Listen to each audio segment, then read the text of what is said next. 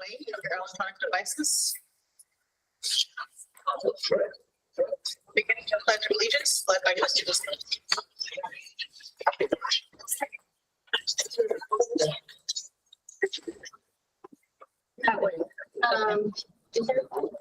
Visualize it. Sure, it's over there. Here, I can grab one. Hang on.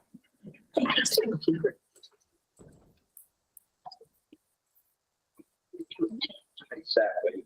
Do it towards the main. Oh, there. Shall we have- There we go. Okay. I pledge allegiance to the flag of the United States of America and to the republic which stands one nation under God, indivisible, with liberty and justice for all.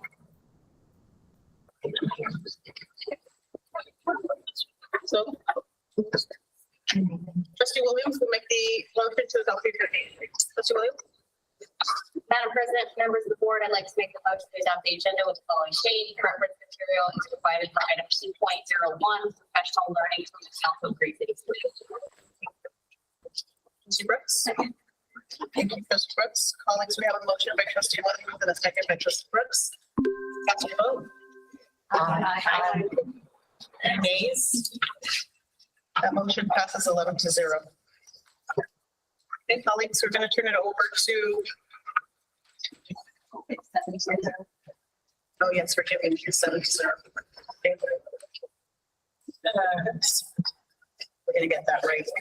7-0. All right, colleagues, thank you for your help with that. We are going to move on to professional learning. Item 2.01, professional learning from the Council of Great Cities. This is not an action item. And so I'm going to turn it over to the nation. Thank you, Madam President. Good morning. Thank you all so much for choosing to be here today. We are eternally grateful for the time spent in small groups yesterday and very much looking forward to the critical work we have today. First, a few housekeeping things. So first, you will not need any sort of devices whatsoever, so that we ask that you turn off cell phones, put them away from your body to minimize distraction. There's food in this room if you need any food, and then restrooms are out the door around the corner. I have been told to let folks know. So again, thank you for your choice. Thank you for your choice to serve the students, the families, the communities of Park County, and we are very much looking forward to this day today. I would like to first begin by opening this up. What reflections do you have from yesterday? What reflections do I have from yesterday?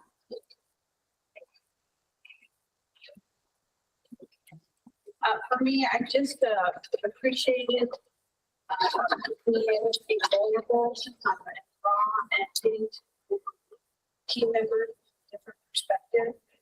I also realized that I gotta look at myself first to acknowledge the change that needs to happen. And the third thing, allow myself grace to know I made a mistake.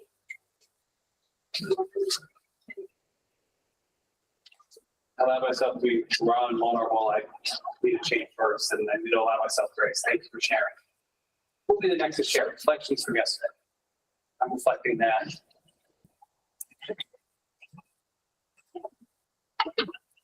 I'm reflecting that I shared struggles with some of my peers, and maybe it's something that we don't address frequently.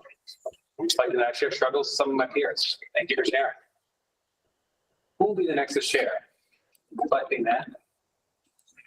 That there is echoes of pain in education, and that the single issue can be seen from, I remember hearing an elephant, like there's an elephant, we're all touching this elephant from different perspectives. I appreciated coming to that realization. Reflecting that we're all touching this elephant from different places. Phrase that I'm touching this elephant. Who will be the next to share? I'm reflecting that. I'm reflecting that I don't think I give myself enough time to be self-reflective or self-aware. And then it's really easy for me to get really busy because the world is busy, and it's easy for me to get caught up. Reflecting that I don't to be something way. It's a busy world. And takes a lot of work. Thank you for sharing. We'll be the next to share. We'll reflect on I'm that. reflecting the same, that I know that I don't take that time. I'm just kind of feel like I'm in a constant motion and I don't really take that time to pause it and contemplate, and just kind of look back on some decisions. And even it just kind of put me in a different mindset, even just this morning, waking up and just things that happened recently, just kind of thinking about how I responded, how I made decisions, and what I faced them. Reflecting on how I responded, how I make decisions. Thank you for sharing. We'll be the next to share. Reflecting on. I'm reflecting on that, listening to the different perspectives of my colleagues yesterday, that some of us were coming from very, very work-oriented, school board, professional environments, and some folks were coming from very, very personal backgrounds and what they were using for their examples. What's true for you? Do you rephrase that as an I statement? I reflected on that most of my examples were from professional environments. I reflect on most of my examples are from professional environments. Thank you for sharing. Other reflections from yesterday. I'm reflecting on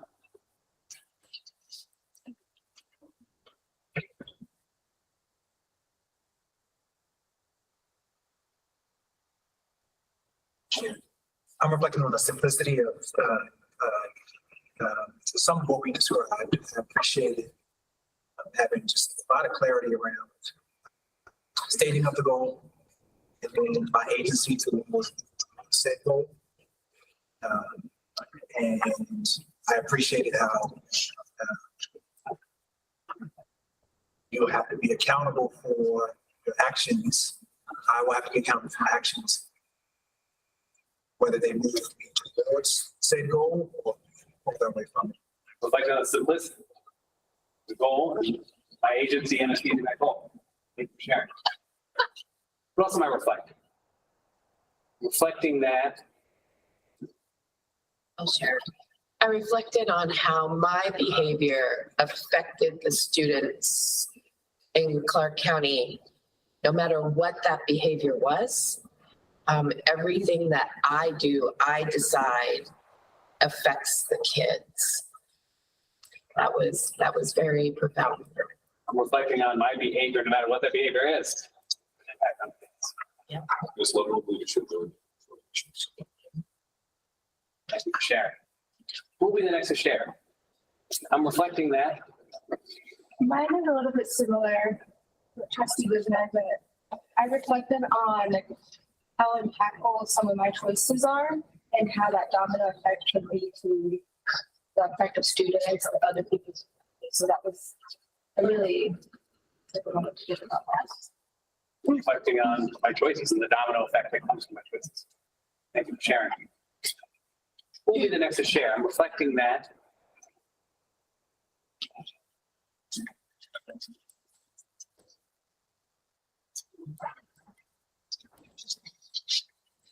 So I guess they are right. So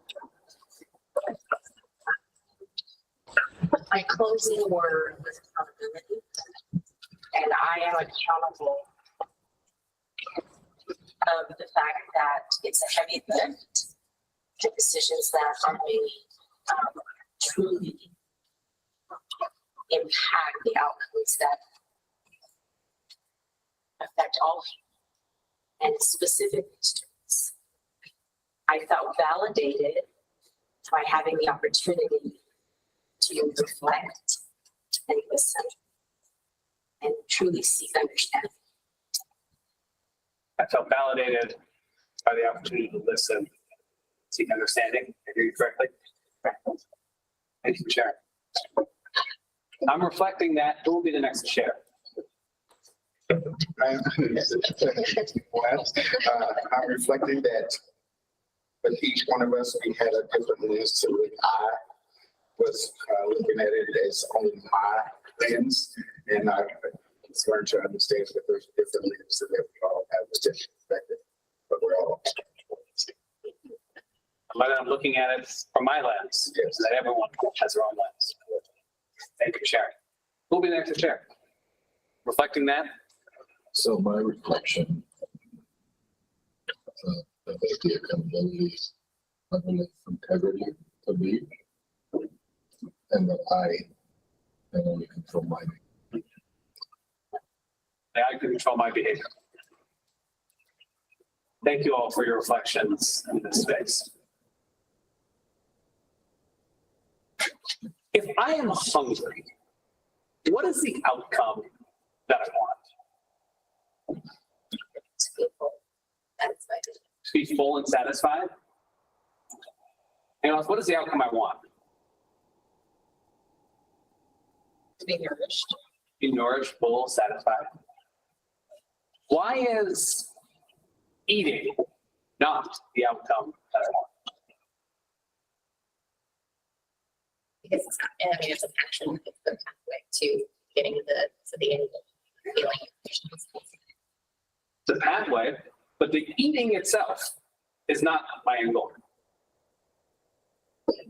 Why else? Why else is eating not the outcome that I want?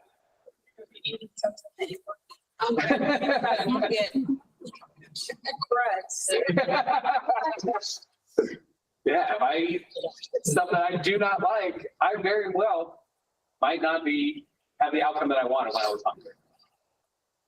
Why else might eating not be the outcome that I want?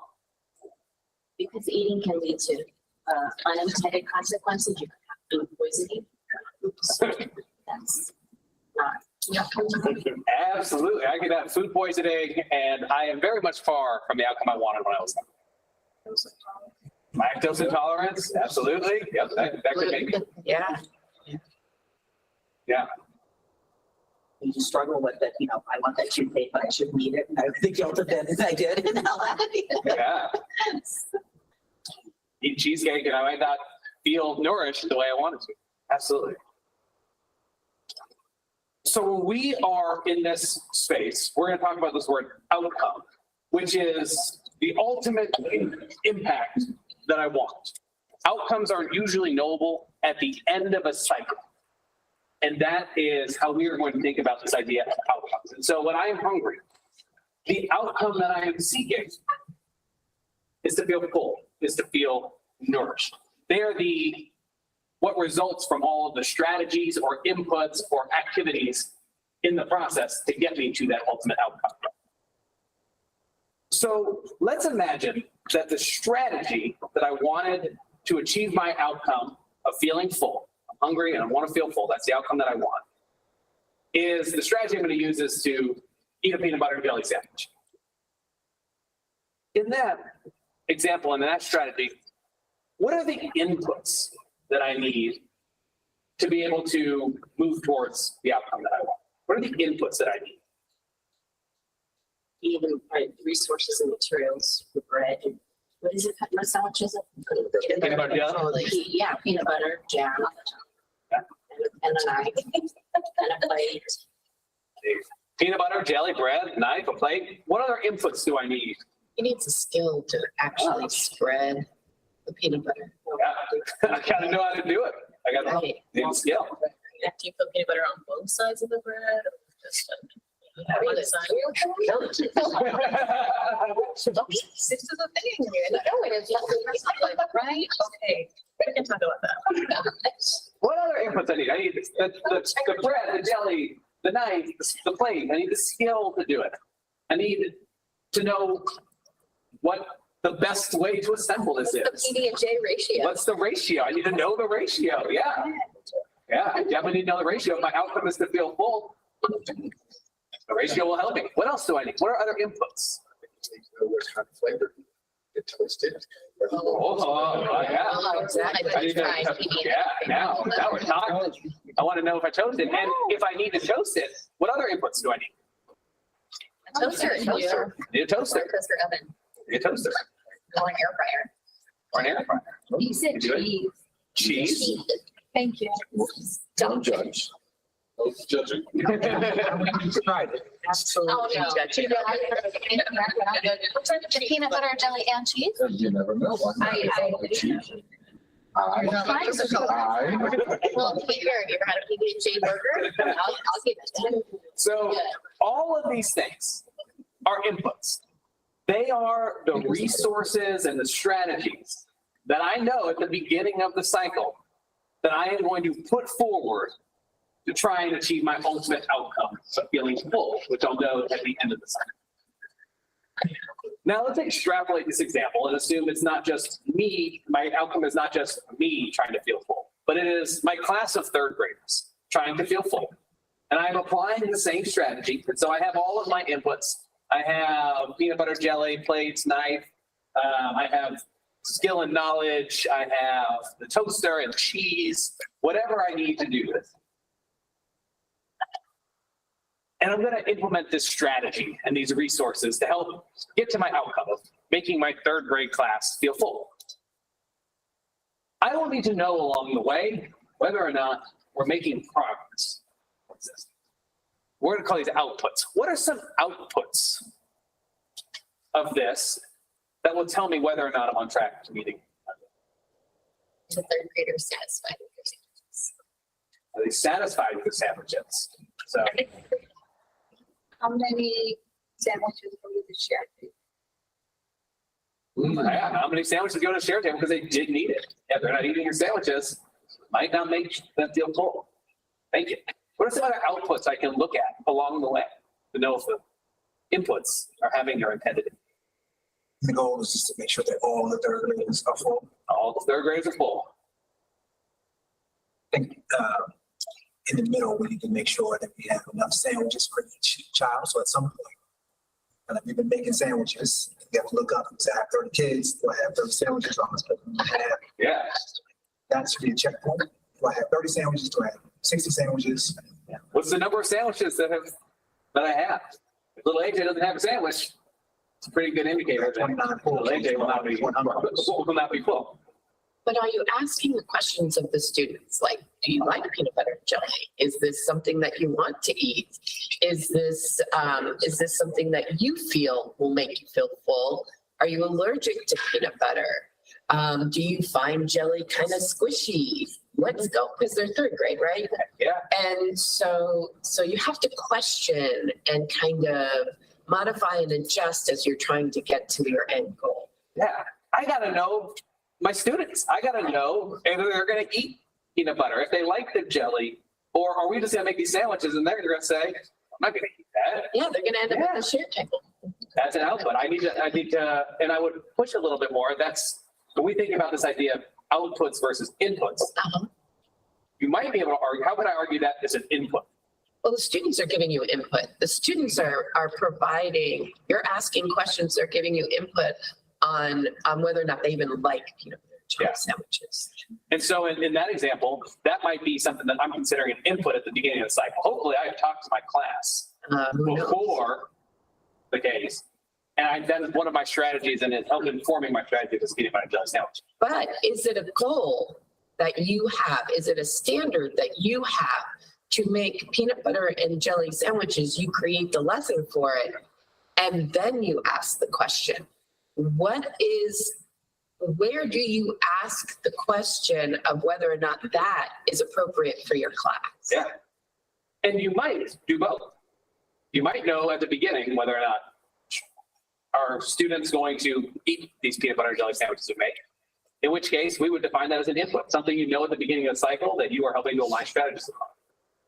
You are also likely in the midst of this cycle thinking about, what am I hearing from students? Are they going to eat this? And that will give me a really good insight into whether or not this will help.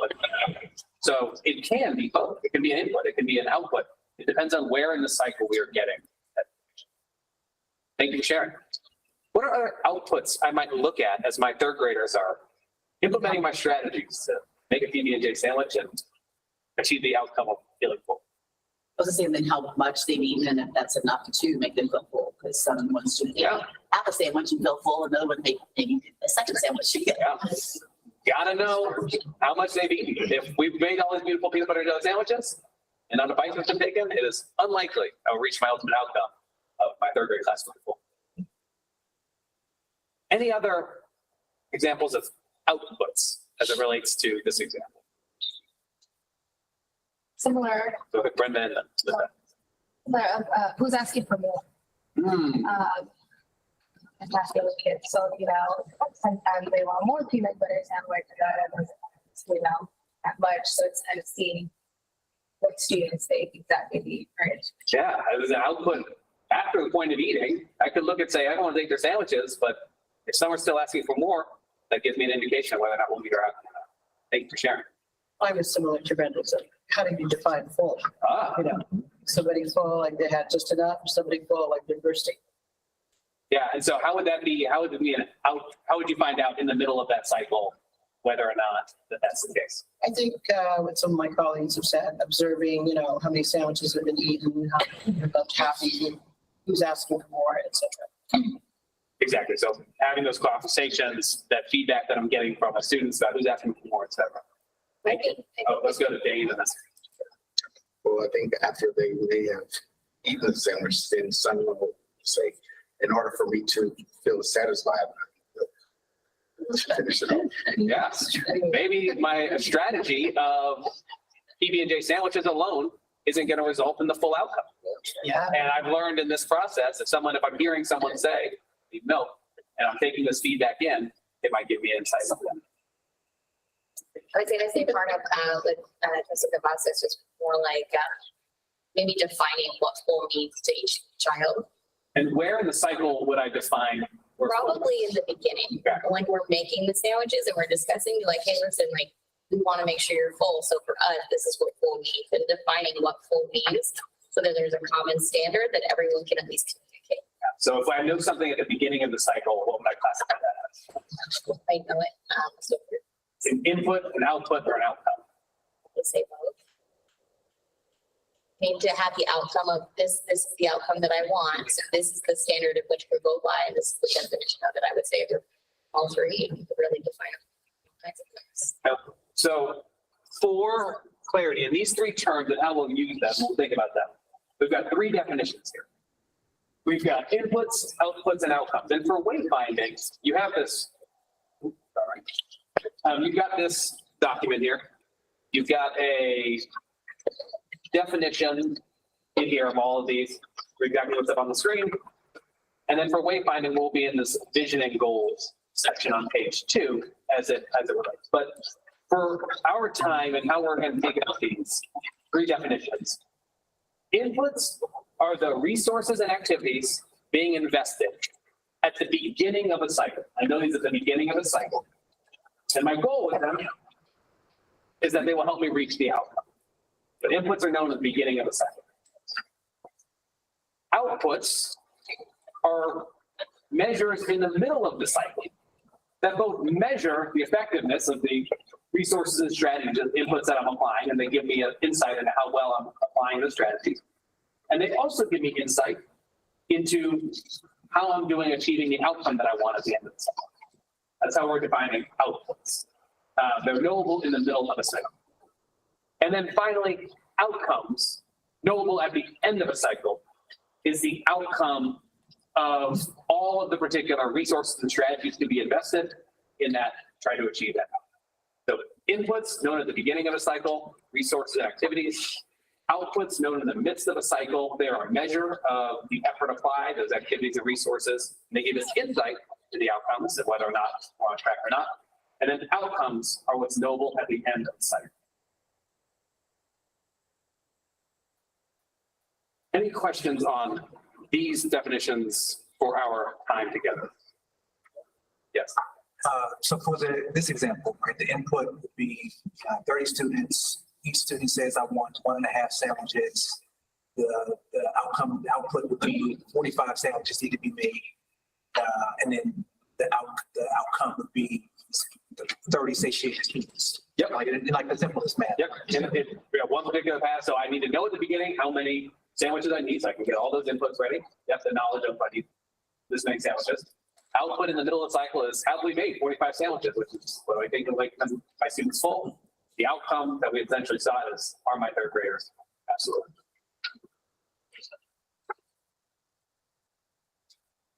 All right. So let's now take this to a school system and think about these three definitions in the same way for that. As we think about this collective that is a school system, what are some inputs in a school system? What's some inputs in the school system? Capital. Human capital, transportation, facilities. What's that? Curriculum. Curriculum, Students.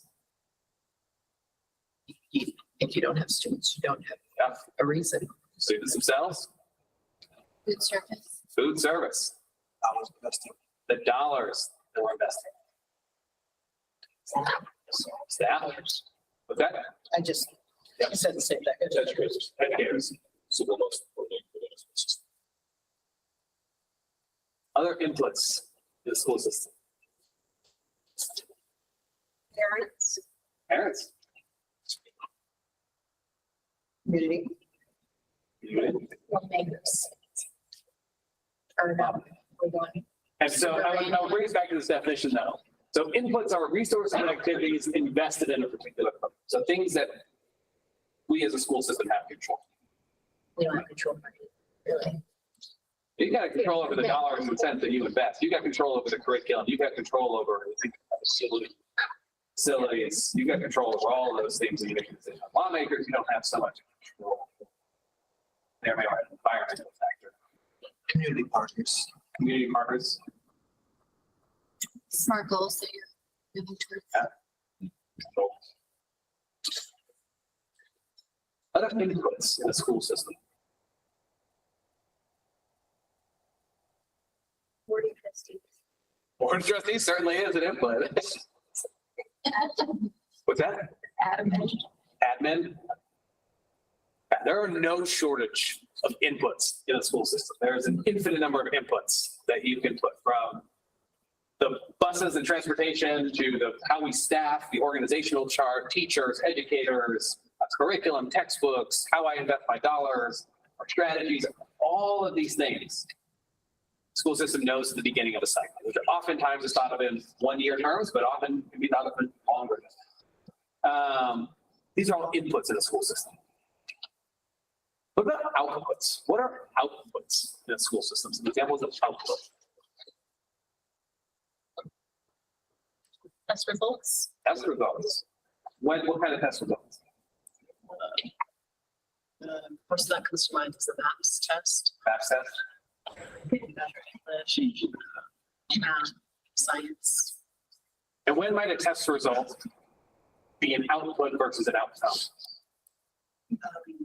At the end of the school year versus measuring throughout the school year. Just measure in the fall and spring, winter, spring, winter, spring.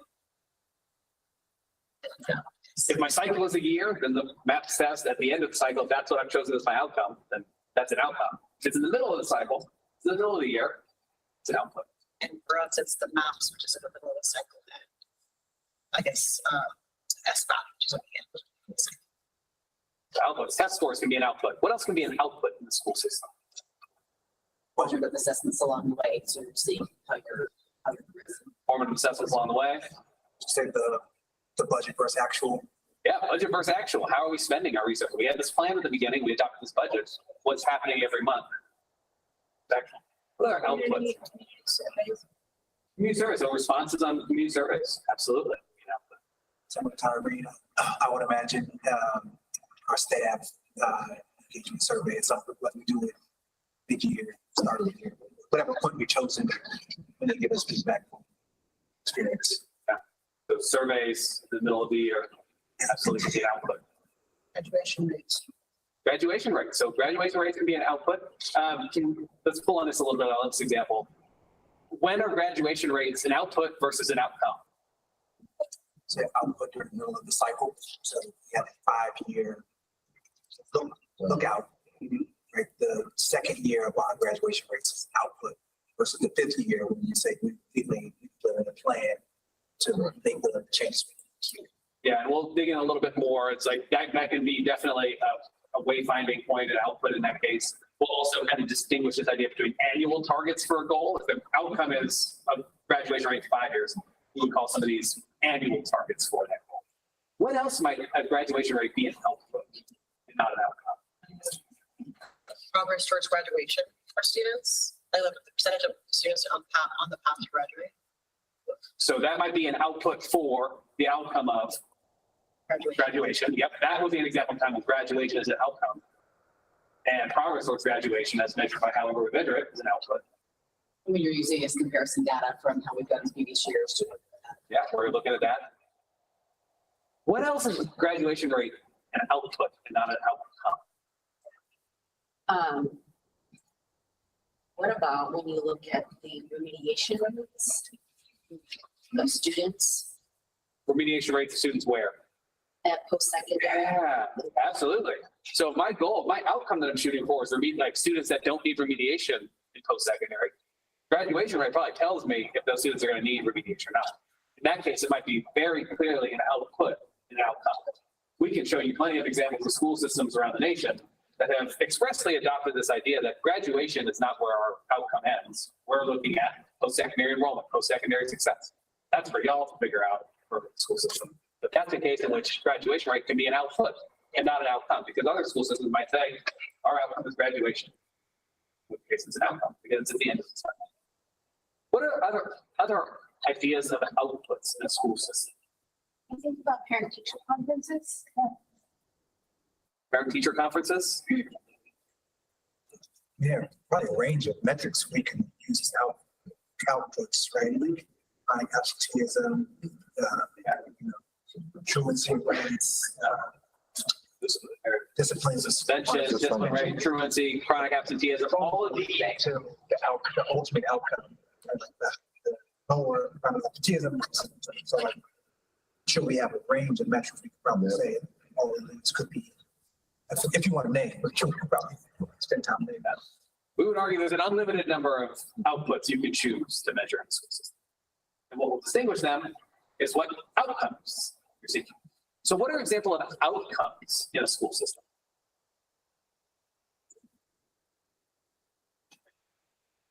Examples of outcomes in a school system.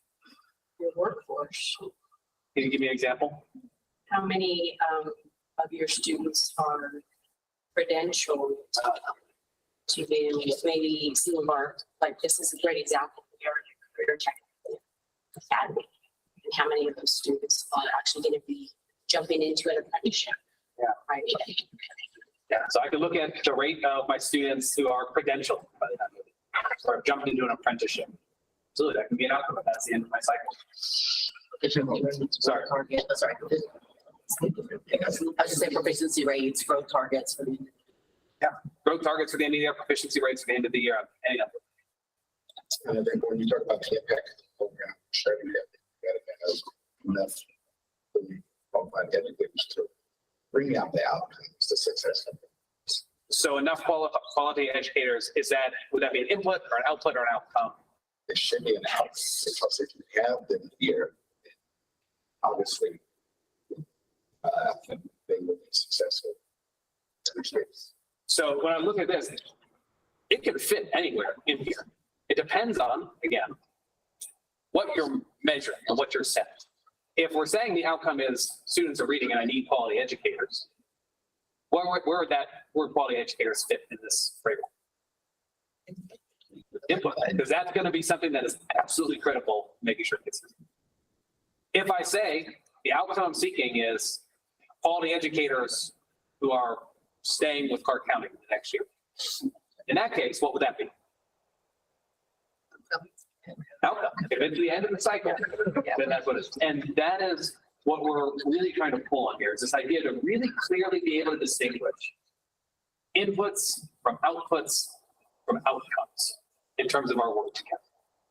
And a lot of this depends on when in the cycle this is happening and just being really clear on when that happens.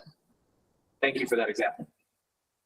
Other ideas of outcomes in the school system. Can I ask a question, a clarifying question, because this is something that I'm trying to process.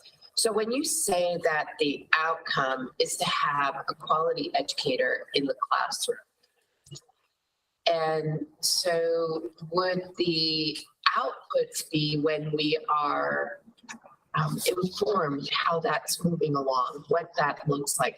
I'm just trying to see how we would get to that outcome, right? So we create this outcome.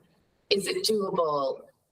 I mean, I go through the whole SMART goal thing, right? Yep. And so my thought process is,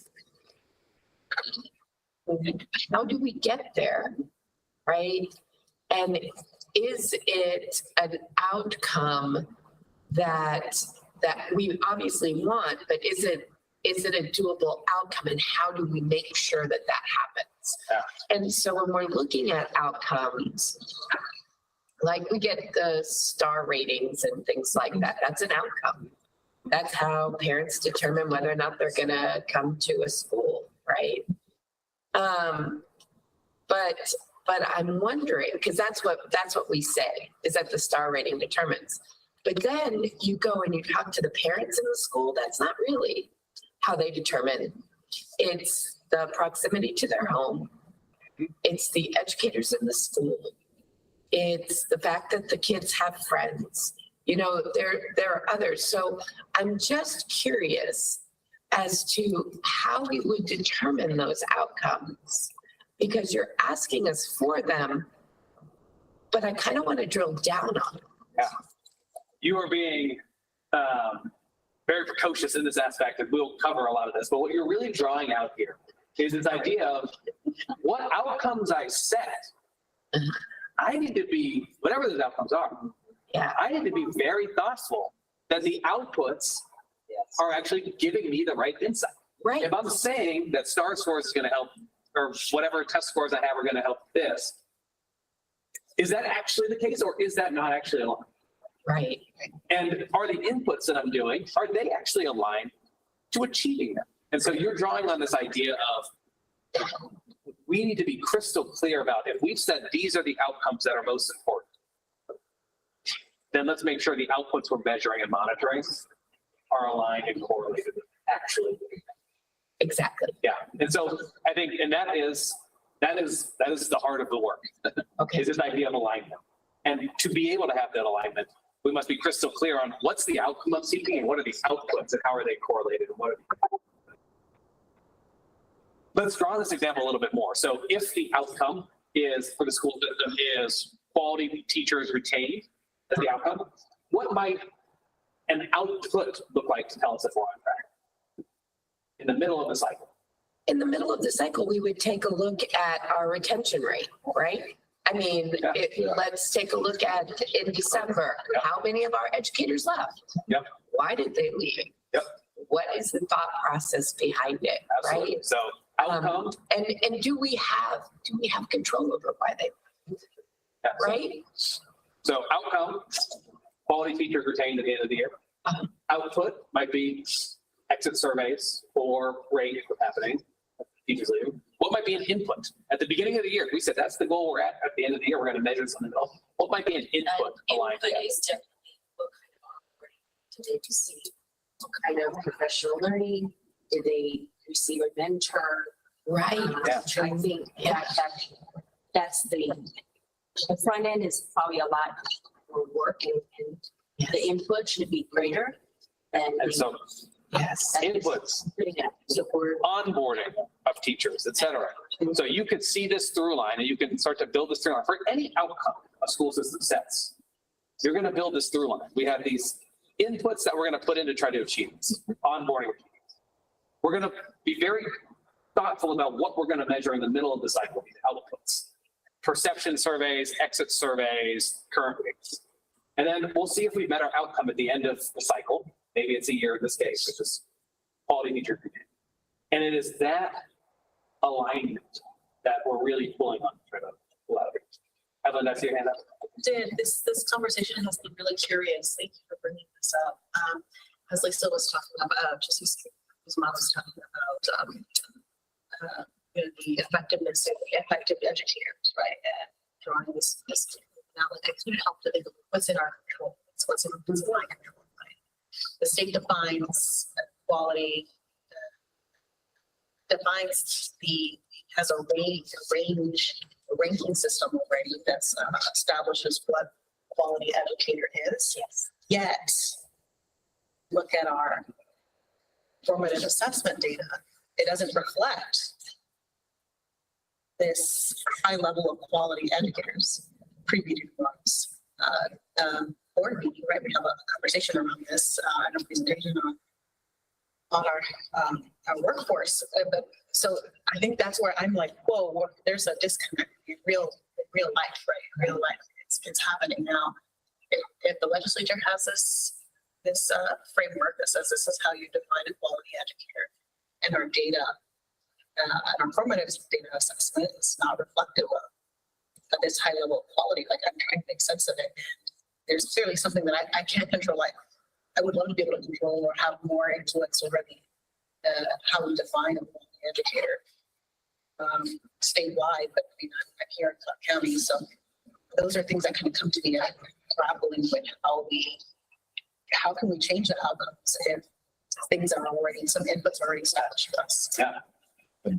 Let's go, Katie. Well, to her point, wouldn't that be like those are the inputs that the state kind of put in place, so they don't have control over the inputs that we have control over, that we can raise our standard and provide the right folder there and everything else. I get what you're saying too, because like we don't have control over the curriculum standards they put in place or what defines a teacher or a good teacher or anything like that. But we in Clark County can put different inputs in place and be like, okay, that may be the state standard, but our standard is this. We can raise our standard. There's absolutely inputs that you have no control over. And then there are other inputs that we do. You know, you might have a certain amount of money, and it's very unlikely for school systems to find a giant windfall of new money somewhere else on their own. That's an input you don't have a lot of control over. The amount of dollars that you have, but you do have control over how I'm going to allocate them. I might not have control over the standards that need to be taught in particular classes, but I do have control over the training that can go in or how we're thinking about the activities. That's our. And I think that's kind of where I was going with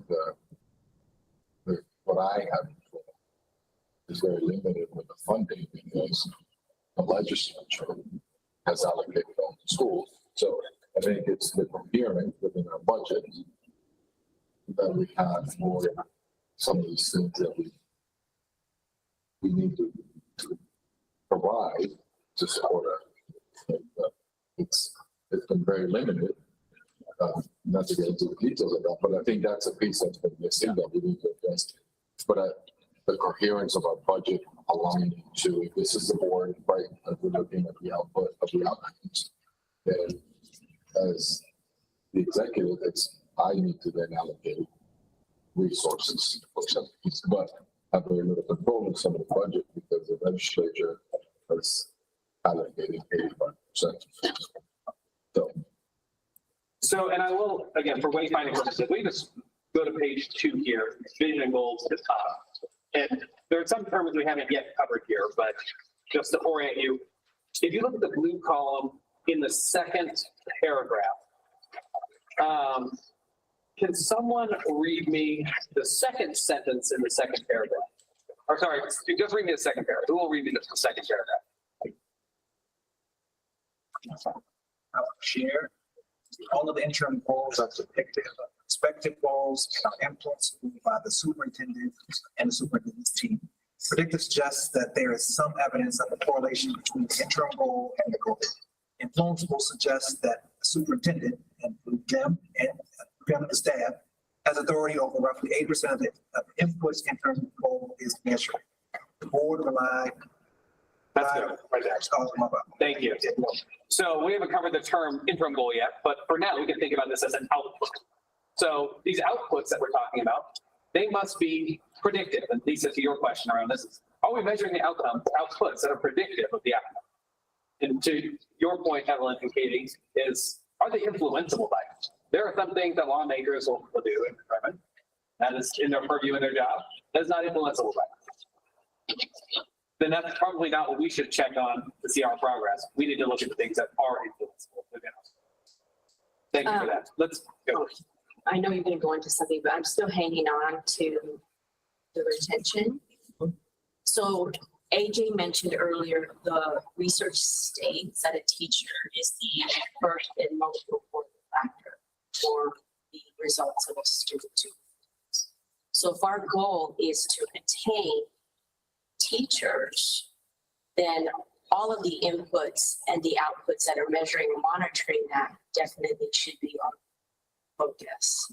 So I don't know where, I'm a little lagging, but I'm hung on that because are we ensuring that our goals are aligned to what our inputs and outputs are producing?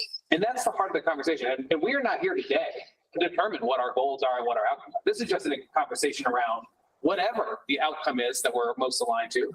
What are the outputs that are aligned to that? And what are the inputs? And how are we monitoring that cycle? Let's start with a new example. So let's move to a different example. What's another example of an outcome in a school system?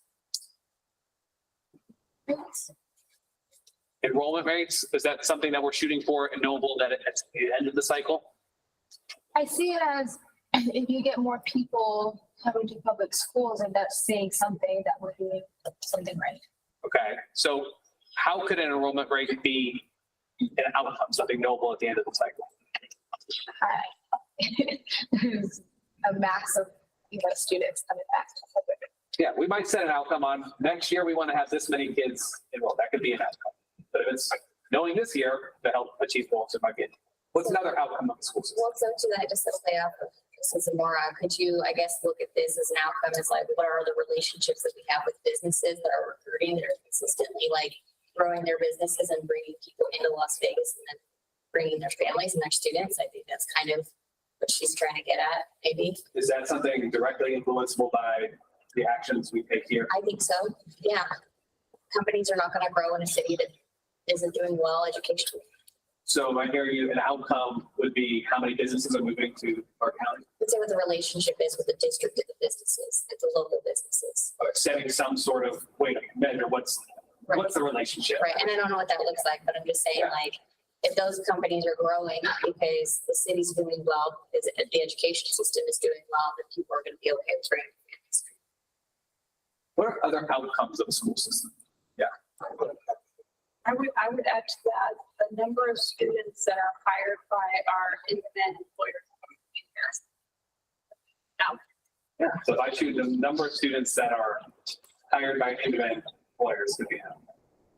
What are other outcomes in the school system? Performance and summative assessments. Yeah, performance and summative assessment. We have some sort of summative assessments that probably determine whether or not the kid knows how to read or is at a certain standard. Absolutely. And so we've named a lot of different outcomes here. And each of these outcomes, however we define them, comes with inputs that'll help us achieve it and outputs that tell us if we're on the way. We want to dive in one level deeper here and think about outcomes, because there are two types of outcomes. Before we transition to that, why is it absolutely essential? We're talking about inputs, the resources, noble at the beginning of the cycle, outputs, the measures, noble in the midst of the cycle, outcomes, the results, noble at the end of the cycle. Why is it absolutely essential for the school board to differentiate between inputs and outputs? Why is it absolutely essential for the school board to differentiate between inputs and outcomes? It helps you stay focused. You know where you're going, and you know how you're going to get there, and you know that you're measuring along the way. So the quickest way to the goal is to actually have a clear plan and to make sure that you're making progress. It's important to get clear about where we're going. Is where we're going described by the inputs, the outputs, or the outcomes? Yeah.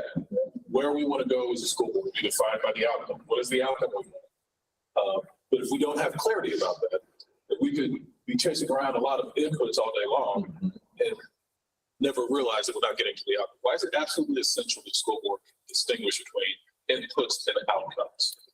I would say because if we're on our way to not meet our goals, we're able to shift as long as everybody understands like the definitions and the outcomes of the action. If we're clear about the outcomes we want, we can look at the data in the middle of the cycle and have a sense, oh, we on track or not. We can pivot where from. Often we say the frequency of monitoring gives rise to the frequency of pivot. But if we're not clear about what are the outcomes we want, then the inputs and outputs almost don't matter. If we know exactly the flavor of the jelly we're using, does that tell us whether or not children will be full at the end of the cycle? If we know that we have ethically grown peanuts in our peanut butter, does that tell us whether or not we'll reach the outcome of children feeling full? if we know that we have whole grain bread, the best bread, if we know the quality of the bread, that tell us what the outcome will be. It's essential to be clear. There is no amount of information about the inputs that will ever reveal to you what the outcomes are. There's no amount of information about these inputs that will reveal the outcomes. And so, inside of that insight, understanding the board that focuses all of its energy on inputs to the exclusion of focusing on the outcomes, it's a board that's setting students up to fail. If you put all of your time and energy as a board talking about focusing on assessing on the inputs, will those inputs ever tell you what the outcomes are? Will those inputs ever tell you what the outcomes are? Absolutely. No, absolutely not. And we can know that we bought enough peanut butter to feed all the children. That is no guarantee that the children will actually feel full at the end, especially if one of them happens to be allergic to peanut butter. Nothing about no knowledge about the inputs will ever tell you what the outcomes are. I have a question, AJ. So you made me think of something when we were spending some time talking about, as far as the inputs on staff retention, everything. So if we follow this line of reasoning, no amount of input, like on maybe say the number of teachers that we recruit is going to tell us what the outcome's going to be and how many are going to stay with us just from the number that we recruited. Yeah, if we know that we have recruited the most effective teachers we can find, does that guarantee what children will know at the end of the year? Right, but I'm kind of going through a more simplistic level because I'm not there yet. So, but you're saying that no amount of information on the input, like say we recruit 1,200 teachers or 1,500 teachers, that doesn't mean that that's going to tell us the outcome of how many of those 1,500 teachers are still going to be with us at the end of the year. That's right. Knowing how many recruited doesn't tell us how many will stay. Thank you.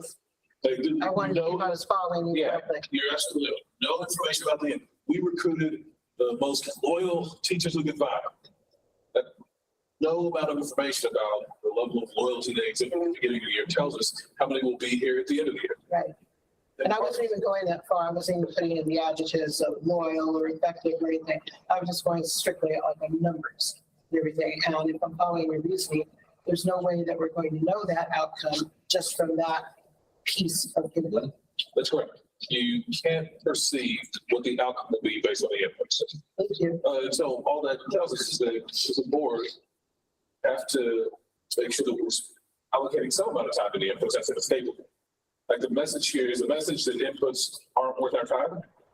No, of course not. That'd be absurd. The message is that if we spend 100% of our time as a board focused on the inputs, what will we never know? Yeah, the outcomes. You will never know. You will never know what are the results for our children. So you've got to be able to distinguish. And I'll just give you a heads up. We're going to push on that task part of our time together. It'll be your responsibility to grow your ability to distinguish. Is this an input? Is this a resource that we're applying and getting? Is it an output? Is this a measure that gives us some details in the middle? Or is this an outcome? Is this the result that we wanted to get? And you've got to be able to discern between the three. And we will offer opportunities to grow that discernment. So let's add one more layer. Distinguish between inputs, outputs, and outcomes. And where we've landed is essentially anything can be any one of those. What really matters is how we're thinking about it in terms of the cycle and what is my ultimate goal that I'm aiming for with the outcome. Diving into outcomes, we're also going to distinguish between student outcomes and adult outcomes. What would be an example of an adult outcome in a school system? Teacher retention. Balanced budget. Balanced budget.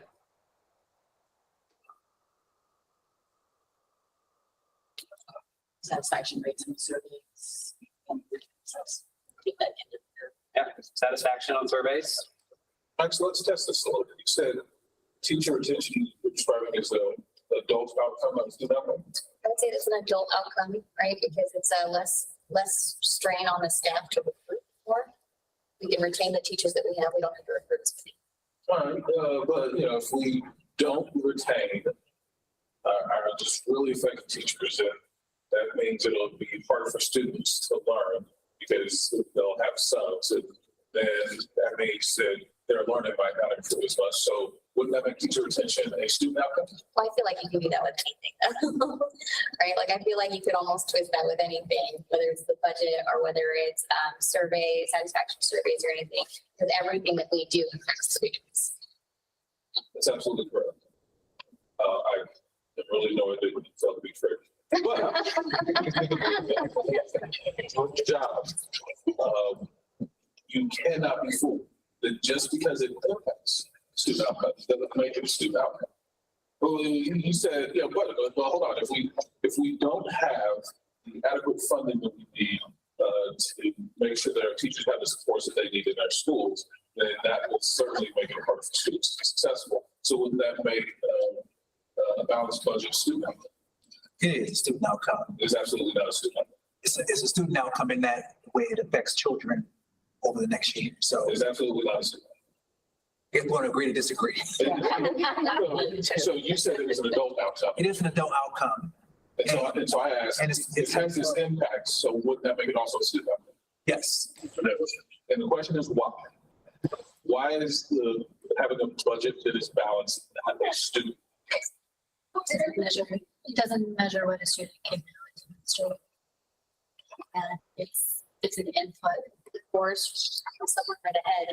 And so the difference here is that it absolutely impacts student outcomes. That part is absolutely true. But student outcomes, adult outcomes are measures of what are the adults doing. Student outcomes are measures what students know are able to do.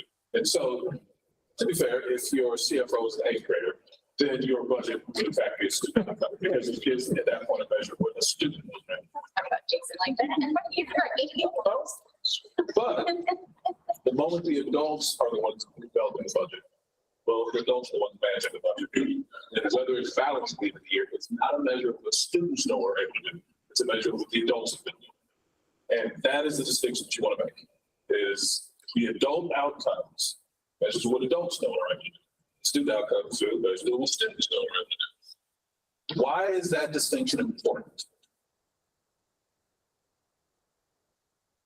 Well, I would say confusing the two can actually misalign with your goals. It can get a board like this confused on what's actually to the board and to the community. If we focus too much on student outcomes, the adults get left out of the conversation, and vice versa. If we focus too much on the adult outcomes, the students will left out of the conversation. Then our goals may get misaligned. You mentioned surveying our staff at the end of the year. You said that would be an adult outcome. Yes. But if we, but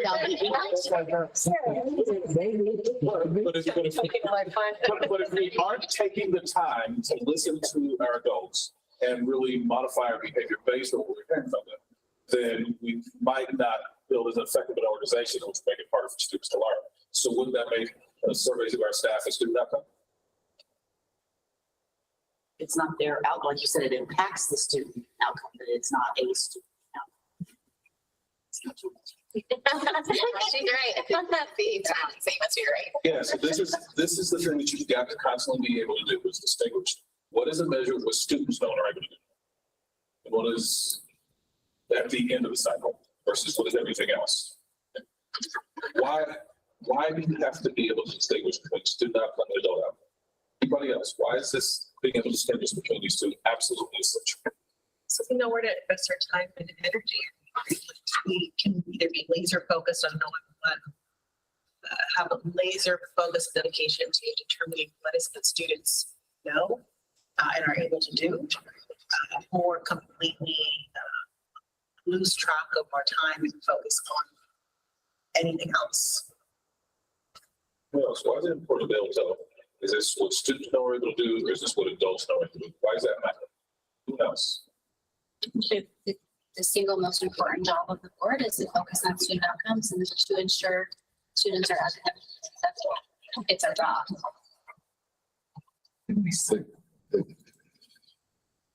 It goes to, yes, in my reflection on this, that you said it, why does it exist?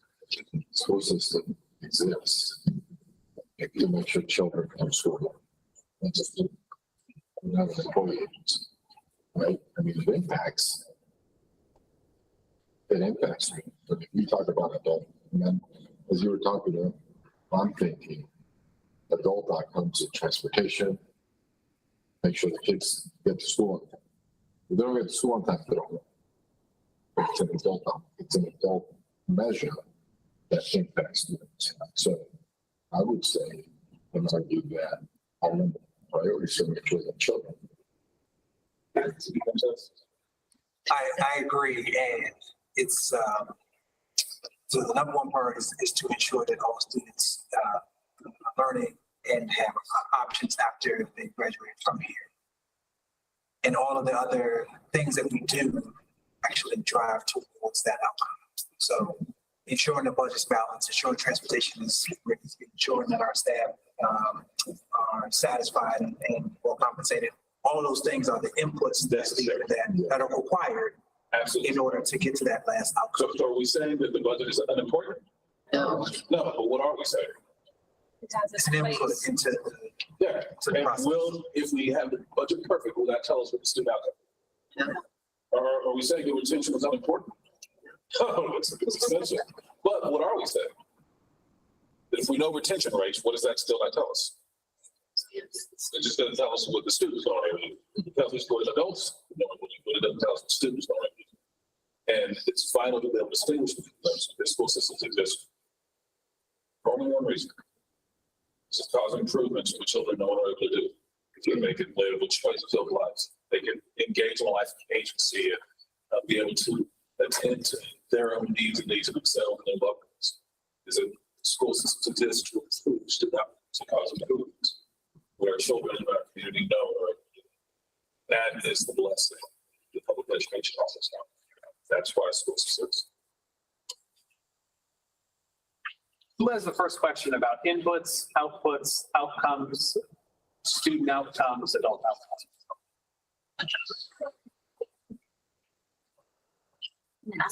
I can ask a question. I'm not sure. What do you do? It's great to have this conversation with a board. What do you do with the tremendous pressure externally to focus on inputs? And I think that's the hardest part, is to explain this concept externally. What's your advice there? Yeah, you have chosen a very difficult role as a leader of a large organization that has a lot of public attention. Your struggle in that is shared amongst every large school system I've seen. And at the end of the day, you are on this board because you are here to serve the community of Clark County and help the students of Clark County know and be able to do things based on their education. There are always these pressures. And what you're alluding to is this idea of how are we communicating what our focus is and what we're going to spend our time on. And that is the purpose of this journey, is to first get clear here, because if we are not clear as a collective on here is what we have said is most important, our priorities, it is very hard for us to communicate with one voice to everyone else that is out and watching and paying attention. And we also code around, there's a whole lot of work to get here. The 12 people in this circle having this conversation, you'll have a lot of perspectives, but you are a small part of the wider Clark County community. And you cannot do this work without community engagement and the inputs and really hearing these voices, and not just hearing them, communicating back and consistently communicating back. And our entire purpose, part of this framework is around how are we going to continue to make the points that we are, the priorities that we have decided, constantly communicated. The only other thing I would add to that is the question was, what do we do about the fact that a lot of the external pressure we experience is around adult inputs? Other people identify with that, people contact you. So this is certainly my case when I was, in the grocery store, just, kind of find a non-squishy avocado. But when people would come up and talk to me, it was frequently about what's going on with their kid, the situation with my school or things of that nature. So it's rarely about, hey, AJ, right now, the extent to which we're developing children who are ready for a choice to go to school, we're not really there yet. Like, that is rarely the conversation that people are having. The thing to be clear is this: they're doing their job. It's not everybody else's job to do the job of the school board. It's the job of the school board, and you need to be focused on your job. That is your sacred duty. You signed up for it. You volunteered. You raised your head. You don't like the job? Resign. Find something else to do. But that is your job. It's not everybody else's job. So it is natural that other folks are going to talk to you about adult inputs. That's perfectly fine. It's them doing their job. I wouldn't try to problematize that or correct for that. But it doesn't change your job. And so even if everybody who talks to me in the grocery store, or church, or my neighborhood association, if everybody who comes up and talks to me says, hey, I don't like this particular teacher, we need to get rid of her, it doesn't make it my job to try to go and get rid of a teacher. It doesn't make it my job, but it does mean that they have a concern, and I can help be a wayfinder to help them get to the appropriate people who are going to help support them with that concern. So you won't probably be bombarded by people who want to talk to you about student outcomes. And that's perfectly fine. They're doing their job, but that doesn't alter what your job is. As a community partnership, would they want to talk about outcome? There are some communities where that has become much more the centerpiece of the community expectation. But that takes a while. And part of how communities get there is that the board does invest time in going out and engaging with and building relationship with the community and helping people understand what the work of the board is and how the board can best support and serve and honor their children. But that requires y'all going out and intentionally being in relationship and engaging with the community. To my knowledge, that is not yet your norm, but we would absolutely coach. Our coach would be that it ought to be. That you should be cultivating this really because of the proactive relationship with the community. That should be a part of your regular schedule and agenda. You should build that into just this is how we govern. And so my sense is you're not there yet. If this is a path, choose to do that. That is absolutely where you go. AJ, I'm really happy to hear you make that statement because it's the reason we're here. We, in the sense of from municipalities, I think that's very encouraging. And if there's true listening, then I think that's the two-way communication, the frustration from the communities. I mean, it's just, I have to be real because I'm authentic. So I think that is giving us an opportunity as a board with the superintendent to create that and to govern and to bridge. So I'm glad to hear that say that just. You make a clear distinguishing in this between listening and just hearing, Right. one-way communication, and two-way communication being essential. But the challenge, and I agree, is that community, those lots, at least for the 6 years of it, there is some concern, absolutely. But they want to have an input on the inputs. And I think that's where the conversation or the comments is a question of understanding the role. Right? It's understanding that, yes, I could concern about graduation rate, but let me tell you how to do it. And I think that's where the community makes it very clear, is that there is a superintendent, there is a management team, there is, and I think that's where the fuzziness is, if you will. In the school system, whose job is it to select which outcomes are most important in the school system to focus on? It's a team effort. It's gotta be collective, it's gotta be or feedback from the community so that we can make the decision. But It's reflective of community values that they are. But I would say part two, his comment and her comment and your comment is that this is why I said this earlier, that lawmakers impact us a lot more than people may realize. The reason why you guys are here and not to degrade your guys' position at all is because the lawmakers are very unaware, very uneducated in the sense of like, here we are at, and refuse to come down and talk to us, which is why we had to fight with the State Department quite a few times, and not knowing where we're at and only going by the loudest voices in the community, which is a very small percentage of our entire community, is what caused kind of that. But I think if you guys stay on the board, you'll get to see that insight of what we deal with in the last. So let's pause for that one. Come back to this question. In a school system, whose job is it? And I'll just give you the hand. The answer is none of my question. In a school system, whose job is it to identify which priorities are most, which outcomes are most important for the school system to focus on? It is definitely the board. It is definitely not the superintendent. Why? Because we're setting policies which we then implement to the staff. That's certainly the how you accomplish the priorities. That's how you communicate the priorities. But why is it the board's job to say, here's what the top priorities for the organization are? Why is that not the superintendent's job? This is operational. It's the boots on ground. Is him and his staff are the tactical people. We're the ones that are strategic level thinking like, what do we want to see our community? Where are the outcomes that we have? So why is that job assigned to the board? That's the public voted us in to reflect their values. And Because the job of the board is to represent the vision and values of the community.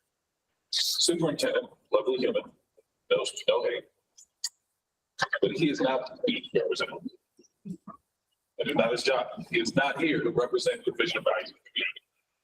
You are. The board and the board alone represents the community's vision and values. And then you codify the vision and values into a set of priorities that are about the outcomes that are most important for the school system to focus on. This is why you have to be able to distinguish between inputs, outputs, and outcomes, because you have a specific role that is appointed to you because you have a specialization that the superintendent doesn't have. You were selected specifically to represent the vision and values of the community. That is why you were selected. You were not selected because you have a background in education. That is not, if you have 50 years in education, but your values are completely different from the rest of the communities, are you likely to be selected for the school board? No. So that's the insight, is that the reason the board exists is to represent the vision and values of the community, which is part of the reason why you can't do your job if you're not actually engaged in two-way conversation with the community. It's impossible to represent. It's not actually talking to them. And so the board represents the vision and values of the community. And for this reason, it's the job of the board. Because the board has a unique expertise, you were selected to represent the vision and values of the community. That's why the board selects the outcomes. In the school system, who selects the inputs? Superintendent, yeah. Why? In a school system, why does the superintendent select the inputs? I mean, the only answer I have is that he manages everything else after we've set the goals. These are well, go ahead. No, that's what I was going to say, just because we've set the standard, this is what we want to see in the outcomes. So do your. And that's the how, but it's not clear about why is the superintendent, and when I say the superintendent in this context, I very clearly mean the superintendent and the entire staff. He clearly is not going to make these decisions himself. But from your perspective, board, you have one access to the administration. That's this employee. The question is, why is it the superintendent selecting the inputs and not the board selecting the inputs? Question is, why? That's because he's going to translate our codified community values and has expertise to be able to do that really best. And this is the fundamental reason. The reason why the board selects the outcomes is because you have a unique expertise that the superintendent lacks. You represent the vision and values of the community. The reason why the superintendent and his team select the inputs is because the team has a unique expertise in board lines. The superintendent and team were selected specifically to do that job. The board was selected specifically to do that job. So this really just comes down to who are the people who were specifically selected to do the job? Then let's have them do that job. Like, there's a reason we don't say, hey, we know we hired you to be a nurse in this building, but could you, go, make the lunches? We know that we hired you to make the lunches. Could you, go teach algebra? We know that we hired you to teach algebra. Could you go and mop the floor? People are selected for a specific task. And so what we're suggesting is do your task because you can do it better than anybody else. That's the intention here. No one can represent the vision and value of the community as well as the board. You're specifically selected for that task. And this is why the board selects the outcomes. Superintendent's team was selected for their capacity to take the community's vision and values and implement. And that's why the superintendent team select the inputs. All right, so now the hard question. The school system selects the outputs. And why?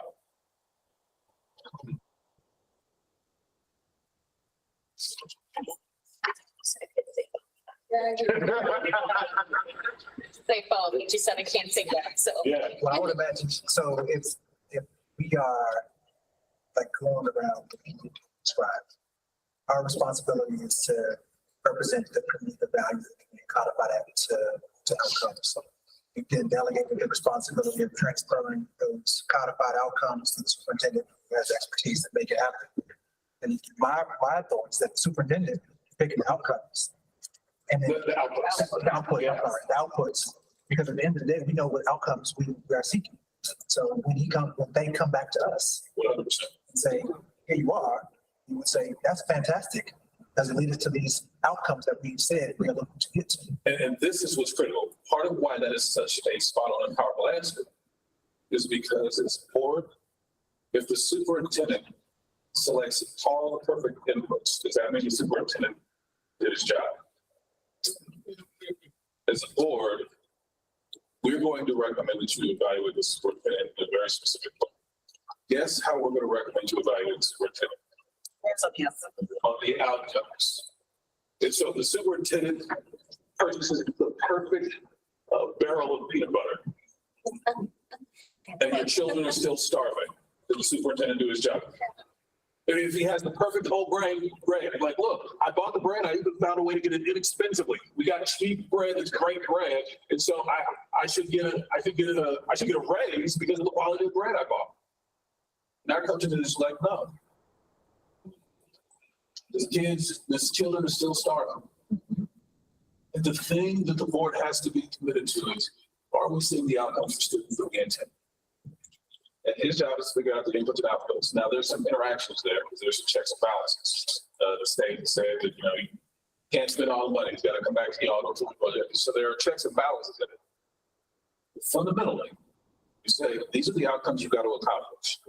And how we will evaluate you as a superintendent is, did you accomplish the outcomes? And if you did all the inputs perfectly, but you didn't actually see little AJ, grow in what he knows and able to do. Little AJ still isn't able, to live a choice-filled life.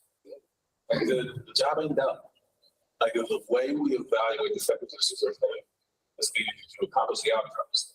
So we delegate to them the authority to select the inputs and outputs. But even if he does a perfect job of that, if it doesn't result in the community's vision being accomplished, the job ain't been done. That is a hard statement. It's a hard statement. Because which is easier, selecting inputs or creating outcomes? Oh, and selecting inputs is way easier. But that's not the job. That's the part of the job. But that is not the ultimate measure of the job. The measure of the job is that we improve student outcomes. That's why schools exist. It's an interesting way to use with that because I just am thinking back the last 3 years that I've been on this board and multiple times that a goalpost has been moved in certain times. Certain community or regions like change a conversation, therefore changes the conversation within the board and between the superintendent, the board, and the staff. So I'm glad you say it like that because I think it comes down to things that we have now gotten to a point on this board where it's like knowing your role and knowing when to trust the superintendent and then when to question certain things and then also to allow kind of like, hey, this is our role as the board and educating the community. And this is our role as the board and relating to the superintendent. Before we transition, any other questions on inputs, outputs, outcomes, student outcomes? I wanted to piggyback kind of on what AJ had just finished summarizing kind of. So understanding you correctly, so in the direction we're pointing into for superintendent evaluation. So superintendent, staff, they are responsible. That's their job to do the inputs. And the outcome is what we're evaluating the superintendent on. The person being evaluated is the one that gets to choose the inputs. But that doesn't really matter, is what you're saying, because no matter what input they choose, it's the outcome that they're being evaluated on. Is that correct? Yeah, so the board will say, here's what the community's priorities are. And we'll get to this in a little bit, but we'll define that in two ways. What are the goals? What are the guardrails? And the goals are, what are the results for students? What are they just going to be able to do? The guardrails are, what are the community's values that are non-negotiable and have to be out? And so it's probably the most common guardrail is something like superintendent will not make decisions without including impacted stakeholders. And so in that moment, you say, our children have to learn these things. That's the goal. And they have to, the superintendent has to make that happen while living inside of, while honoring the community's values. In this case, a value around making sure that stakeholders are included in decision making. And then at that point, yes, those are the things you're evaluating your superintendent on. Did the children learn the things that we said in our goals? Did the superintendent honor the things that we said in our guardrails? Was the vision accomplished while the values were being honored? That's absolutely what you would be evaluating your superintendent. Got it. And will we be able, and I'm kind of jumping ahead here a little bit, somewhere today be able to address what you had referenced earlier, AJ, having to do, and that is part of the board's job to be out in the community, listen to their values and what is important to them. So will we be able to address, if we're not quite there yet, that there's certain parts of the board that are doing that, other parts that are not doing it, not judging, just saying that that's where we're at right now. Would we be able to work that into some of our discussion this afternoon? So one of the things that we'll do as part of this process is we'll help you all design an implementation timeline that basically says over the next 24 months, what is the board taking on as this work week by week by week? It's a detailed document. It says week by week by week by week, meticulously, what is it as a board that we are committed to doing to address our part of the work, the governance part of the work. The board is doing, not the board members are doing. Right. Like if you go out and listen to the community, that's not the board doing its job. Right. That's a board member doing its job. And we're going to tell you that if it's just one board member, that we consider it a campaign event, not a governance event. If you really want it to be something that is about the board, then it has to be part of the board's planning. And so that's absolutely what we'll do, work with you to develop implementation timelines. Is here's what we as a board are going to do. We're say, you know what, as a board, we need to listen here, here, and here, and maybe it won't be all 11 of us, but maybe we'll decide it needs to be at least 3 of us, at least, and then once you're done with the listening, there has to be a structural way to report that back to the rest of the board. I mean, that's when it's the board doing the two-way conversation, like that, rather than board members doing it. So we're not invested in board members. You all do your little campaign events. Good for you. What we're talking about is what is the board doing collectively? And that's absolutely something we'd work with you all to develop a calendar. So it wouldn't be random. You'd see, oh, we know that next February, this is going to happen. We know that next October, that's going to happen. We put it on the calendar so that it's transparent and everybody has full opportunity. so that we would have a venue, or we would have a mode of communicating back to the board. Like say if 3 of us were having a community meeting, then there was a place and a time that we're able to report back to the board our findings. Yeah, so if the board says we need to have this listening, and who on behalf of the board will conduct that listening, here's a script that you're saying. So the listening that you do on that side of the county is the same as the listening. We're not trying to have that side of the county got the good listening, and we got the trifling listening on my side. Like we want to know that we're doing it collectively as a board. The listening, you're asking the same questions that these folks are asking. You're giving the same information that these folks are getting as well. So there'll be some type of script that y'all co-create. But then absolutely, once y'all go out and do that listening, then there has to be some structured way of how does that feedback get back to the rest of the board. It doesn't mean it has to happen in the board meeting. There's any number of ways it happens, but that there is that feedback cycle is absolutely essential. Thank you. Before we transition, any other questions on inputs, outcomes? Yeah, and one of the things that's, I've been thinking a lot about is, we talked about, I really appreciated the simplicity of our responsibility out of our vision and value. Sometimes those values become hard to quantify. And I want to make sure that if we're going to hold someone accountable to outcomes, it's a quantifiable, measurable outcome. So that's fair. Right. So we can say if it's about student outcomes, I want to be able to measure that outcome is. Are we going to be able to get some support with figuring out how to quantify that qualitative value? Yeah, we are going to get into that this afternoon. And as this process, to be clear, there is a finite number of metrics that are easy off the shelf. And those quantifiable ways might not measure what this board says Park County is trying to achieve for our students to know and be able to do. We might have a vision, our community has this vision of something that we want our kids to know and be able to do that doesn't have an off-the-shelf metric. And we say, don't change it because of the metric. We say, all right, then let's find a way to define it and determine if our students are meeting. And so you won't ever hear us say, you should use just one of these methods or these tests. We have no dog in the fight on any sort of metrics. We do believe it is important to quantify whether or not we're making progress so we can know if we made progress and create the way if it doesn't already exist. Thank you. I have a logistical question, and I'm not trying to get us off task, but I just kind of need to know. And I asked you guys last night, you guys heard me ask about like what today's going to be, what's the output. I didn't know we had that word up there, it's just like. So in your mastering student for vision and goals, you talk about the board relied on a root cause analysis comprehensive student needs assessment.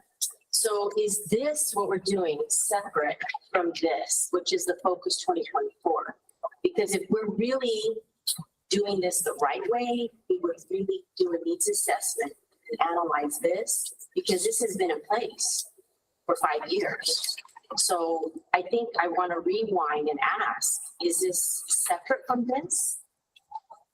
So in our conversation, in the framework that we'll lay out, our push and what you'll see in the implementation plan is that this board will need to adopt what the vision and values are. And we'll talk about these goals and guardrails. There's two key documents, two key things a board needs to be able to do this successfully. First, they need to hear from the community. They need to authentically hear from the community about what the vision and value of the community is. That's one thing that the board will be tasked to do. The second thing they'll need is a root cause analysis of what's actually happening in the system, what has brought us to this point, what are our needs, what are our areas of highest leverage. That is what we mean when we refer to a root cause analysis that is as current as possible. So maybe there's an element in there that might have some of that root cause that may still be true. Maybe there's additions, but those two things matter. What the community has said are my vision and values, which the board is going to take ownership on hearing because that is your role. And the root causes of the data and the current realities of Clark County, which the superintendent through him, his team is best poised to. It is those two documents, those two sets of information that will give this board the clarity on what are the highest priorities that we need to set and what are the values we really need to codify in this case. Whether or not that particular document fits into that or how it fits, sometimes I haven't read that whole document. Sometimes these are strategic plans, sometimes they are other things, in which case, strategic plans are, once we have a vision and a values to get to, strategic plans are often helpful tools to help us know how we're going to get that. And sometimes they require updating, sometimes not. So. I actually, thank you for bringing that up because I had asked topics that I also wanted to ask. And we're also looking into the other document of the culture of the district because I think that was really important where they have, I understand they received from them. I think that was coming back process. Relationship with the council. Yes, we need climate during climate study. That's a role that Dr. Dara has actually taken on in terms of the working from an operational perspective. With work perspective, we paused simply because we moved from it started. I mean, that there would be some sort of that exists that there there's an opportunity for us to evaluate what's not being addressed by this work and what PGS suggests. And we will get into the nuts and bolts of all of these things that come in as we move through this process. But today is simply about centering on this common terminology and how we're thinking about this. So that when Clark County does set its priorities through what we're referring to as goals and guardrails that we'll get to, we are speaking that same language. So just to clarify, kind of piggybacking on Rhoda's question, so does that mean that our strategic plan, which we have been focusing on, that we receive updates on, thanks to Dr. Doris' staff, that we are going to ignore that document and that is not going to be part of this process? We are not making that determination whatsoever. So the work that is happening, I believe, is already happening and continuing to happen. Naturally, though, we find it is best for boards to revisit their priorities and re-clarify their priorities on a period of time, generally 3 to 5 years, to make sure that they're still aligned with them. And so that's the process. And then once the board re-clarifies that, maybe there are updates, maybe there are changes, maybe it's the same thing, maybe it aligns. I don't know. Our work in this is to help the board set those priorities, to have that conversation again, because it's a healthy thing for the board to revisit those periodically. And then all of the cascading effects go in alignment. I got that. I just wanted to make sure that it was not something that was going to be like hot off the grid. What he said is it's premature to know that. That it is entirely possible that that's the case. And it's entirely possible that it's not at all the case. What are we saying is the first thing the board needs to do? Clear about the religions. Be clear about your priorities. Yeah. The first thing the board needs to do is be clear about its priorities. And our work is to adopt that into policy, refer to that as goals and guardrails. And then once the board is clear about priorities, then there should be alignment of the entire organization with those priorities. So it's entirely possible that your district strategic plan is already in alignment with the priorities that you'll eventually select. Or it's possible that it's completely not in alignment. In practice, that I don't know that I've ever run across that circumstance. But I want to be clear on the coaching. If the existing strategic plan is completely out of alignment with the community's vision and values, then yes, we would absolutely suggest to you that you leave that thing behind. But is that the reality that we've run across? No, that's just generally not ever been the reality. Thank you for that. I was just thinking about it. I'm sorry, Superintendent. Thank you for clarifying that because it helps me understand like how we're going to be kind of approaching like our timeline for getting all of these things accomplished and then how that fits into the piece of the puzzle. Yeah. So thank you for the elaboration. Yeah, they need to follow you, not you follow them. And I think if I can level set for everybody, because I think there's only 3 of us in the room. Trustee Royce, so when this was created 5 years ago, which has really followed the same thing, actually Dr. Casserly came in and did a very similar training. We did. So the priorities on Focus 2024 were the community's vision 5 years ago. So they may change, right? So for my perspective, I mean, we're still going to obviously some of those metrics on reading, proficiency, all that. If the community wants to focus on arts and whatnot, marine biology or whatever it is, then that changes. But I think to your point, it was the vision of the board and the community 5 years ago. So now that may all change. There may be more arts. We want to have an orchestra and everything else. I don't know, but I think that would be the role of the board. Yeah, times change, and it's healthy for organizations to read. We are at our first break. How much time would we want? We want 5, 10 minutes? All right, hold on. Yesterday you said 5 and we. Yesterday we said 5. Everyone, Yeah. can I get there before? We're not on break yet. All right, is everyone in agreement that 10 minutes is the right length? Yes. Can anyone not agree to being back here seated in your same chair? Fully present, ready to go when that clock strikes 10:45. As long as Evelyn doesn't talk to me, yes. Can anyone not agree with that? I think we need 11 minutes in that extra. That happened yesterday. Actually, he gave you 11 minutes? Yeah, that's what he So said. 46, No, no, 40, 45. 45's good. Everyone's not talking. Yes. We gotta be on the same page. This is a critical mix. 45, 45. 10:45. Can everybody commit to 10:45? Yes, yes, Fully present, ready to go. yes, Linda. We got caught up on that fully present thing yesterday. Yes. See you at 10:45. We're Okay, taking a so- recess.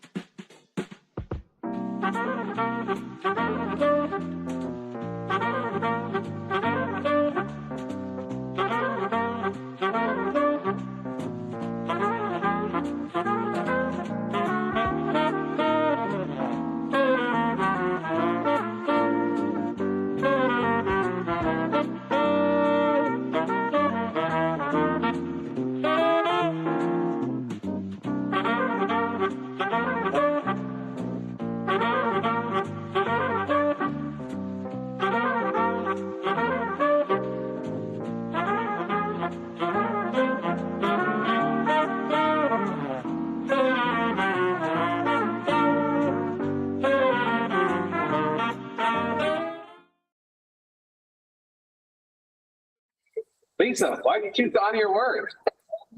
I'm sorry, Why did you choose to honor your word? I always choose to honor my word.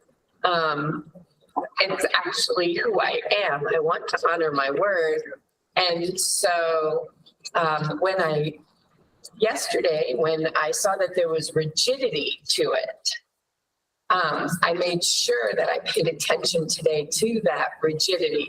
Because in a normal setting, when we say that we are going to start our board meeting at 5:00, it could be at 5:02, it could be at 5:03, depending on when we're all seated. But this is rigid. We are starting at 10:45, 00. And I will be here and ready to learn. I chose on my word because I understood this. I have this new definition of rigidity. Yeah. And there was an expectation, the expectation that I'm used to is, 5:00 is 5:00-ish. Yeah. And it's all the same. But there's a different expectation. And so now that I am aware of the expectation that I'm allowing, I will be there. Thank you for sharing. Lisa, why'd you honor your word? I chose to honor my word because others hold me accountable.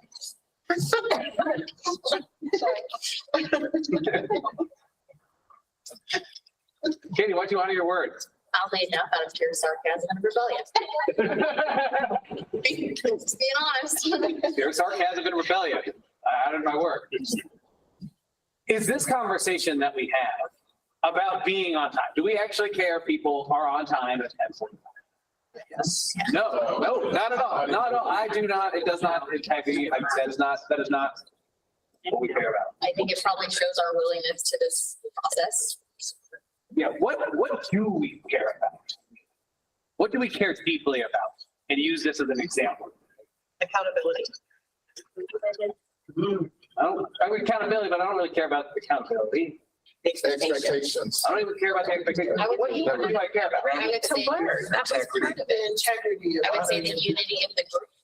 No? No? She said Actually, integrity. integrity, honor, your commitment.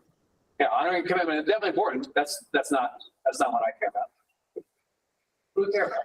You guys have a hot day, we need to be on time. Things that, where you ready to learn. We care about you honoring your word, but why? Why do we care about whether or not you honor your word? Yes. So we can reach our goals. That's Access to goals. And this is a small example that in thinking about this new mindset that we find, is that integrity, doing what I've allowed others to expect of me to the degree that I've allowed them to expect, by what I've allowed them to expect, by the expectation, gives me more access to goals. what's the goal of the school system here? To improve student outcomes. And so you want to be really in full understanding of why the things that we do are important.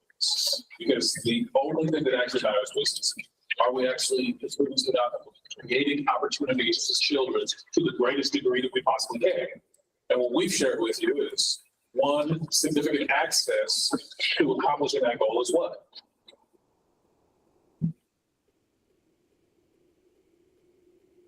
Honoring your word. Yeah, that's a significant access to accomplishing the goals you attain. And so we don't care about the timing. What we care about is the practice of honoring our word as a team. Not because that makes us good people.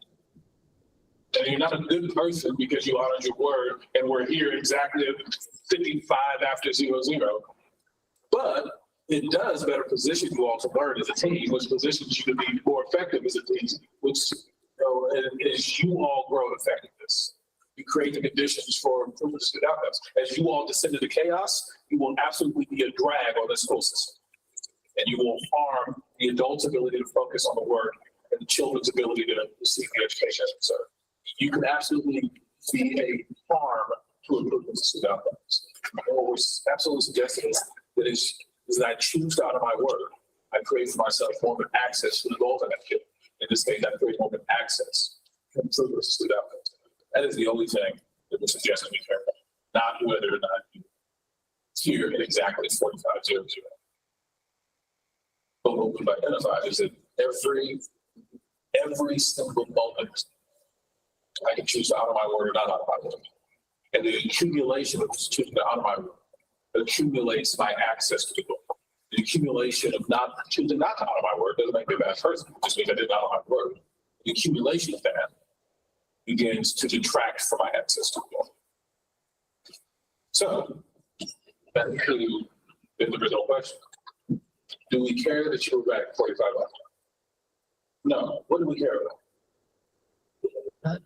Why? And our integrity. Why? To meet our goals. To meet our goals. And what are the goals about? Student outcomes. That is why this matters. That's why this matters. Before break, we talked about inputs, outputs, outcomes, student outcomes, and adult outcomes, just to make sure that we're on the same page. Who can give me an example of a student outcome in a school system? Any sort of student outcome in a school system? Graduation rate can be a student outcome. What's another outcome, a student outcome in a school system? I'm gonna repeat. It's the remediation rate. Yeah. What percentage of our students need to remediate post-secondary? Ideally, we have less of those students because they have the knowledge and skills to be able to succeed. Absolutely. Can I say a new one? I'm curious of your reaction. Sure. Student attendance. Student attendance. So let's pull on this. Is student attendance a measure of what students know and are able to do? Not for all students. So I hear, no, not for all students. I would argue and say no at all because it's, I mean, unless you look at the concept of like, can they get to school? Right? And then maybe if they can't get to school, why? Is it their parents or is it our lack of transportation? I'll ask again, is student attendance a measure of what students know or are able to do? No, be there every day. Absolutely not. I mean, I think it's clearer the younger you are. It is not a student house. A kindergartner did not have the agency and skills and knowledge to be there. It's the parents' choice. It gets a little bit messier as a student gets to high school. And, you know, in our society, we've decided to define adult as 18 as someone who can make their own decisions. I think it becomes a question there, but I think the question to come back to, I'm not telling you that every way you define it is or isn't, is it a measure of what students know or are able to do? That's the real question to define whether it's a student. So may I ask, so read by grade 3 is something that we measure. Are the students able to read by grade 3? So that's a student outcome. That's student outcome. Okay, so for our middle school students, would it be more of a science? I'm asking Dr. Chara. I'm just trying to figure out, we've been talking about high school, and we have so much more than just high school students, right? That we have to look at their outcomes. Well, it could be the 8th grade, it could be any student level assessment data, whether the board decides, are we going to use smart balance? Are we going to look at NAEP scores, which is, right? So whatever the board. When we're talking about assessments, we're talking about measures. What's the student outcome? What would be the student outcome? They can demonstrate proficiency. Proficiency in a subject that's measured by these standards. Okay. Yep. So then what about our special needs students? Would that be something, so their student outcomes would be based on their IEPs? Can you give me an example of a student outcome for a special needs student? Sure. So a special needs student is able to read at a 3rd grade level by the end of the academic year using graphic novels. So is it a measure of what students know we're able to do? Yes. Yes. Student outcome. Okay. What I'm going to ask you to do now is to work with your partner. So partner up with the person next to you. We'll do these two and all the way around. You and your partner are together going to come up with 3 things. First is a student outcome that's important to the 2 of you. A student outcome that's important to the 2 of you. One student, not each, but one that's important to the 2 of you. It could be an existing outcome. It could be something new. It could be something totally different. This is not about what your outcomes currently are set as or anything like that. So one student outcome important to you. Then you will also come up with, if that's my outcome, what's the output? That I'll know in the middle of the cycle. That's a measure of the implementation. And then what's an input aligned? So we're going back to that idea of alignment. What's one student outcome that's important to me and my partner? An output aligned to that, and an input aligned. Go ahead.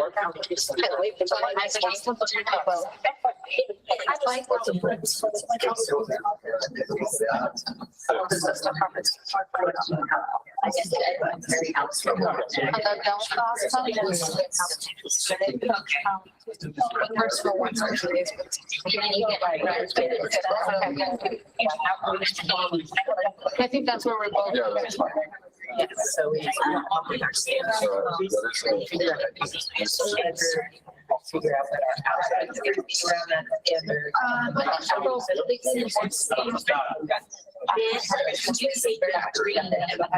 One student outcome that's important to you, and aligned output.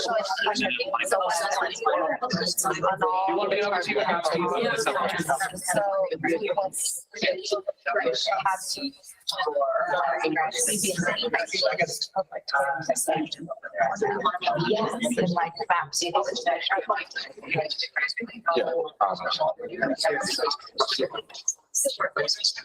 The 1 year. I mean, I think that, so here's. Of our grade, yes.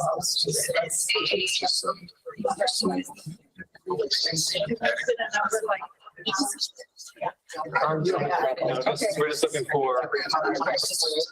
Yeah, we're not. This is student outcome. The outcome is. The outcome is what? So for us, like an outcome would be have students graduate with students reading same year as graduate high school degrees. out. Is that a measure of students' military? So obviously.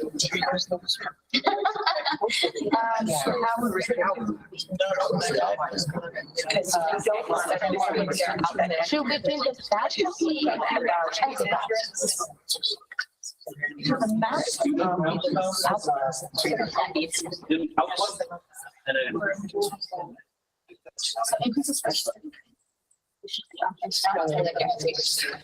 So that's, yeah, that's great.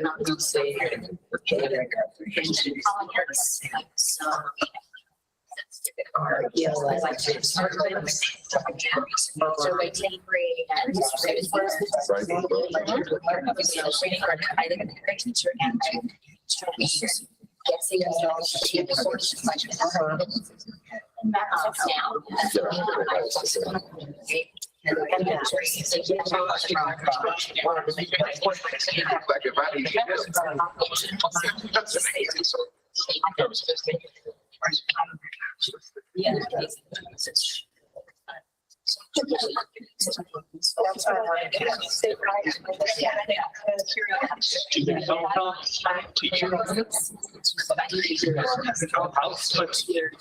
Less aligned.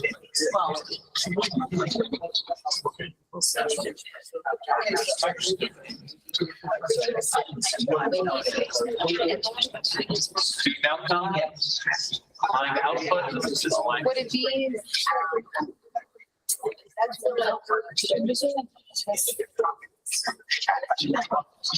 I also think now.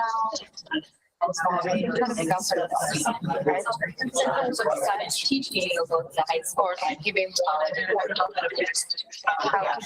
Encourage the students.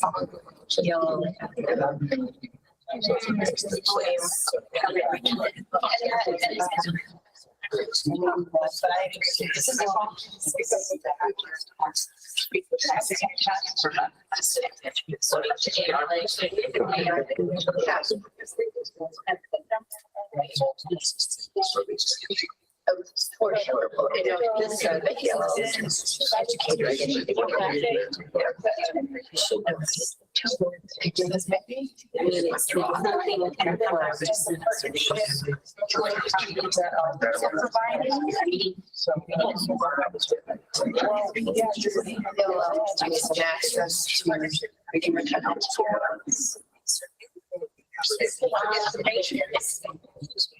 Right.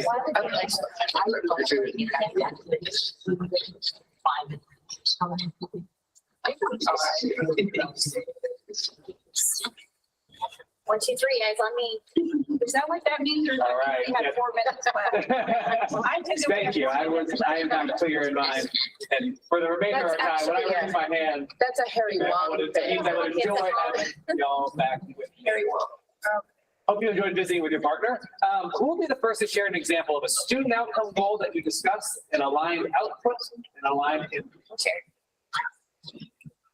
Okay, so I like backwards planning. I think it's really a good task or a good skill. But so our student outcome was high school grads that at the same time for graduating with their high school grad also graduated with their associate's degree.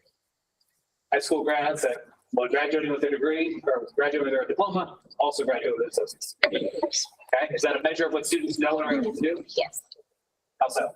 because they're not only performing at the level that we've actually set by the state, but they're performing at a higher level that we've allowed them to set for themselves. There's a whole lot of knowledge and skills that went into passing the classes required to earn this associate's.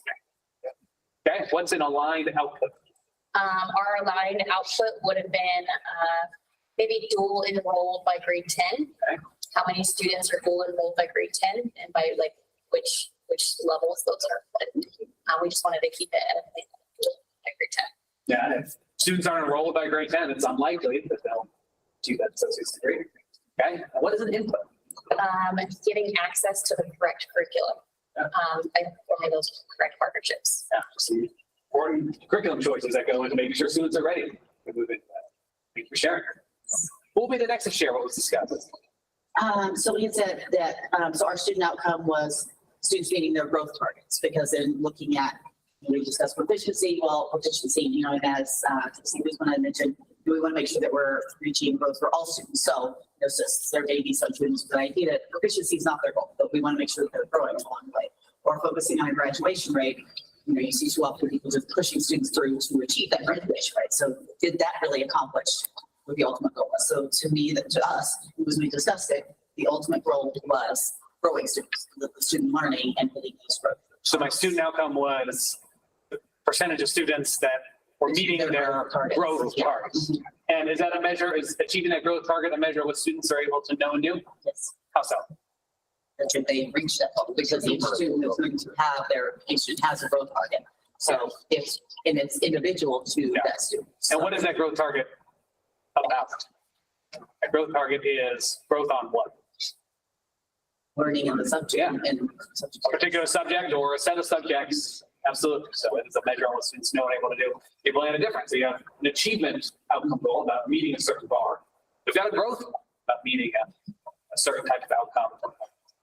And also, if they meet those growth targets, that kind of plays hand in hand with graduation rate, with higher education, moving to higher education.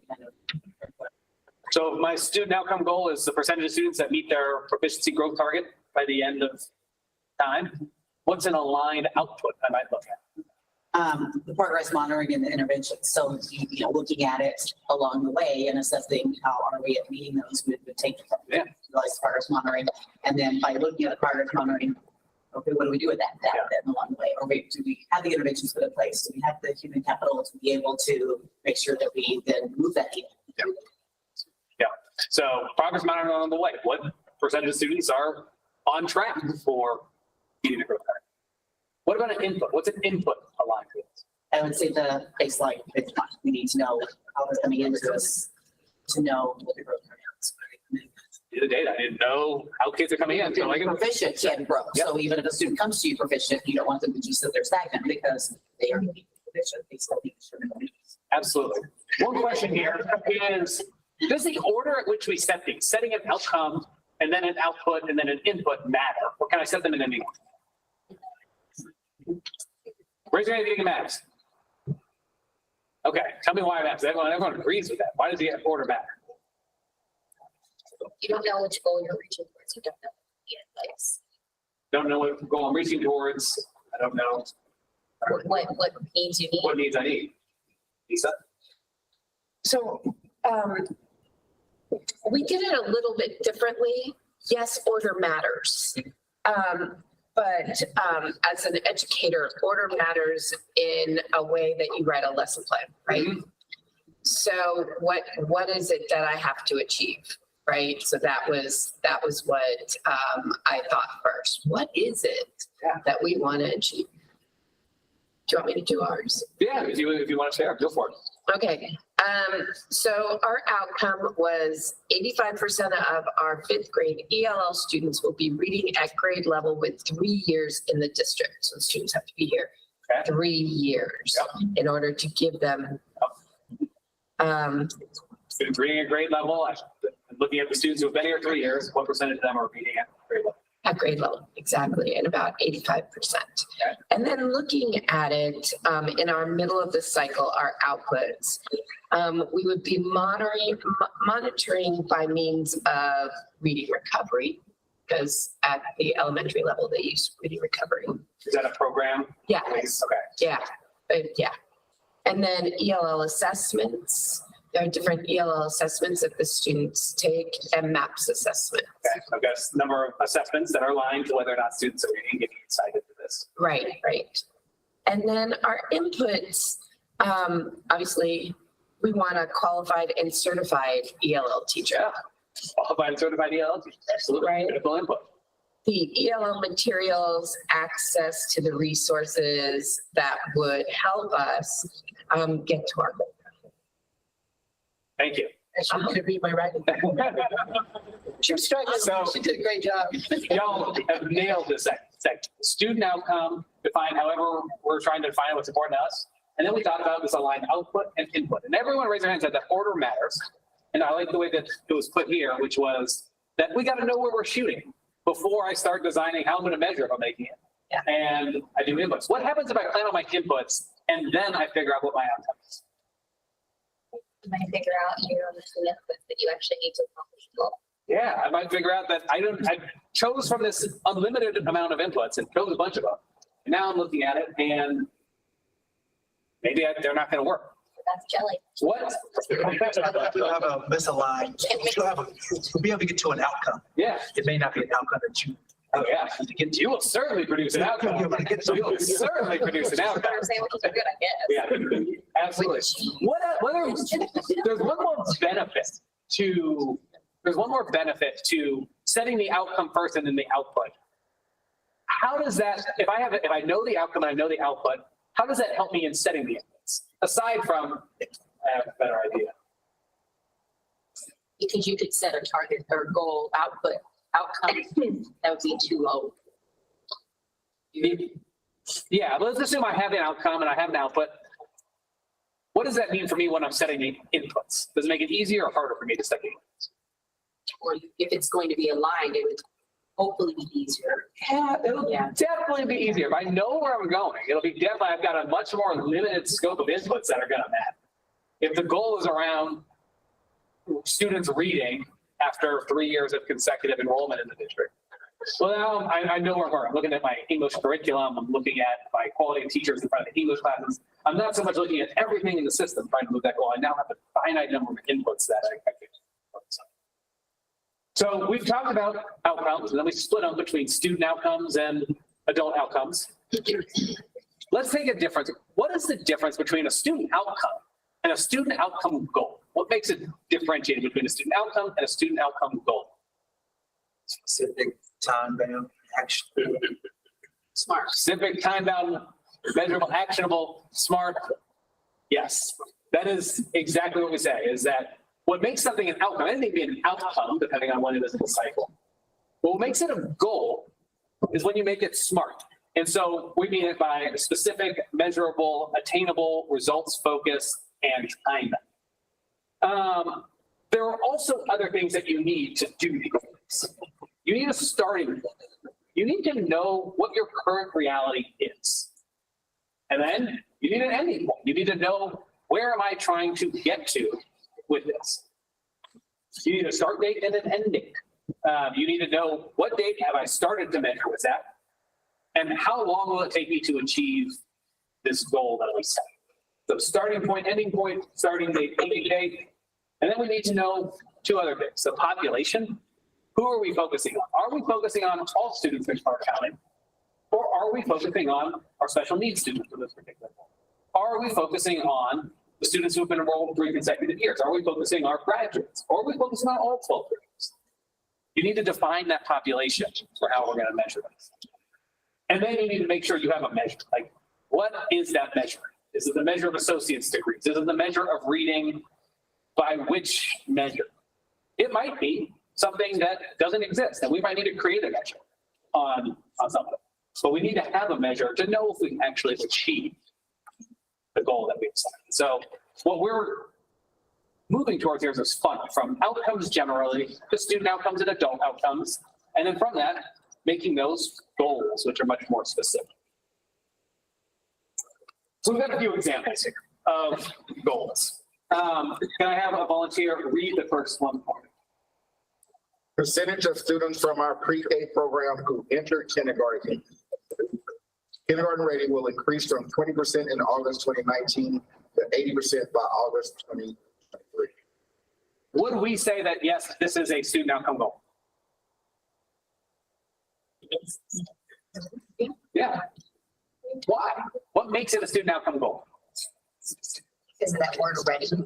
Kindergarten ready is for a timeline, and it seems measurable. Let's go.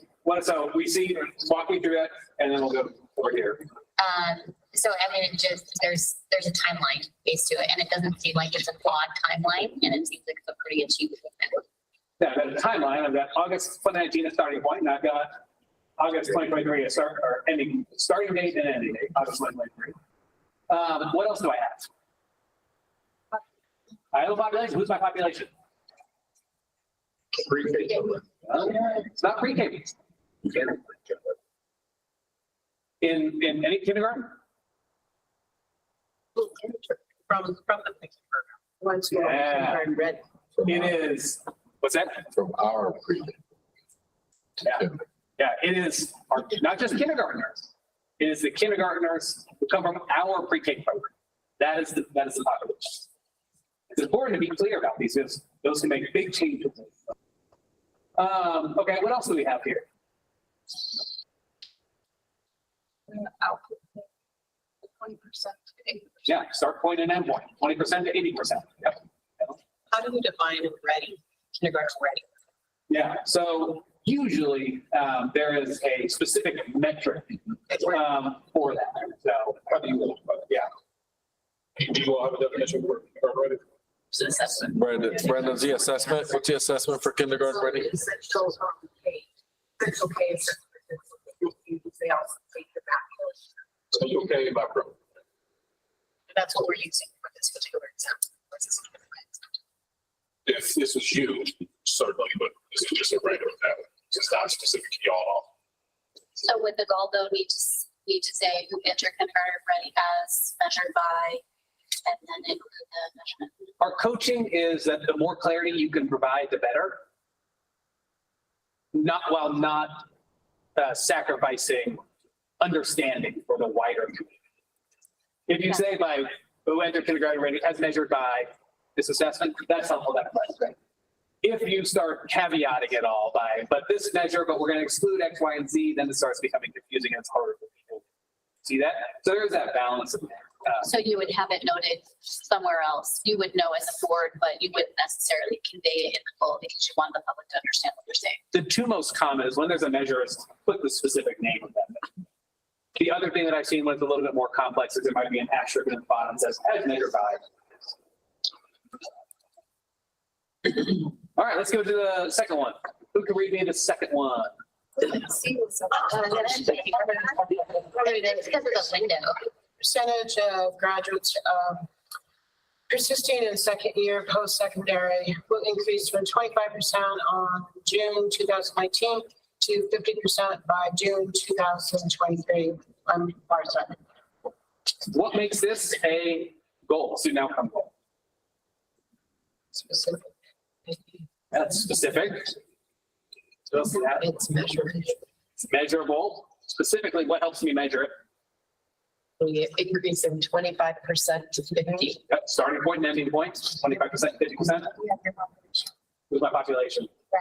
Persisting in second year, post-secondary school. Yeah, my population is graduates. What's the measure? Persisting in second year, post-secondary. The persistence in second year, post-secondary. And then I have my starting date. So let's move on to the non-examples.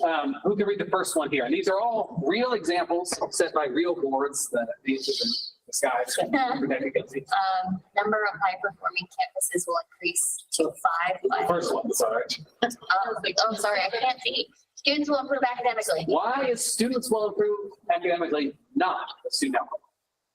It's general, it's non-specific. There's no definition. Timeline. Yeah, no timeline, it's vague, it doesn't have a measure, it doesn't have a starting point, ending point. I have no idea.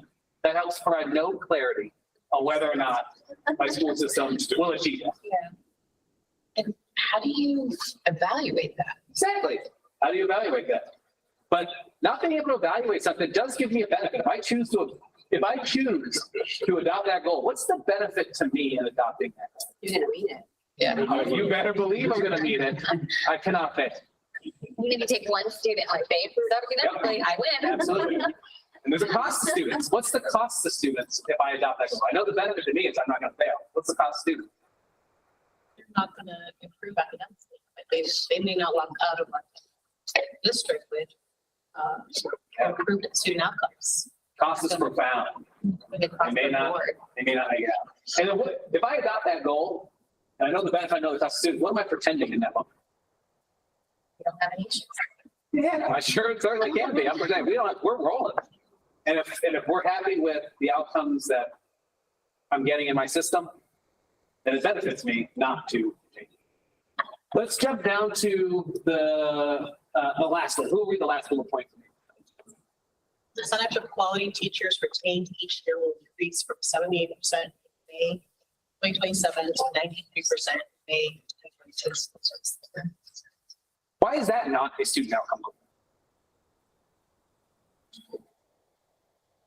Amplify quality. Let's No, assume because Because the measure of students that it has all the making. It's definitely a smart goal. Yep. It is not a that's not a student goal, outcome. that's not a build out. Am I saying that that is not important? No. Absolutely not. In fact, I would argue that that is probably the most important thing as far as in how we're trying to get there. But we cannot confuse that that is a student outcome goal because it's not. It's about the quality of the teachers that I've retained, which is important. We're not making a judgment call on performance, but it is critical that board can distinguish the difference because that is really what you're going to be grappling with. Can you ask a question, Ben?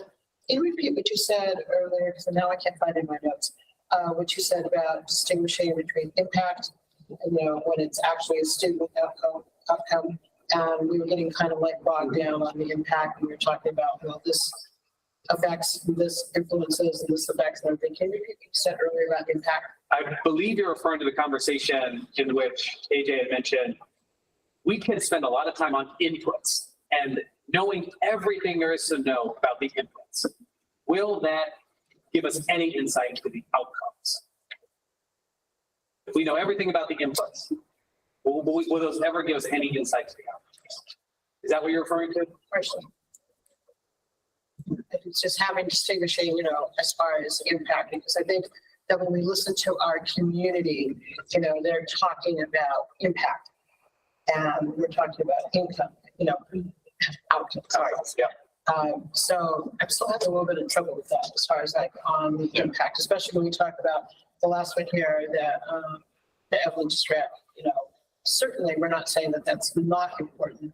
We're saying that it's not a student. Yeah, so is it a measure? Is the last one a measure of what students know are able to do? That's the question. That's Is it, so is it? no. No, it's definitively not a measure of what students know are able to do. And so we would say you wouldn't adopt it as a goal about student outcomes because it's by definition not about student outcomes. That it is not a goal about student outcomes, does that mean it is unimportant? Does it also mean that it could not be used in another venue or another category? So there are two ways that you will define the priorities for your school system. The community's vision, which you'll codify as goals, which is what we're discussing right now. And what are we saying is the vision is always about? Always about student outcomes, because that's why school systems. The vision is always about student outcomes. So goals will always be about student outcomes. In addition to that, you are also accountable for representing the values of the community. And the values of the community, guess what those tend to be about? Yeah, it tends to be about the adult inputs. It tends to be about what the adults are doing or how the adults are doing. And so you could have guardrails about just about anything. Your goals are going to be about student outcomes. So my thinking with this last one, how could we turn that into a student? What would we need to do to change that statement into a student outcome? Yeah, great question. Oh, take a shot at it. You're the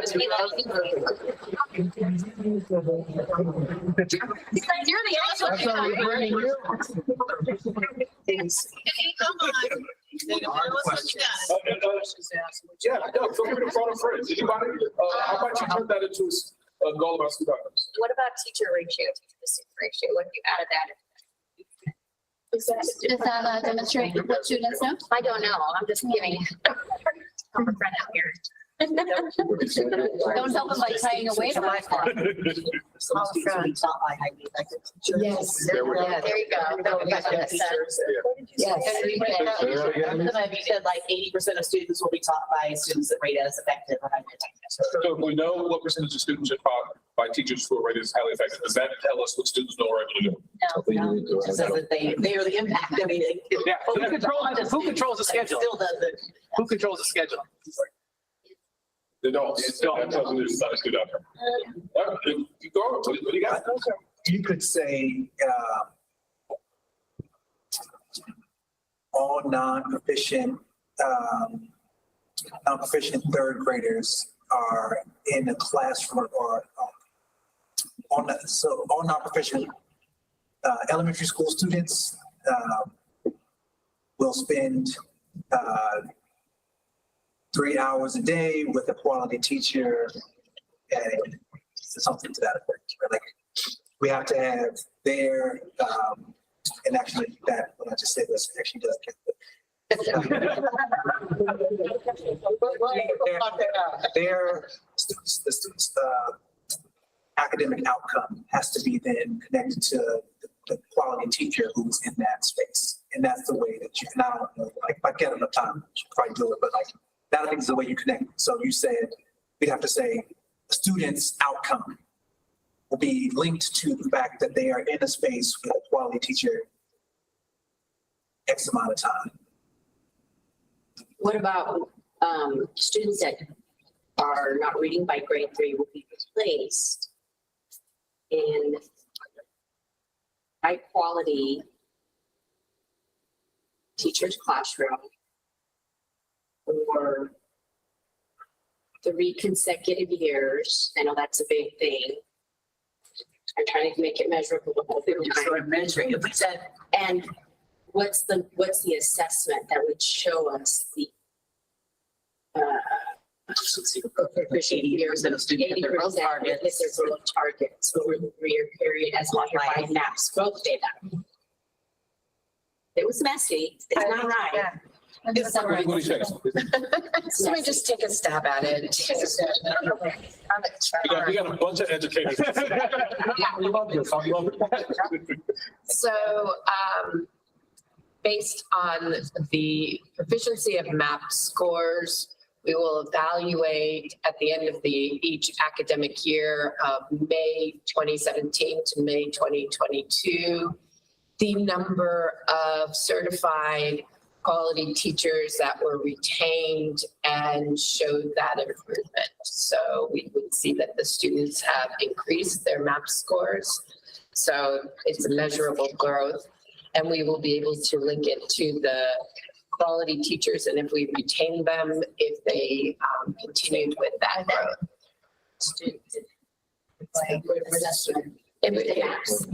Maps, just maps. So I think trustees are more kind of right. I think it goes down to our goal, our outcome. So, increase of special education students in English language arts will increase proficiency by 7% in smarter balance.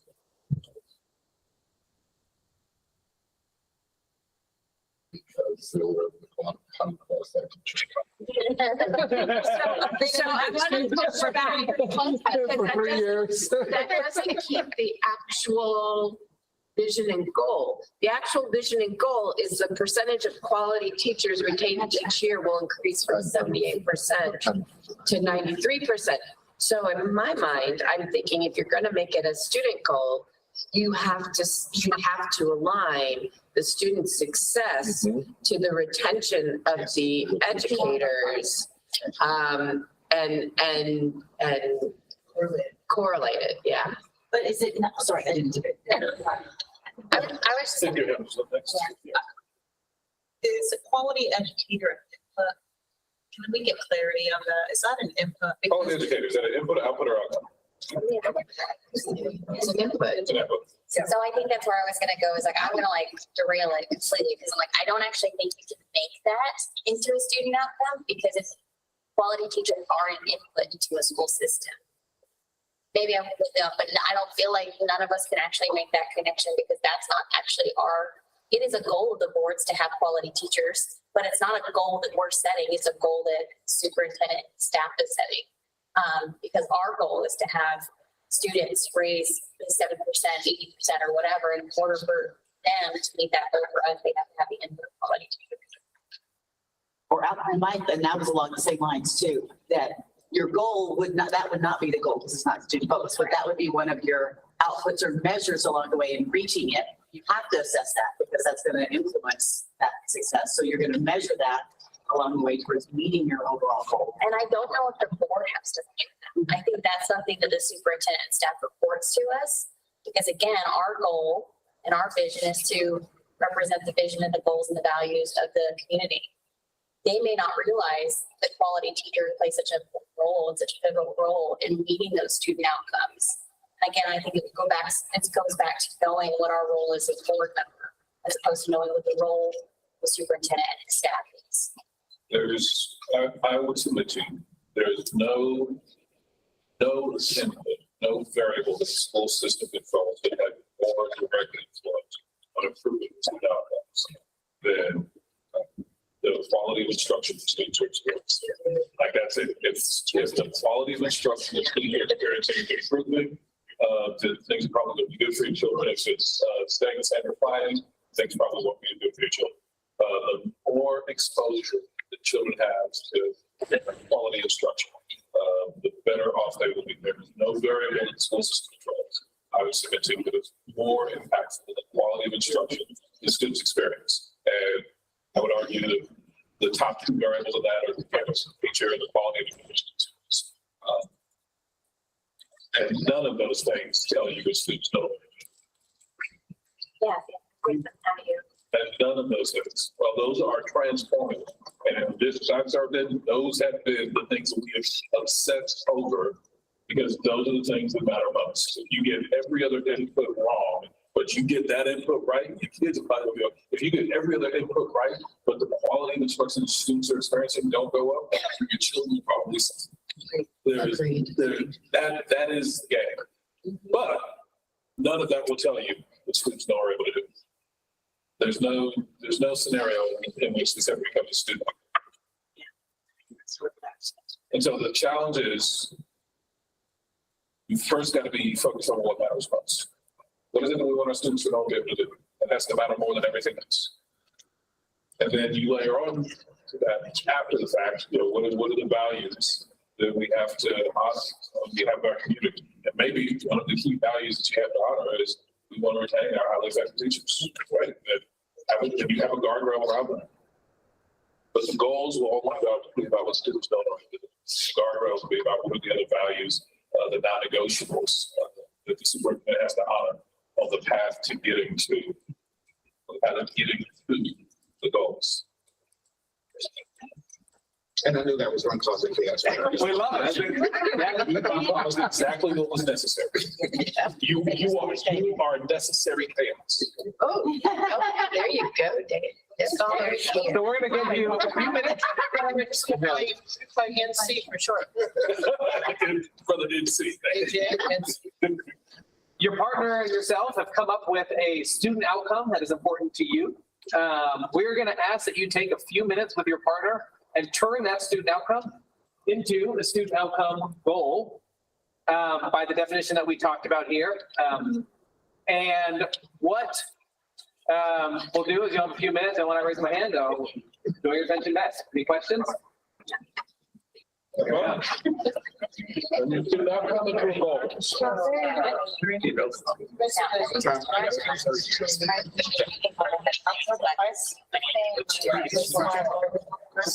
Yeah.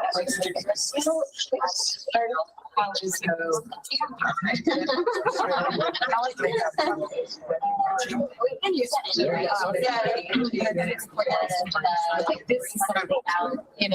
inclusive and So.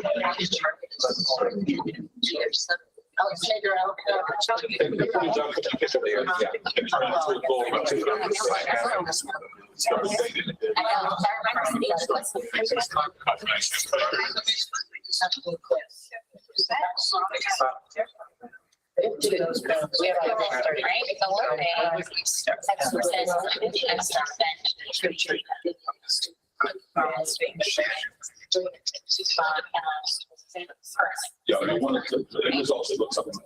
Should look like one of those. You'll add a starting point and an end point, starting point.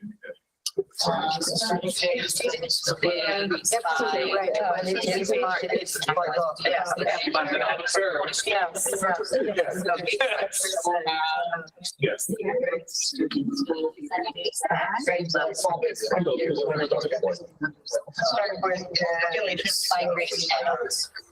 So the question is, what percent of students can do that today? Okay. That was your starting point. What's the starting point? 85%. What's your starting point? And so you need to figure out what your starting point is, and then what you're going to do. Okay. So it's all these things, all of these things, you want to make sure that Baseline.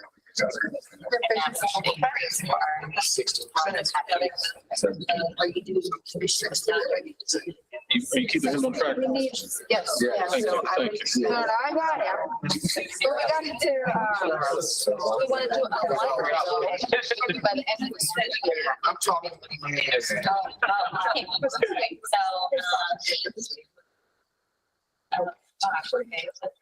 Bye.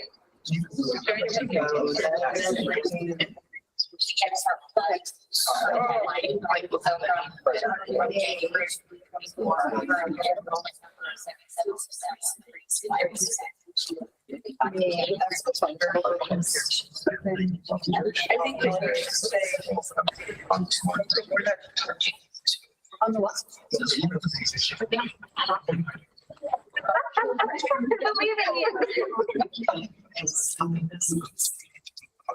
All right. Thank you for visiting with your partner, turning your student outcome into a student outcome goal. Who will be the first to share an example of a student outcome goal you wrote? you'll have to say this before I forget it. Okay, so going back to our original example of dual enrolled students that graduate with a dual degree. So we said from 2024, January of 2024, our current dual enrolled students are 77%. By January 2026, we'll increase that by 5% each year to 87% of dual enrolled students by 10th grade. Okay.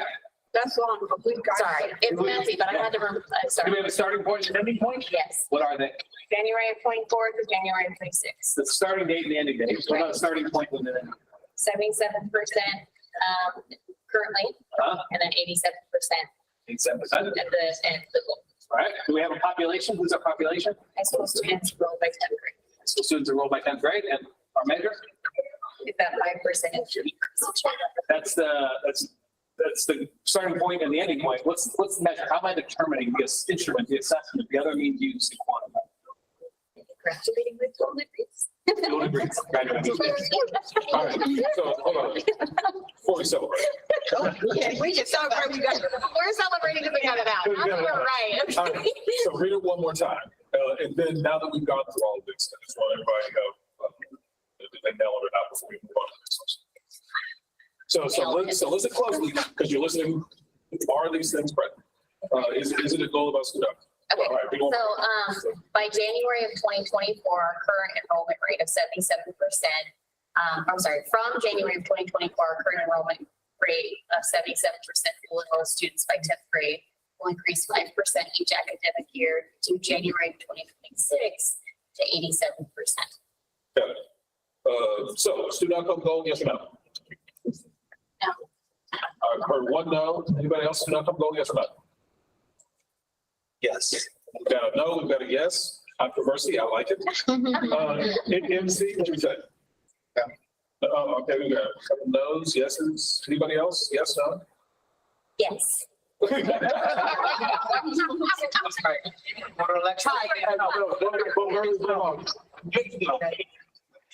Not always. I'm gonna be wrong, but I will be confident in my wrong. Olivia, you got a decision on this? Is this student outcome goal, yes or no?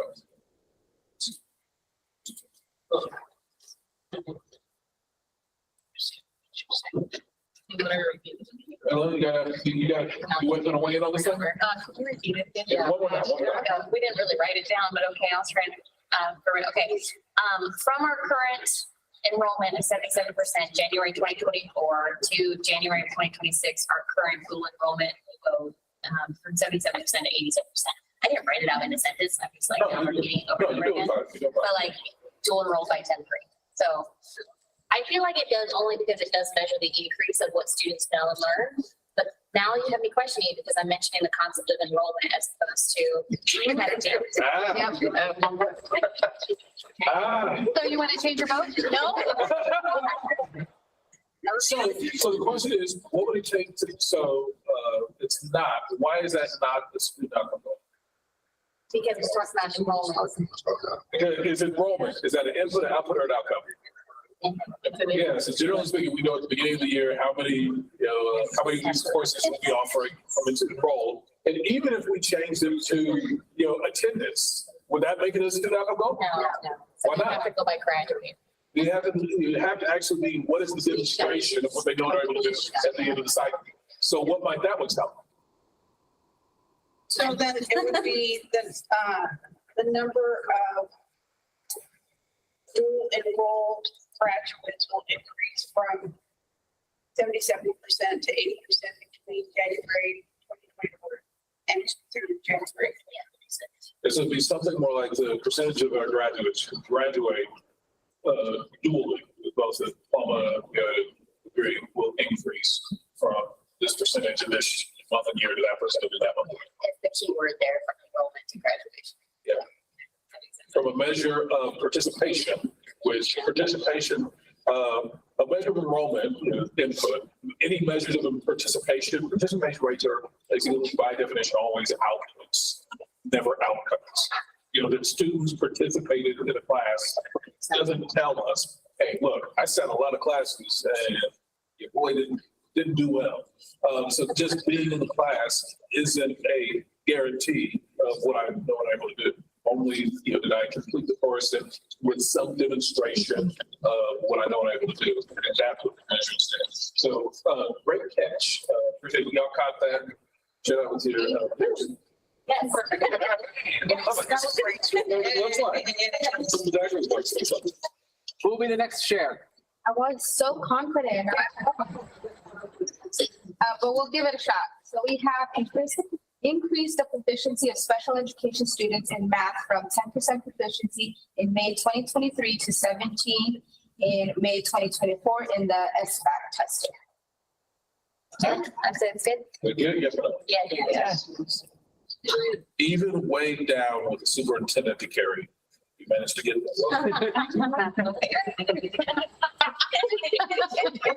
Thank you. Take a win. We'll take one more example. Who will be the next to share? And actually, I want to reword it from the way you did. Anyway, 80% of non-proficient fifth grade students, so focus on fifth grade, will reach their stretch growth by the end of the 24-25 academic school year from 55% at the start of the 23 school year. So I could have, as different baseline. So can you read that one more time? 80% of non-proficient fifth grade students, so look at some of the non-proficiency students. Fifth grade, because that's when they would have the stretch growth. So fourth would be your baseline stretch. By the end of the 24-25 academic school year, from 55% at the start of which I like the way you did from an increase. So we will increase stretch growth rate from 55% at the 23rd grade through to 80% between 4-25 school year as measured by Student outcome goal, yes or no? Yeah. I don't know. I got lost, but I think Stretch is when so you have typical growth, which is the amount that you expect students to achieve in 1 year. Stretch growth is for the non-proficient. They need to achieve the stretch growth to become proficient within 3 years. Yeah. So say they hit their stretch growth, and which helps ensure that they will become proficient students. So student outcome goal, yes or no? You got a thought? I'm technical. Yeah. I don't know if it's fair. Yeah, please, know that I'm sharing, it's just actually genuine curiosity. So SBAC, for example, we receive results of SBAC after the end of the school year. So in this case, no matter what the percentage is, we won't the outcome will be delayed and we won't get that information right away. So how will we know? So something like iReady might be a better measure because we use that at the end of the year to say, because even though we won't get it back, it's very predictive of SBAC. So you can look at that and say, okay, we hit it with iReady. So then we can predict that we met it.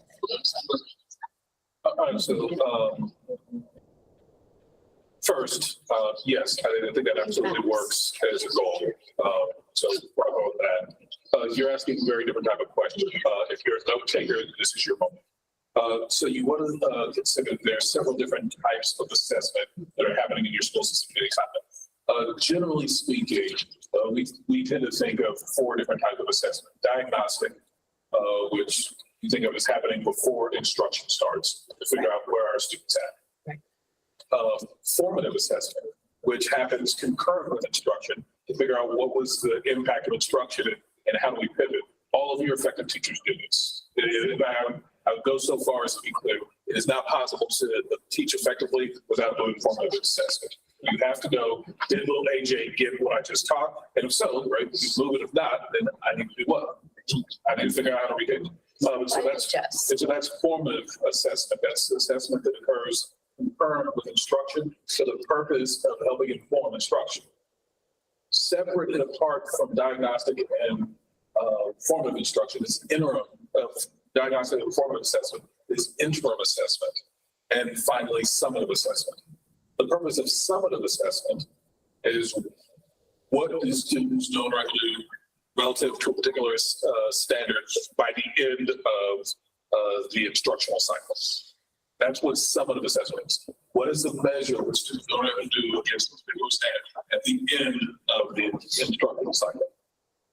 Interim assessment is assessment that occurs in the midst of the instructional cycle that is psychometrically aligned to a summative assessment so that you can have some way of predicting in the middle of the cycle, are we on track to get where we want to get from the summative assessment?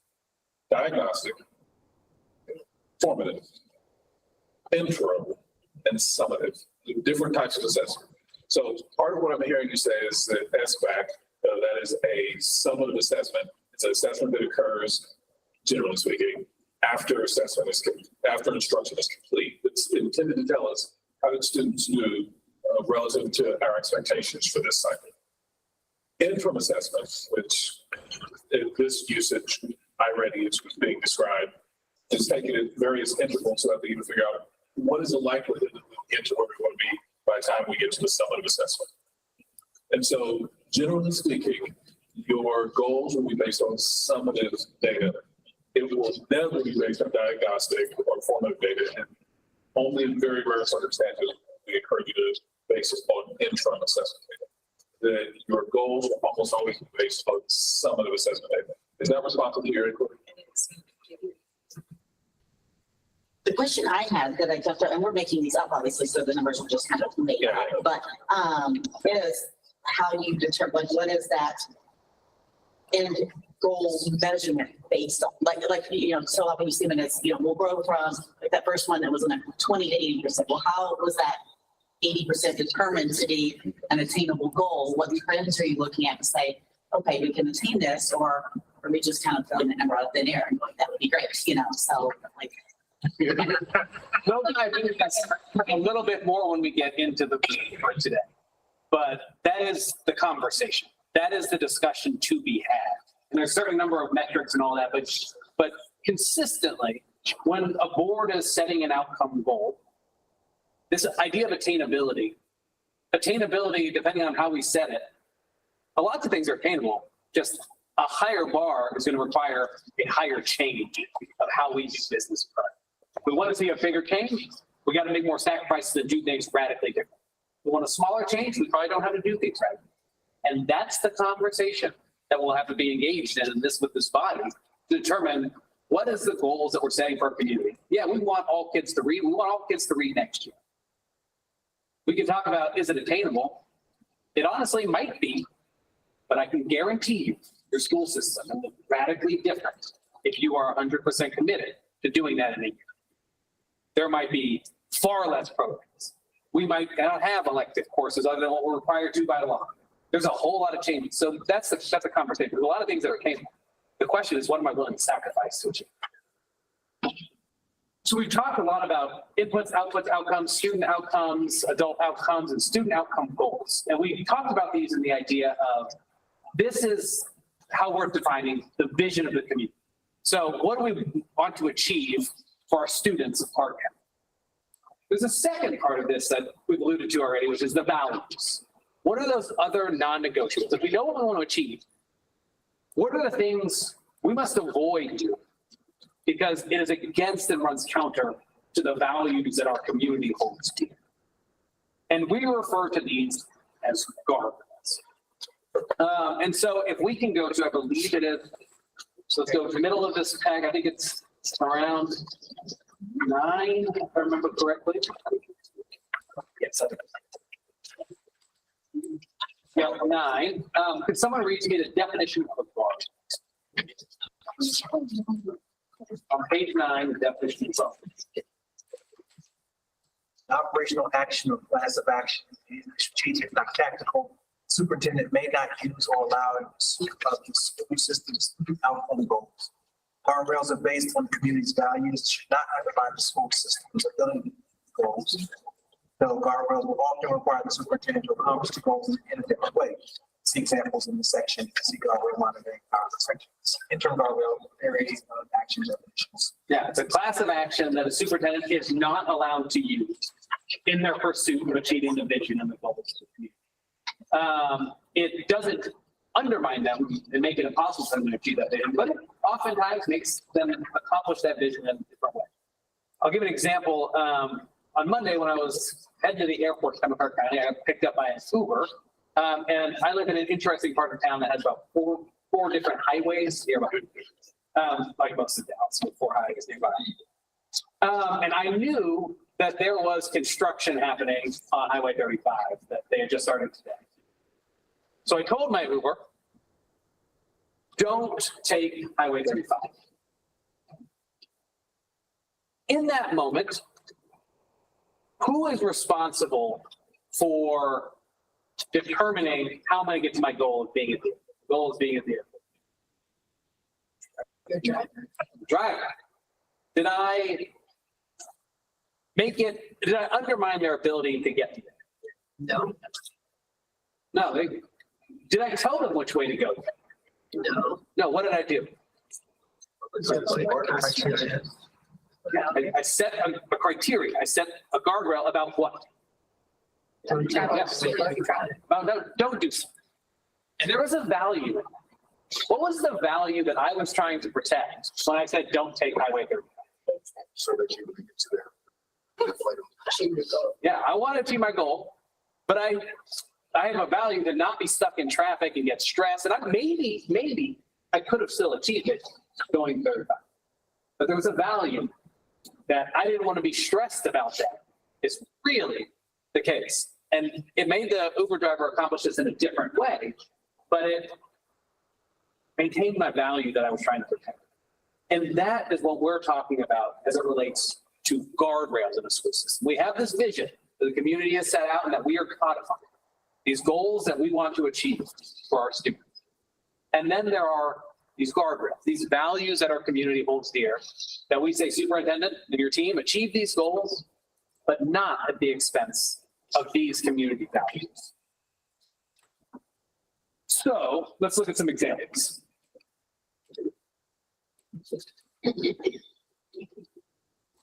Can someone read to me the first one here? Do not allow the number or percentage of students on low-performing campuses to increase or remain the same. Yeah. Do not allow the number or percent of students in low-performing campuses to increase or remain the same. Is this a guardrail? Is this a specific prohibition on superintendent authority? It's not a good guardrail. Why? And it limits his ability to have flexibility in anything. And there's also no numbers, right? The percentage could be anything. You don't know what the starting percentage is. You don't know if the revenue is increased. Yeah, to be clear, this is not a smart one. There are some similarities and differences. And we will talk about ways to measure. But in our coaching, the protections inside of these guardrails aren't going to necessarily be guardrail goals. We're not going to set a goal on that. So that's something. But you also hit on another piece. You said, well, it's going to limit visibility. And we agree. And that's okay. The purpose of a guardrail is actually to limit the superintendent's ability in particular areas. Why? It's the community wants it that way. Because that is the value of this community. And at the end of the day, that is my role as a board member, to represent the vision and the value. You know, if we say superintendent, go achieve these goals, but they act in ways totally counter to the values of the community, what's going to happen? Dissonance, frustration, chaos. Like, but just with this specific example, right? That's kind of an outside thing you can't control, right? You can't control how many low-income students come into an area. Unless I'm just reading Yeah, this I have- correctly. I had the same question because legally you have to involve kids. Right, like that's Neighborhood, not how something would you you be? can't, like the superintendent can't be like, sorry. Legally, I can roll kids, Or for sure. Lori J, you can't come to school. For sure. Adam? But the guardrail, and now I'm not putting judgment on the guardrail. One, if the values of the community, we're translating that into what we're doing and say that this is the guardrail we're setting and the reason why we have this vision. I'm not saying that this is good or bad. And that means the superintendent can get creative. That if I were a superintendent, then I would say, okay, well, if by definition, I'm unallowed to increase the percentage of students in this low performing school, I could either A, make sure that none of these schools are low performing. That way, that guardrail never comes into account. So that isn't taken off the table. Or if I know I'm going to have those, okay, well, how do I make sure that students who start to come after this point, they go to school B or C or D? It's not telling you what you can't do. It's just saying, like, at this point, you're unallowed to do this because our community has said this is what we want to see. Don't want to see these increase or decrease. We're not telling that person how to do their job. They then have the creativity and the like agency to be as creative as they want to be to meet said goal. We haven't told them how to do it. We just said, this is the cap based on, and we still want to meet the goal. And this is a criteria. So the only thing, like, and I agree with Adam, right? But the only thing with that is that you actually create unintended consequences. But that, something like that, right? Because now it's like, oh, I don't want to enroll these kids there. That's okay. I'll bus them across the city and increase the I don't know, the transportation routes. Like that increases the budget, the money increases. Well, that's what your community says is your value. And our coaching is you follow the community values wherever they lead. But fiscally, that's not responsible. Well, Part of our job is no, also to be it's- fiscally responsible with the state's budget. No, it's not like that. That's where I'm going. Because that's where I'm going. I follow your lead and say, okay, here's the community's priorities, right? Agree or disagree, it's what the community's saying to the board. Then I'm going to say to the board, or, I'll say, okay, great, great, all no performance schools, and you open up zoneless, right? So it becomes a zoneless district, and you can decide to go here, here, here. Then I'm going to come back to the board and say, well, here's the impact of the budget. And then the board goes back to the community to say, we need $40 million more for transportation. And then you reevaluate values or whatever it is, right? I think that's to your point. And the community says no, and the board says still follow this value. You pull the money in the budget. Then I got to cut X But that doesn't in make IT to. But whose job is it to be intentional about the guardrails or something?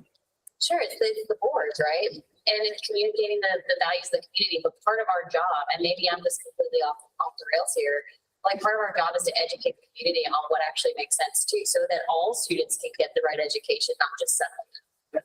And so maybe there's other things in here where maybe there is a separate thing that is not feasible financially, but that there are still other ways around. There's plenty of flexibility. And don't get over anchored, by the way. These are examples from actual districts. Sure, I know. But their values are not your values. And so we're not selling you a set of potential goals. We're not selling you a set of potential guardrails. Where will you have to go to figure out what your goals and guardrails will be? In our community. That's the only thing that will be true for you. So you can't, so don't over-index on the example. Focus on, my job is to figure out what the values of my community are and write them down. And yes, there are going to be consequences of writing them down. And what we're saying to you is that's your job. one more question on this one. What's the value, the community value that guardrail is trying to? Performance goals increasing student body.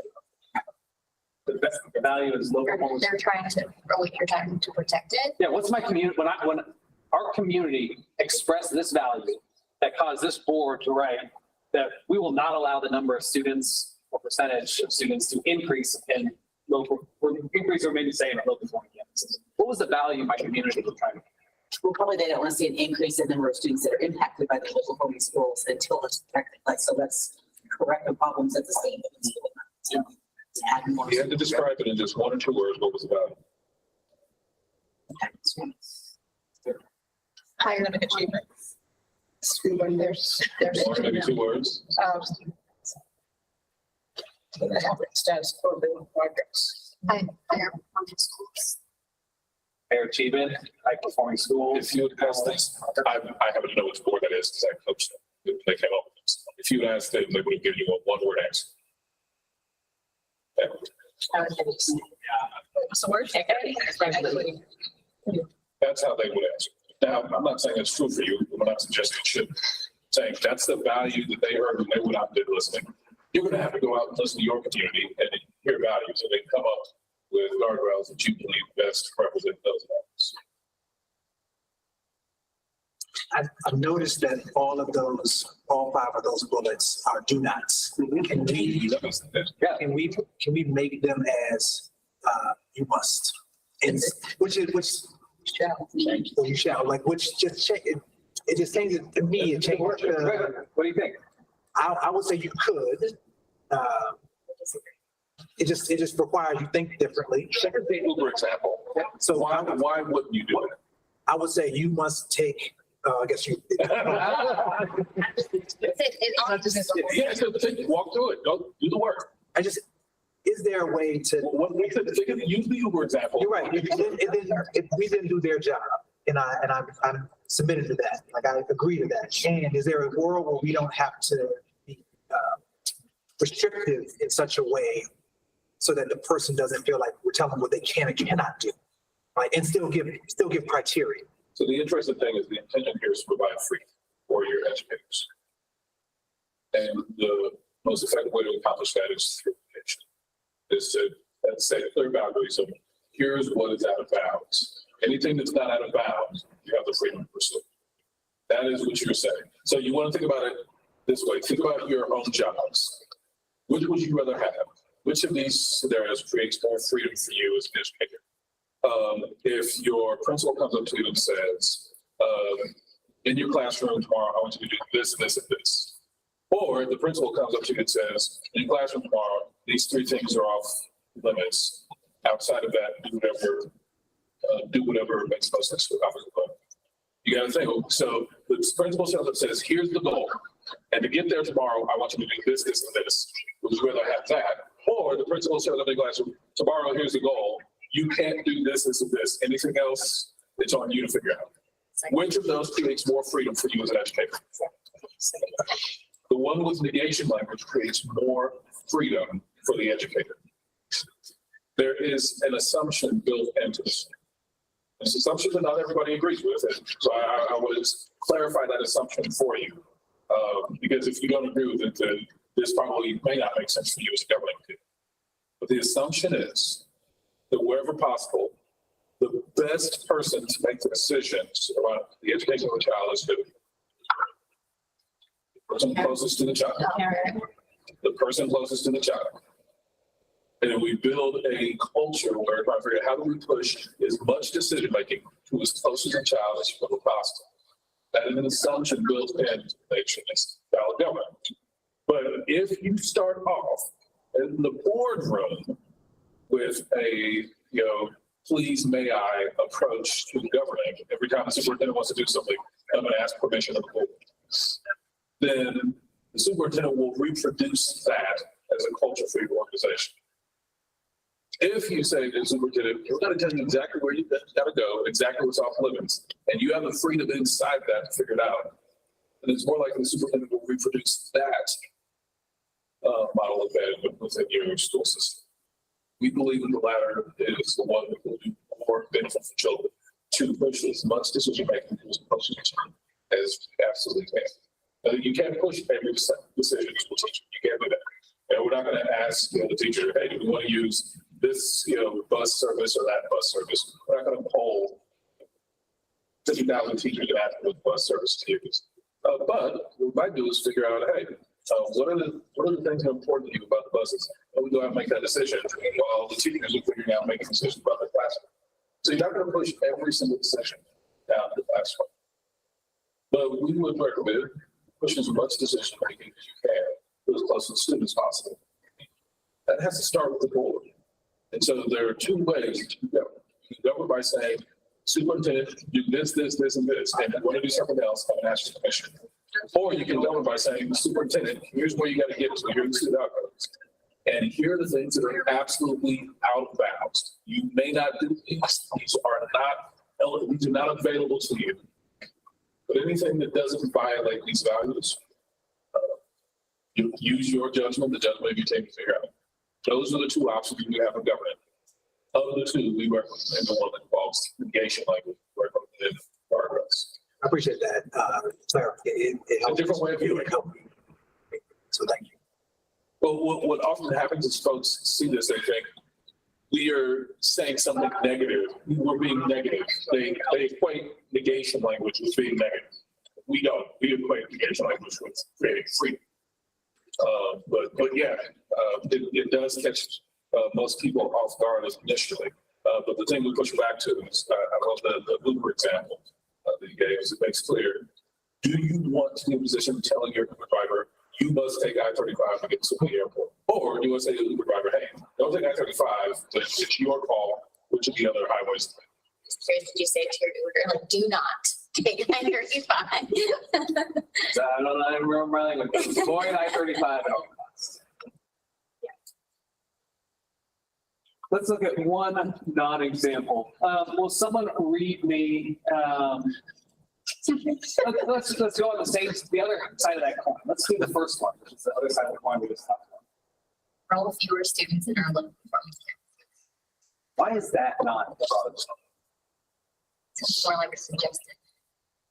It's not, if the board got something to be a superintendent, it's not a suggestion. It's a directive. What is different about this, what this implies versus the last one? The clarity is less clear. Because fewer students than when, all of our low performance school boards at what amount of time, they're more, I would imagine, if again, the superintendent's being trying to get to the goal, then this leaves so many more options for them to do, and it doesn't tell them what they're not allowed to do. This leaves more options? Yeah, enroll for your students in your low campuses versus the first one, that's the way I read it. Superintendent, if a board tells you to enroll fewer students in low performing campuses, how are you going to respond to that? I'm going to, that's going to be, it's a good question. Be the second one, close all low performing campuses. Well, enroll fewer students in our local campuses. I mean, to me, that's, you close, you cap enrollment. Yeah. And then you start, right? Obviously, so there's like, it's almost like you're gonna get into not addressing the low performer schools. It's just to say, we're not coming to X schools. What does fewer mean? It could be one less student, 10. Sure. There's a lot of wiggle room for that. There's still an issue of low performing schools. Yeah. I liked the example that you two gave on this. When we use negation language to arrive at a similar idea, one of the options I left on the table was how we just improve these schools. When we use directive language, is that still an option? Yeah. So, I feel like it's implied. I mean, you always have a lower performing campus. There's always a lowest performing campus. Yeah, my sense is this leaves less opportunity for aspiration. right, Yeah. it just, you cap enrollment. These schools are gonna cap enrollment, and I'm gonna meet my goal. I think it shifts it from equity too. I think it's no longer a matter of equity, it's a matter of school performance. And your easiest fix is closing those campuses. It's no longer protecting a value. Right. It's telling you what to do. There may or may not be a value behind that, but it's a directive. Enrolls lower students. Let me go talk to my enrollment. Figure out what I need to do. Go back to the previous example.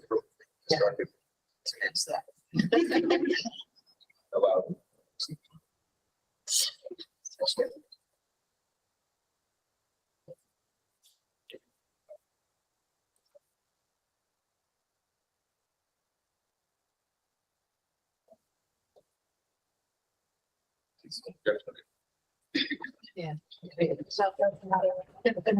Who has the first question about guardrails, values of the community?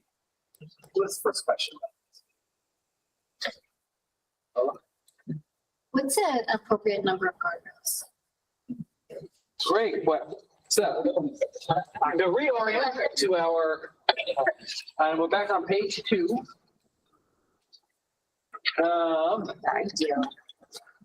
Sorry, page 3 on this time. We're on guardrails now. If someone could read me the second paragraph on the yellow column, coaching student focus. Values and guardrails. Values and guardrails. So the board has adopted no fewer than 1 and no more than 5 guardrails. Fewer guardrails allow for more focus, more allow for less. And while on that topic, somebody would flip to the previous page, vision goal, and read the third descriptor under the yellow column.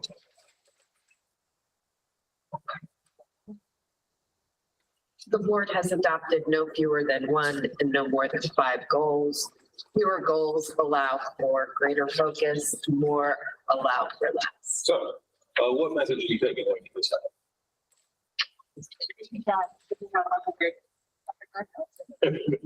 Why not?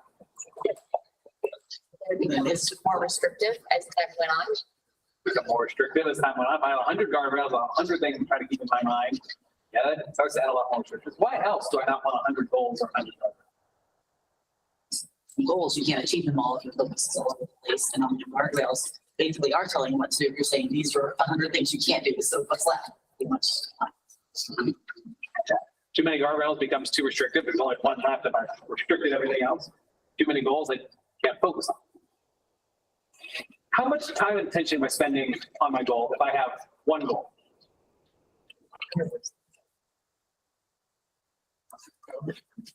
Generally, 100% of my time. Or if I have 2 goals, equally important, how much time am I spending on each? 50%. More or less, 50% on each. What happened to my attention on the first goal as soon as I added the second? Reduced.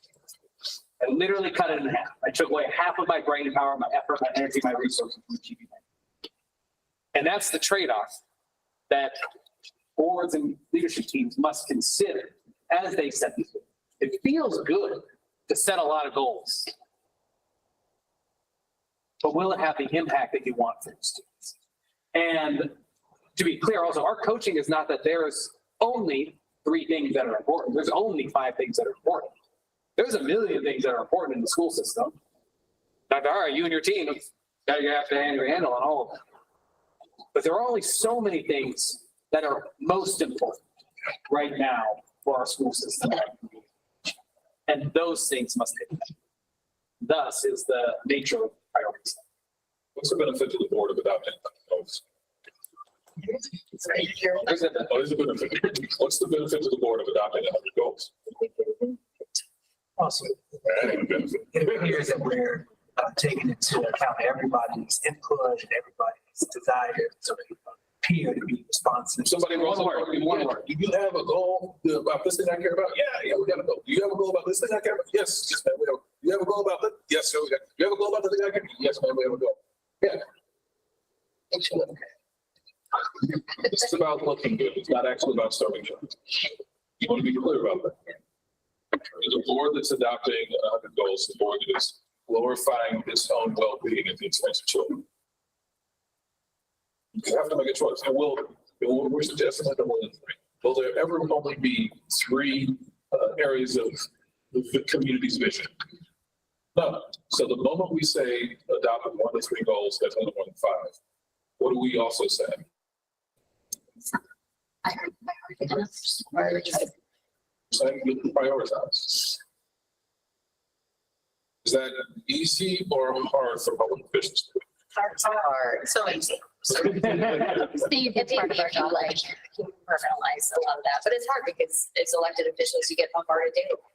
Phone calls, texts, emails, and then when you think you're doing the right thing, a different group of investors and stakeholders will be like, you did the wrong thing. You're gonna have to wrestle with, are we willing to prioritize? And the benefits to you of prioritizing, the benefits to you as elected individuals to prioritize will probably be outnumbered by the benefits to you of not prioritizing. It will probably work better for you as public officials to not prioritize.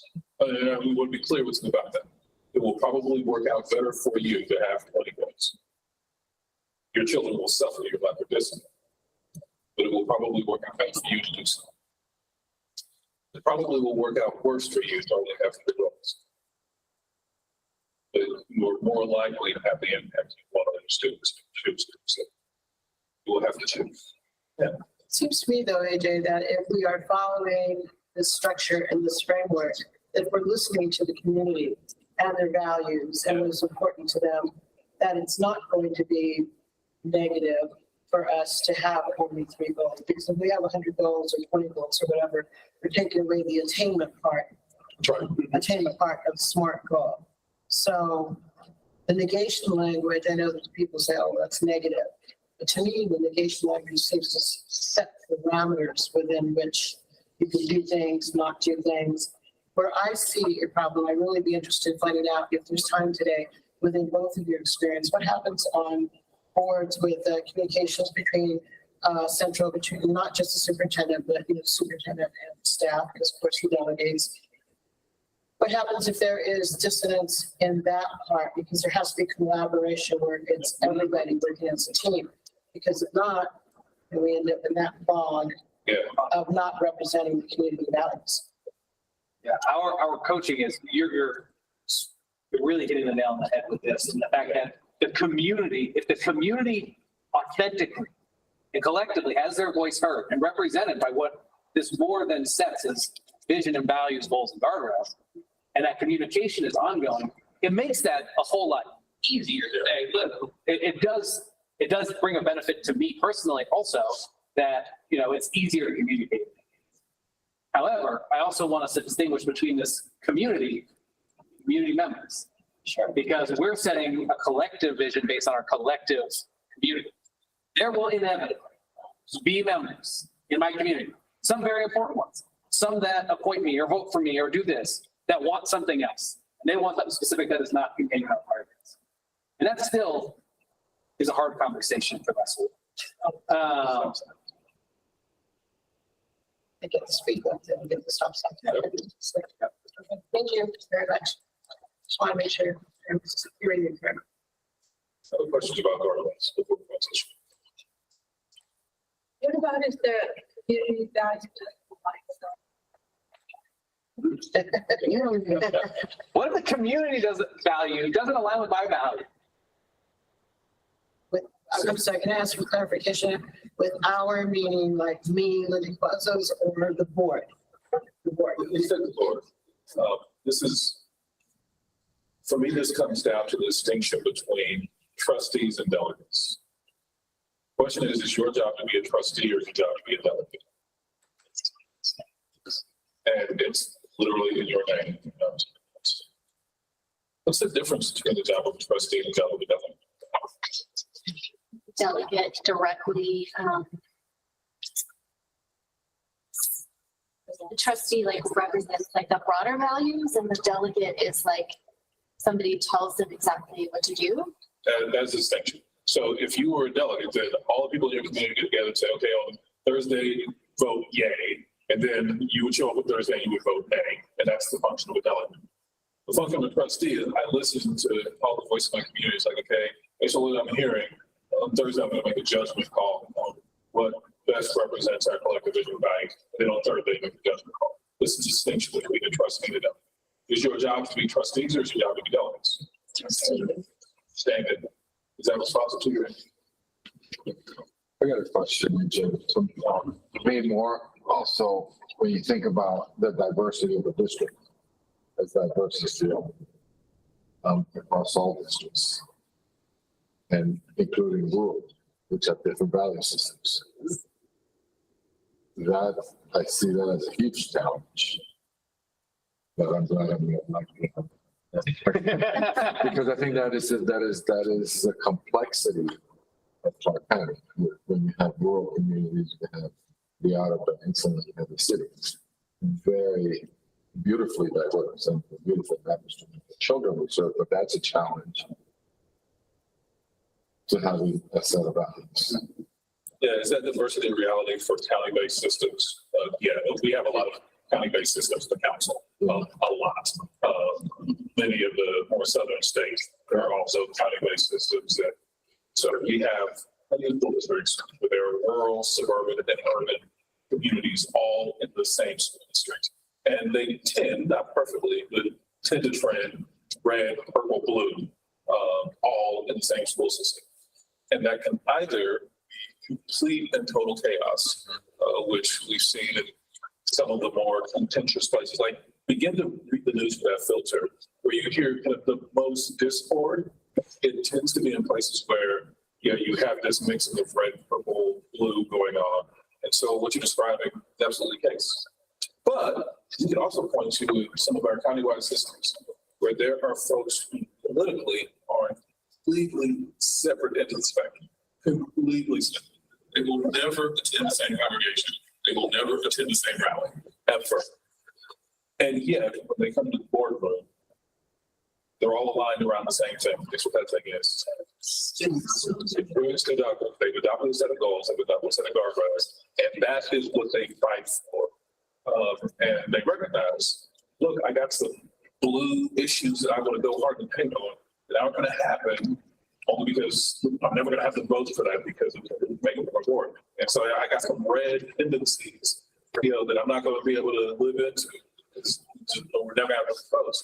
But there is something that all of us can come together around, and that's what are the goals that we've set for children, guardrails that we've placed on our superintendent. And so there is a natural tension that is absolutely true for y'all that is very similar to other county-based systems. That is just a norm. You're not special in that regard. You're big. That's really the only difference. The phenomenon that you have all these different viewpoints, that is not special. That is very normal across the council districts. What matters then is how will you lead in the context of that? Will you rally all of your respective communities across the county around a shared set of goals and guardrails? Or will you tilt at whatever your ideological windmills are and bring that into the board meeting day in and day out? Again, if you've got the votes, great. But what happens most of the time in these places is no particular party has enough votes to just, we're going to run with a red agenda, we're going to run with a blue agenda. And so you can either spend your time talking about things that you're never going to have the votes to do, or focus on the things that you can come together, which you said is your goals and guardrails. So the places that have done that, we can connect you with some of your colleagues in countywide systems that are just as ideologically diverse as yours. We can connect you with some of your colleagues who have made that transition away from discord, perpetual discord, toward a focus on student outcomes. And you can ask them what the difference is.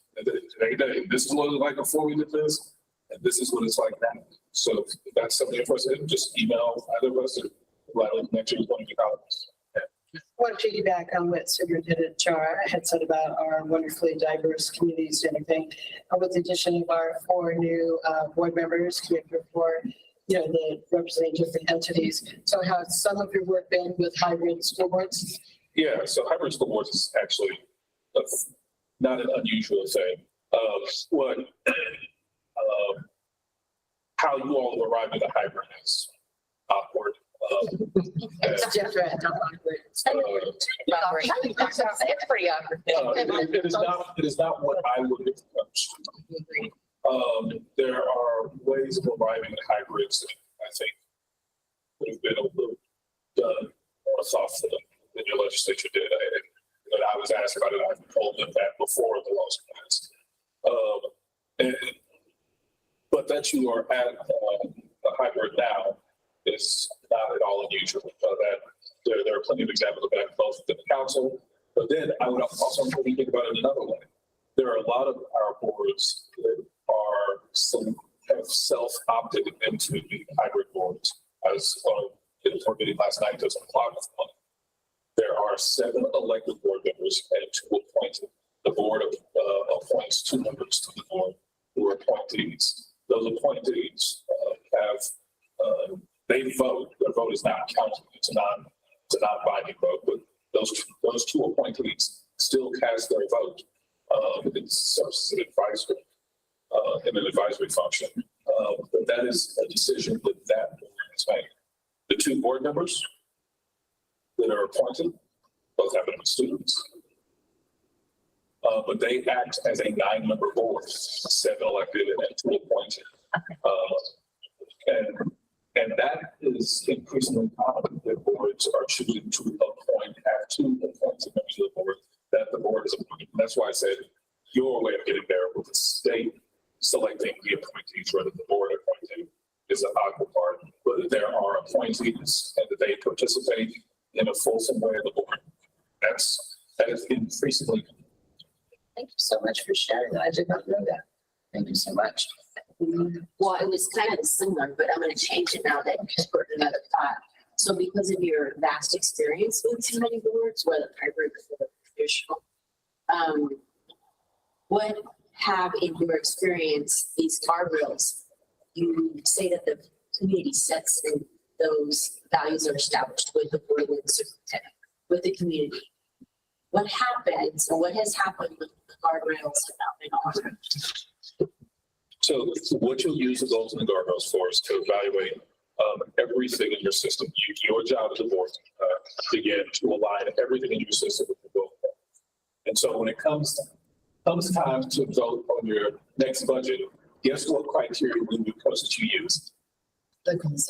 Yeah, with the superintendent, what evidence is this you have that this budget's aligned with accomplishing our goals and honoring our guardrails? When it comes time to vote on whatever the next big initiative that he's recommending, guess what your criteria should be?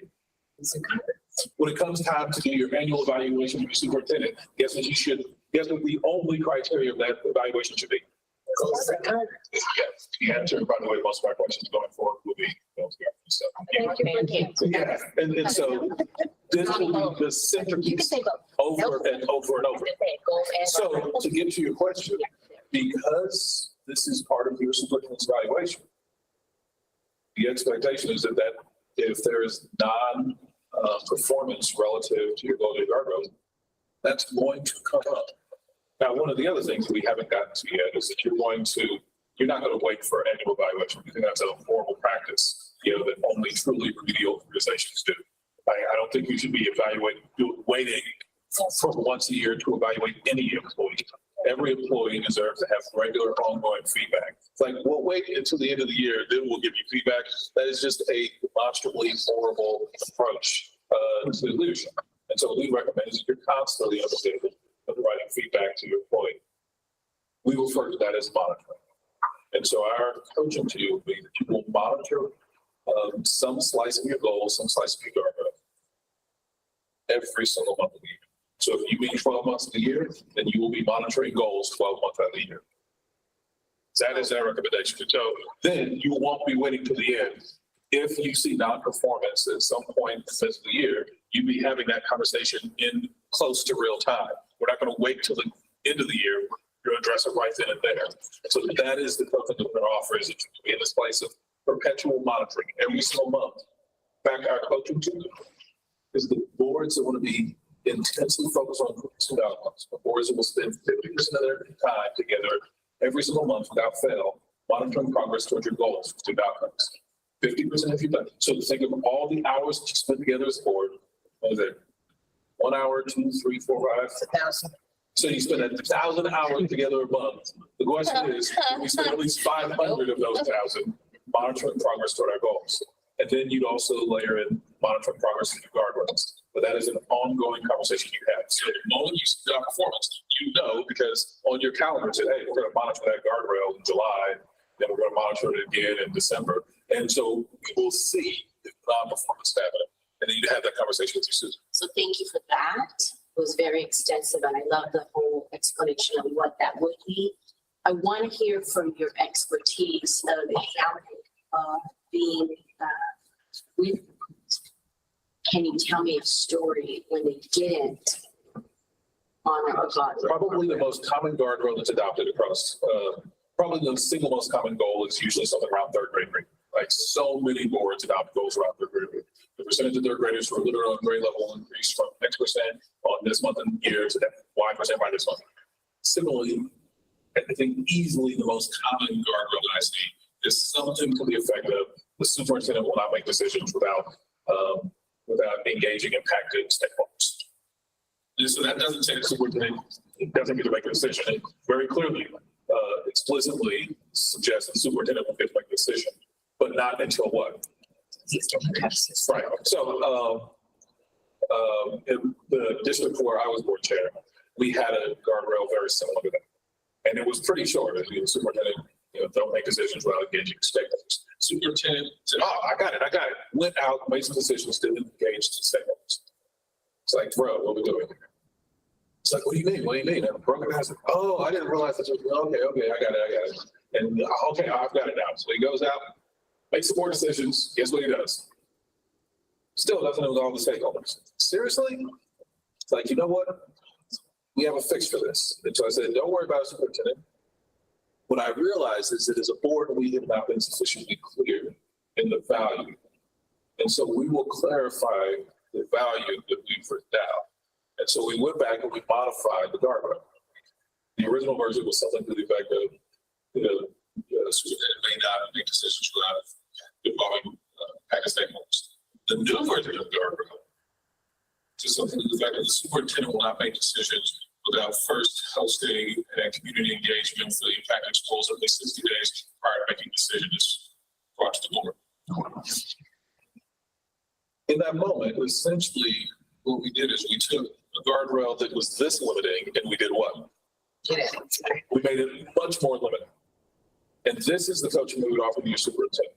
Don't threaten to fire your superintendent. That's not scary superintendent. I've been around long enough. Guess what? If a superintendent drop kicks a fifth grader and you fire them, guess what is likely to happen within a month? They'll find, if anybody else notices this, they'll find another job. So threatening your superintendent with employment, I've not found that to be a powerful motivator. What I have found to be a powerful motivator is if we can't get on the same page, so notice, we tried to get on the same page, it wasn't until the third time. But what we did is we modified the scope of their autonomy. If you want to see something that I have found is vastly more inspirational to superintendents to change their behavior, is modify the degree of autonomy they have to do their job, and that gets their attention very quickly. See, that's helpful because I wanted that specific example because of your experience with so many different boards across the nation. I think that for me was kind of sort of like the difference. So thank you. On the other end of this, how do we ensure that the board is monitoring? How do we evaluate ourselves to ensure that we're meeting our goals? You are right ahead of schedule. This will be discussed this afternoon. But ultimately, this is the structure that the board has set. They have to create the conditions to monitor. They have to make the decisions to put this into their meeting. And then they've got to take the conditions to monitor progress, which is what we'll look at it here. With that, we have made it to lunchtime. Do we want 30 minutes or 45 minutes for lunch? How much time do you want that is purely a break where you're not hearing the sounds of our voices? But you're so angelic. Being able to make sure that they're starting and ending on time is super important. Right? So we want to make sure. Yeah, make it back to get what we need, the content we can still fit in before we pay it. Yep. And I was supposed to make sure the content can be done. 45. Does anyone disagree with a 45-minute complete break from our voices? It's 15, you already 15. I would actually like you guys to make it on tape with your voices. Maybe you can. We're losing time. I know, right? No objection to 45. No objection to 45. Did you, is that an objection? No, I said I agree with 45. All right. Before we break, the expectation is if we can be back here in 45 minutes. So when that clock strikes 1:17:00, if you will be in a new seat, actually, I care less about your seats. If you'll be with a new partner Oh, okay. So by the time we come back. So back with a new partner, ready to go. Yeah. Fully engaged at 1:17. Can everyone agree to this? Yeah, recess until 1:17. Well, hold on a minute. Yes. Recess until 1:17. Thank you, Brad, for the Have a record. good one.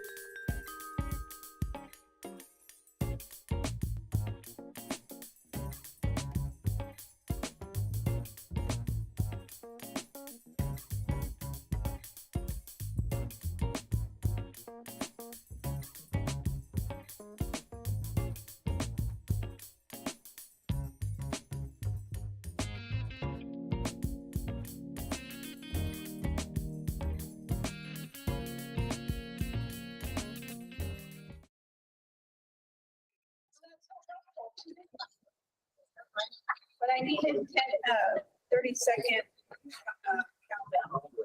Timer off. Recess. Oh. Thanks for that. Second session.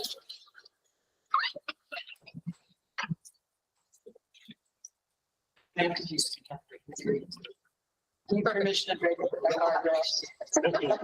That sun is like pretty much right here. Oh, yeah, let's fix that. Door, yeah.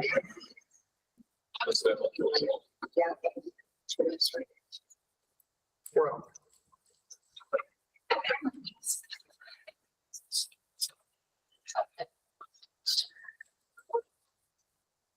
Welcome back.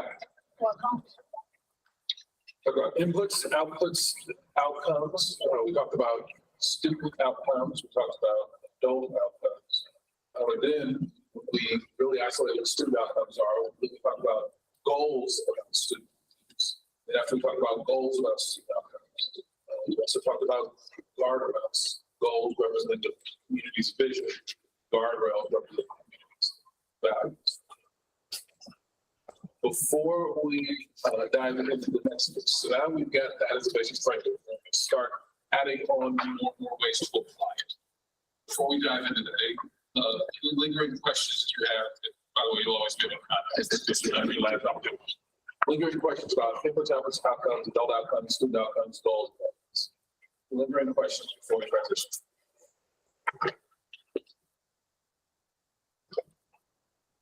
What do you say your priorities are? Is only really meaningful if it matches what you demonstrate your priorities are. How do you think a board demonstrates what their priorities are? How they spend their, stop it. Rewind. How might a board Their demonstrate time. how a board spends its time?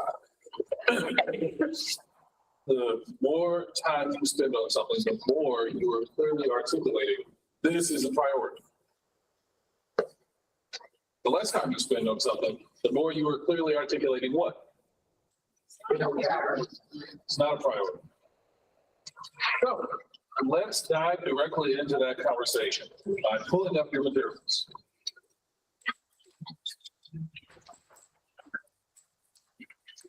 In this packet, you have something with a big paper clip that starts with Thursday, December 14, 2023.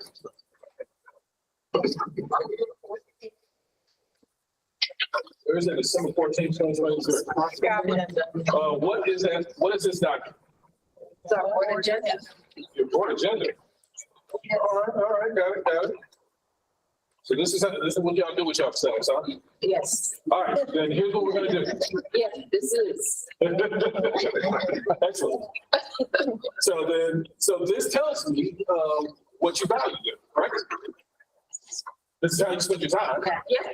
All right, so first time through with your shoulder partner, go through and identify each item which is focused on your goals for student outcomes. So next to each one, I then put a Y for yes, this is focused on our goals for student outcomes. This is actually providing us measurable information about our children learning relative to goals we've adopted. So for each item on here, identify either a Y, yes, this is aligned with our, this is focused on monitoring and understanding the progress we're making toward our goals for student outcomes. Or an N, no, this is not aligned, this is not focused on our goals for student outcomes. So either a Y for each item on the agenda, yes, it is focused on our goals for student outcomes. Or an N for the item, no, it's not focused on our goals for student outcomes. Have fun. All right. Yeah, is this a group three? We're three. Excellent, have fun. So each item, including the consent agenda. Depending, if you did the consent agenda as one item, then you could do that as one. If you did it as separate items, then do it as separate. Okay. I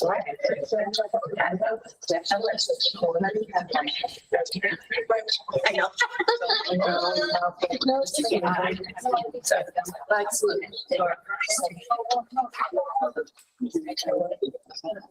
So, yeah, sure.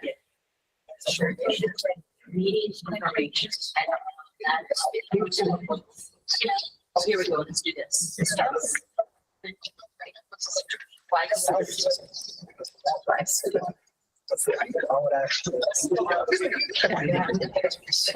Adoption.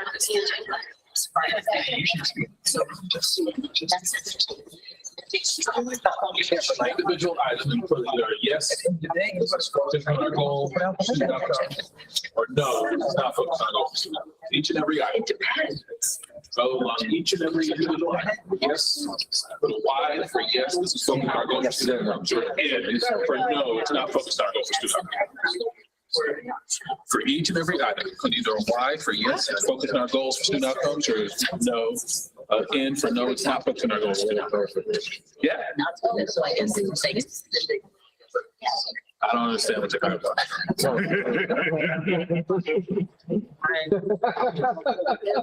Can't help it. I don't know. It's a Y or an N. So on the consent agenda, it could be yes, right? So. You go Y or X. No. All in, yes, all in one. I think just to get one, we check the all. So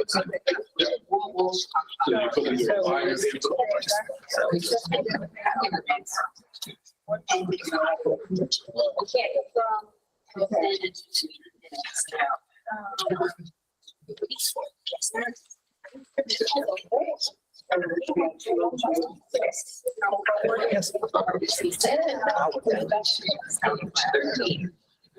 So. Oh, yeah, sorry.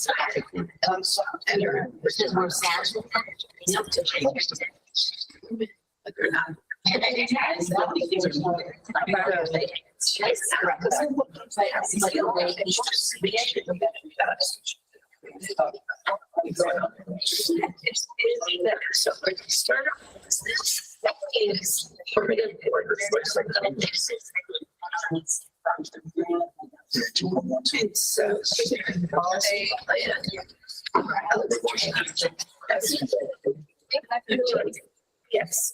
So this is explaining to us. So it's credit for two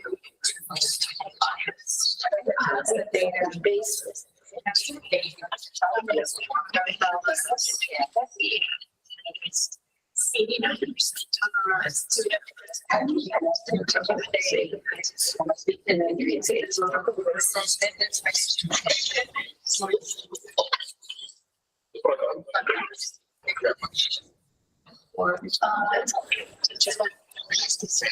Okay, gotcha. So that's.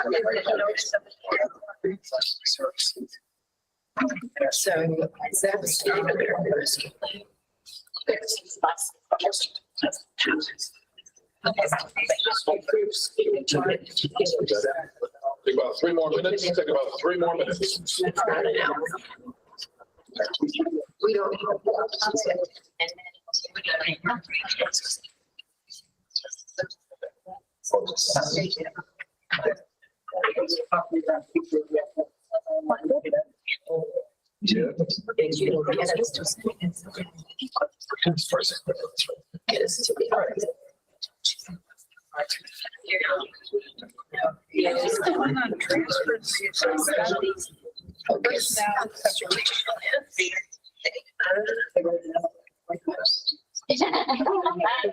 Yeah, that's.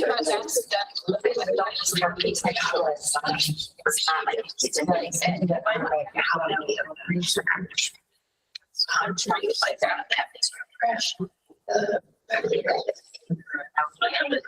I don't just.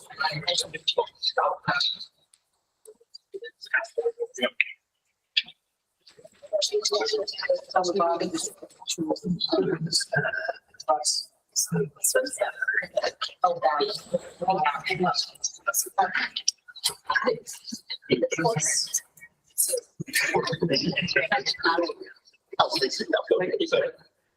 Like for the kids.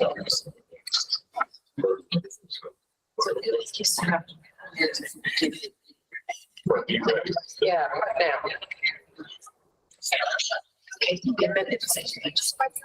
Someone else. That's right.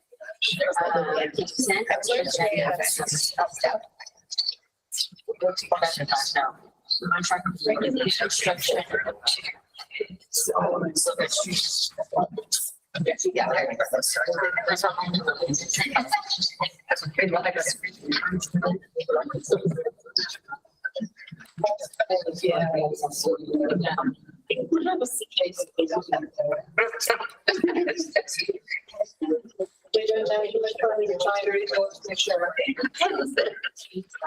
That does not mean you have 5 minutes. I'm not done. We're debating over here. Should have been quicker than that. Ooh, I see you. Those is going around. Oh, listen, young lady.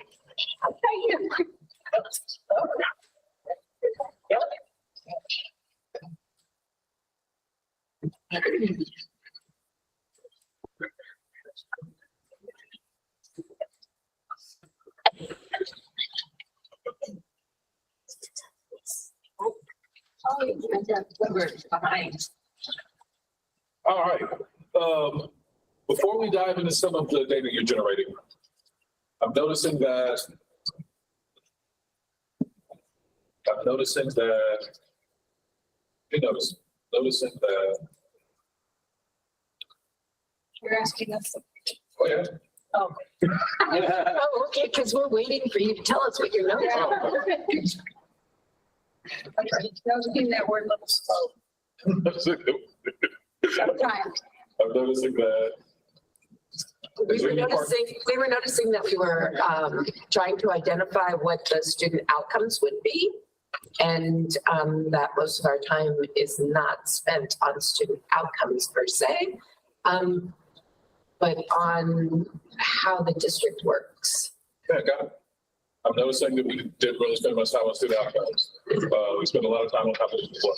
Yes. I'm noticing that. Noticing that it was a much easier task for somebody who has structured the agenda before. So you would know where those items fall naturally. I'm noticing that I'm bringing, as a superintendent, transactional items by law, required by law, that the board has to approve. That are potentially just inputs and not necessarily outcomes. Yeah, noticing what I'm bringing to the board is a bunch of items required by law, because ultimately about the inputs. Anybody else? I'm noticing that. I noticed, I'd like to build on the superintendent and notice, and also say that I'm noticing that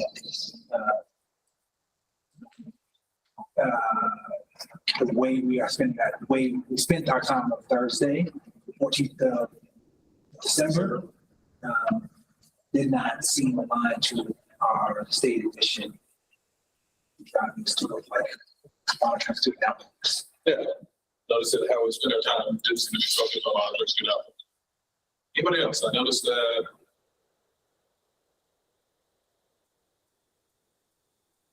All right, let's dig into the data. Who's got a why for it? There's whys and ends, yeses and nos. Who's got a yes for it? Yes, ma'am. 3.02, Hold on for a second. I was getting there with you. page 13. 3.02.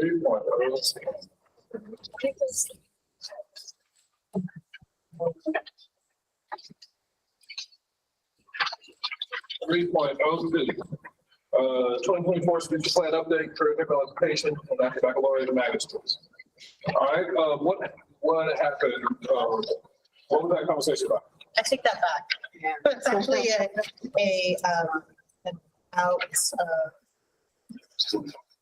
So what was that? Let's take 302 for a second. What did you discuss during 302? 302 was a presentation of the status of CTE, IB, and school enrollments. All right, so it was about the enrollment in those three programs. Got it. Is that an input, output, or outcome? Certainly an output. Is that an output? Do you have a goal about CPE, IB, and magnet schools? Yes. So what is that goal? Plan. To increase the enrollment and, resolve some inequities. I don't really. Yeah, it's to increase, when you look at it, it's to, I don't know the specific memorize, because we have a lot of goals. Yeah. We'll might talk about this. Yeah, we do. So it's pretty much increasing performance participation, also increasing, by student demographic as well. So is the goal about participation in these programs or about performance in these programs? Both. So the goal says we will increase performance and participation in CTE, IB, and magnet schools. Mhm. Forgive me, I need to pause for a second. Performance as in they successfully earned a IB course or a CCE certificate. I don't remember. What your measure of magnet school performance? I think It was enrollment. The magnet school was just enrollment. So the CTE was enrollment, and did they earn a certificate? Correct. IB was enrollment, and did they earn a diploma? Correct. And magnet schools was enrollment. Correct. All right, so there are essentially 5 indicators. What are 3 of those indicators are what? Are outputs. They're definitely not outcomes. So 2/5 of that goal is about student outcomes. And so now that we're clear about the goal, how much of this presentation was about those 2/5, and how much of that presentation was about the 3/5? It was more than that. We also talked about things of the team. The team presented information about what they've learned, some challenges. So I think none of it has, I mean, yes, what it has to do with student outcomes, but it's all about what adults are learning about the student. So let me ask one more time, and anybody feel free to jump in. How much of the conversation was about the 2/5, about what percentage of our students are earning certificates, where were we, and where are we in that percentage? What percentage of our students are earning IB+, where were we? How much of the conversation was about student outcomes, and how much of the conversation was about student enrollment? I would say 2/5, because that's the way it was broken down. Yeah. The presentation, I would say it would be about 2/5 of the So we got 2/5 of a yes and 3/5 of a no. Got it. Yes. All right. See, we're digging into stuff, we're figuring things out. So we've got 3.02, sounds like 2/5 of a yes. Better 2/5 of a yes than 0 of a yes, right? All right, what do you got? We had a debate. Okay. So I want input. 3.01, American Rescue Plan, elementary and secondary school emergency relief funds, are our funds. Yeah. We have specific outcomes that we expect from the use of these funds. Good. Specific student outcomes. Excellent. And the presentation showed how those funds are being utilized into those goals, right? So we were trying to decide, were we discussing student outcomes or were we discussing output? Because I know the end goal and where we're going and how far we're going with it, I thought that we were discussing our outcomes, where we are to achieve our outcomes. We disagree. He said it's no. And Sid, what you got?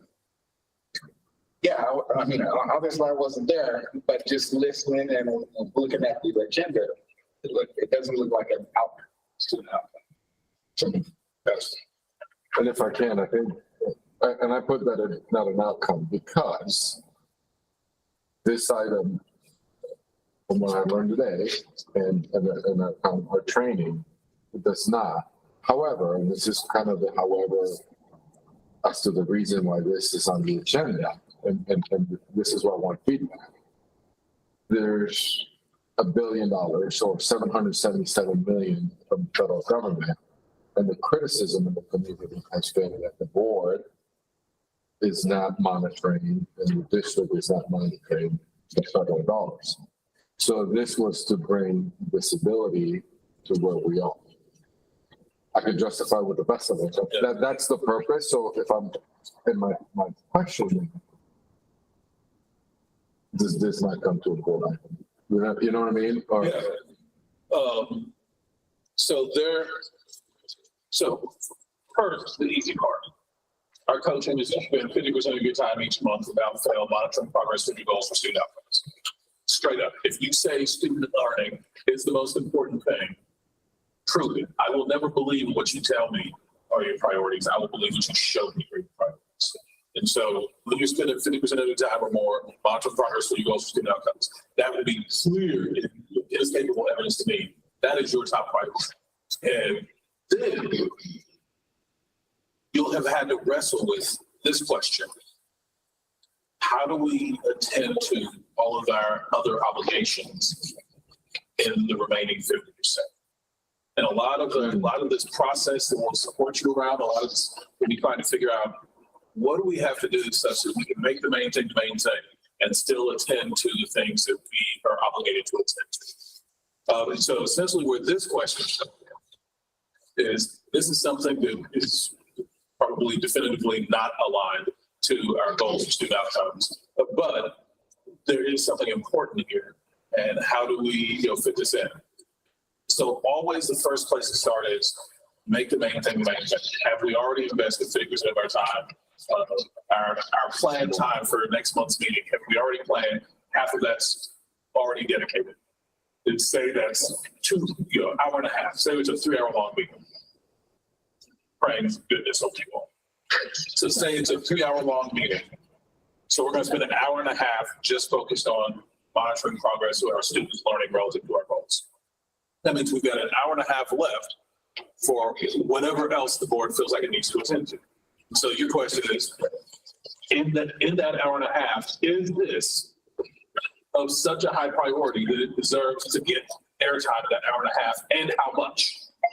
And that's the type of decision making that as a governance team, that's the type of decision making that we want to invite you into. It's like, okay, we've budgeted X amount of time for this month, and we've got to fit all of our other stuff into this amount of time. So we can make sure the majority of our time is focused on the third matters most. And okay, there are these 10 things we can talk about. Which of these are the most important for us to actually spend our time talking? And sometimes it's going to be all 10. Like, all right, well, then that means, we've got, 90 minutes, so we can spend 9 minutes each on these 10 things. Or you look at them and say, you know what? These 2 things are more important than everything else. So we're just not going to talk about those 8 things. Superintendents, email us an update on these 8 things. At the board, we're going to focus in on these 2 things that we decided are the most important to talk about. And so it's those type of strategic decisions about what matters most, like what strategically are the most important things for our schools to focus on. Let's spend our time on that. And then for things that you all choose that don't meet that threshold, that doesn't mean that it's appropriate to just forget about it. All we're talking about is what you do with the time of the board meeting. And so maybe this is a really important thing. So you sit at home, you put together a full presentation and send it home to your board and say, hey, here is the full rundown. Posted this on the website. So there's, public accountability for how this is spent. If you have any questions, contact me, my CFO, and we'll walk through this. And so you still have a process for oversight. Well, what we're talking about is what are we spending our board meetings on versus what are we not spending our board meetings on? And There are going to be really important things that you'll decide, yeah, that is important. But it's not more important than other things, so we're going to focus on this instead. That's a hard conversation. I'm not pretending to you that it's an easy conversation. It's a hard conversation. But those are the types of decisions that we're going to support you in moving toward. Like, let's be clear. Let's send a clear message to our community, a clear message to our staff of what matters most. And then for the things that don't get cut, what is the alternative oversight mechanism that we'll deploy to make sure that it was not dropping the ball on things, but that they didn't make the cut for the board. That's all I have. Yeah. I really appreciate the way that help us think about how we use our time, the more precious value. That's what we got. Right. In thinking about the student outcomes piece, which we have about something, no matter how many is 50%. What's the way that we can help? What's the better way to ask? How do we make sure that if we're getting presentations, you know what, we've now spent 90 minutes of this, and this person told us about a thing, but I can't make any connections to the outcomes. How do we coach the superintendent or the team to say, you know what, we appreciate this information, and next time this needs to be student outcome based on, like, what's the way to give the feedback that, hey, we had X amount of time, these presentations weren't aligned to student outcomes? So the better plan is to do exactly. So it's not particularly useful to do that during a board meeting. Why is it not particularly useful to note during the board meeting, the board meeting time isn't used very well? Well, it certainly looks unprofessional, but why is it not a particularly useful time to note that? Because you can't do anything. And you can't do anything about it. The time has already been squandered. And you're not going to get the time back. So what you're describing is a useful insight, but it's most useful to happens when? Before the board meeting. That's the answer to your question. Is the best way to find that out is to know before the board meeting. So if you don't know the answer to that question until you're at the board meeting, it's too late to capture that squandered time. But if you can know that before the board meeting, then you can avoid getting to a squanderance of time. Let me give you one example. By the way, this is not a recommendation. You all are going to have to find your own path. You'll have to find your own path. But I'll give you one example of, I just finished my service with my school district on December 31st. So I have to refer to it as my form for school district, but every now and then you'll hear me talk about my board, my district. It's off the clock now. But what we've done is all of the material for the board meeting, including the presentation the staff are going to provide, are delivered to the board 12 days before the meeting. How far in advance of your board meetings do you currently get? 6 or 7 days. We recommend a minimum of 7, but we've got some boards that get 14 days in advance. Mine is we give 12 days in advance. That includes all the presentation for the staff. And so if the staff has presentations, how are they getting those presentations to us 12 days in advance? What are they emailing us? In what format? Agendas. In what format is the presentation? It's either a PowerPoint or a YouTube video. And so 12 days before the meeting, I can watch all the presentations that we're going to be given at the meeting. I can see all the PowerPoints that we're going to be presented at the meeting. And what we've essentially done, it's not universal, like absolute, what we've essentially done is ban staff presentations of PowerPoints. So get these to us 12 days in advance. Why did the board choose to do that? What's the benefit to the board? Is that what's reflected? Oh yeah, it's all out there publicly. What's the benefit to the board?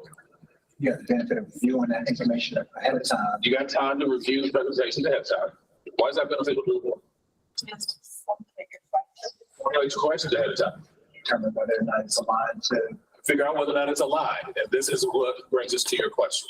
Is that the process that we have is that we get the materials 12 days in advance, then board members have 5 days to submit questions to the superintendent. Superintendent will have another 2 days to come up with a written document that has all the questions and all the answers to those and send those back out to the board. So a week before the board meeting happens, the board not only has that opportunity to view the presentations, have an opportunity to ask questions, now has a document that has all of the board members' questions and answers for all of those questions, and then can make a decision which of these things needs more board's time and which of the things don't need more board's time. In our case, our default is none of these need board's time, unless board members actually say they do, in which case then those are left on the regular agenda and everything else just lives on itself. Agent, the benefit, this is the second week or the movies, is we are not sucking up the time of the individuals, personnel that do a face-to-face, whether it's virtual or in person. So it frees them up to do the work instead of having to meet with us if it's front loaded like that. The onus is on us to be accountable to do our homework.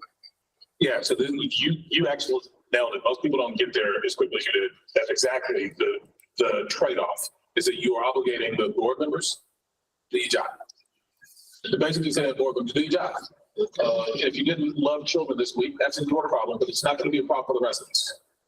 Like if you didn't choose that, so be it. But the rest of us did, it's a problem for us. And so that is a trade-off. The trade-off is it means you actually have to do your job. And if that's a problem for board members, then this would not work for you. But, for our board members, I don't know that you can ever get them to go back to the way it used to be. I don't know if you could ever make that happen. So just following up on what everyone had said and what your board, previous board, congratulations, by the way. So that would eliminate, like for instance, we have a protocol right now where we have briefings, and it's like the Thursday before the following Thursday's meeting. And then we do have the opportunity with our liaison, who's also assistant to superintendent, that if we have a follow-up question that's not answered in the briefing, the onus is on us to ask that question so that we don't have to ambush anybody with a question at the board. So you're saying that these are not recommendations, but did your board then, so there were no briefings done, it's just basically through YouTube or an email, and then it's on the board members? If the board members, want to reach out to the superintendent, say, hey, can sit down with me and walk through this, they're welcome to do that. But there are no formalized briefings, like we have groups right now, like Tuesdays. Not unless sometimes there'll be a big issue, the superintendent like, hey, I really need to get y'all up on this. And maybe the example that you surfaced might be one of those, hey, this is a really big issue. You've got the presentation, you got the information, but I'm going to make these times available. Folks want to come in and do a face-to-face briefing if we can. Part of the reason that we like it the way that we have it is for what you actually said about it. It's not just board time that we find protect. Who else's time are we finding protect? The personality. Why? They need to work. They need to get the outcomes. There's stuff that I want them to get done. I'm not trying to protect their time because I like them or care about. I'm sure, like I say, I care about your well-being. But the real thing that I care about is, are you getting the job done? And the more of your time that I take up that isn't getting the job done, that's just time that isn't getting your job done. And some of that's going to be necessary. I mean, the staff's going to have to spend some amount of time on board stuff. But y'all got to make the decision, how much? Like, how much do we want them doing? How much of my superintendent staff would I prefer they be in schools versus in meetings with board members? Like, that is a real question for a board to wrestle with. And I know the answer for me.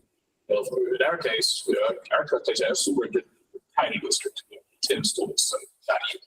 But our expectation is that superintendent, she needs to spend a lot of her time with principals in schools.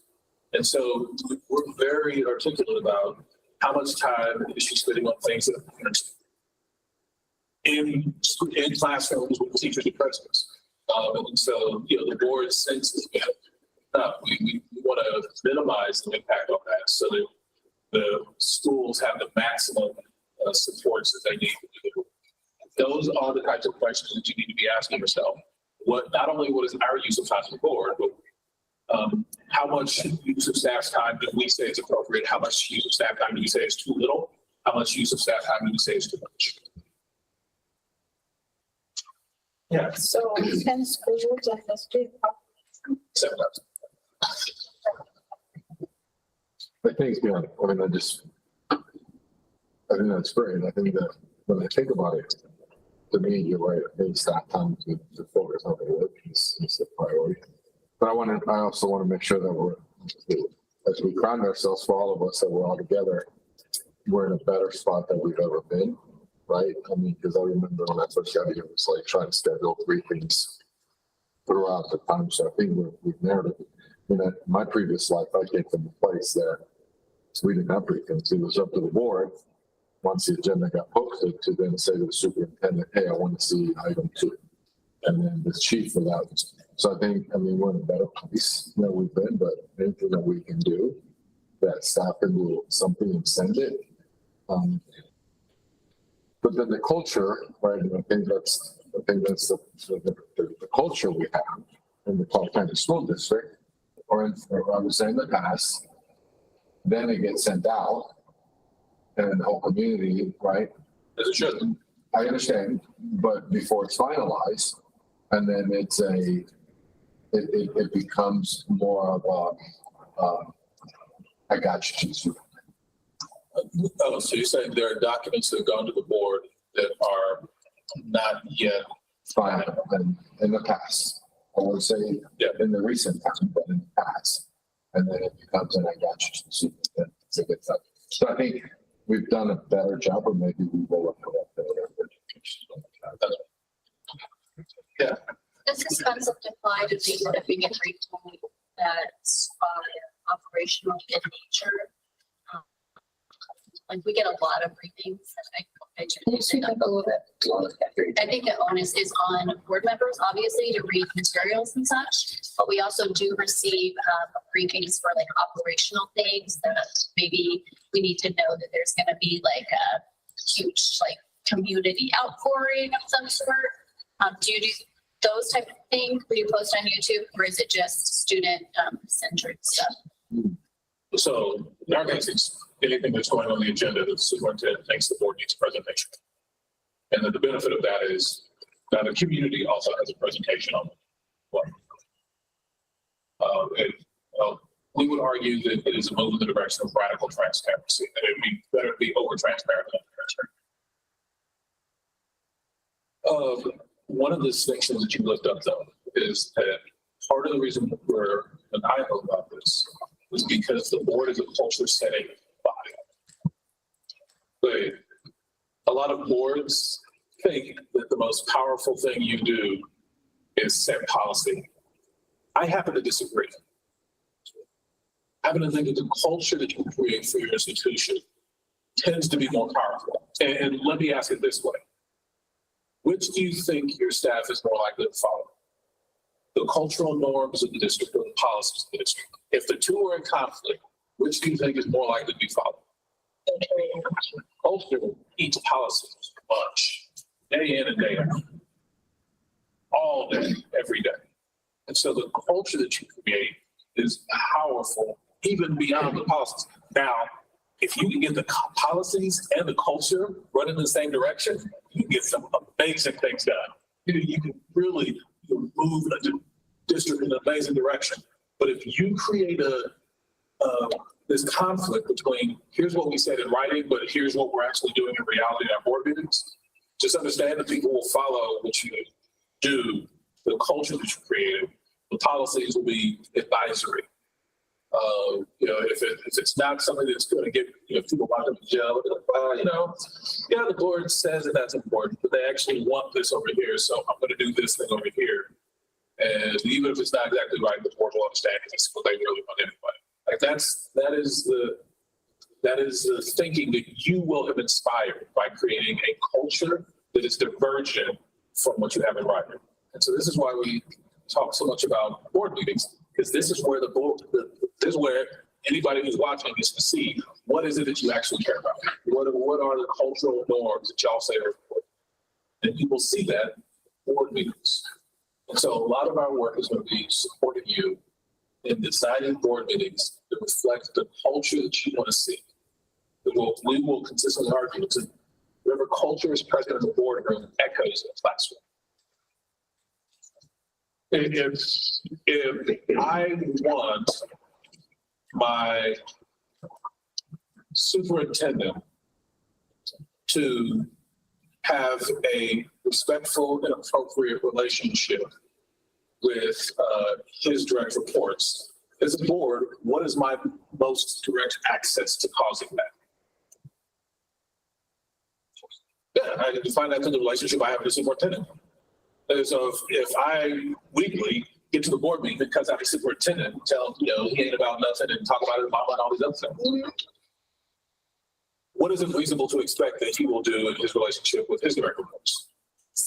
Yeah, it's reasonable to expect that he'll do the same. And what are they likely to do to the area soups?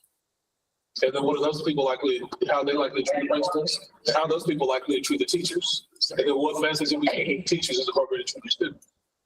And so whatever is the cultural norm you want to be true for your students and teachers, however you want them to be treated by leadership, your access to that is showed up in how you show up in your board meetings, because it's sending a cultural message about this is what we expect. And what we would encourage is that is certainly a conversation that is trying to support people to continue to improve. It's also a conversation that holds people accountable. Like, I would want my kid's teacher to let me know if my kid flunked the math test. Like, I don't want my teacher, oh, well, I know you flunked the test, but it's okay, you meant to do well. That's not what I want. I want the teacher to be like, look, AJ Jr. didn't get the math test. Here's what we got to do. And here's what we're going to do to get on track. I would expect a very clear, very direct, unapologetic conversation about performance, to happen between my kid and my teacher, my teacher, kid's teacher, and me. I'd expect that. And so this is about backing away from in fact, it's about leaning into real conversations about performance.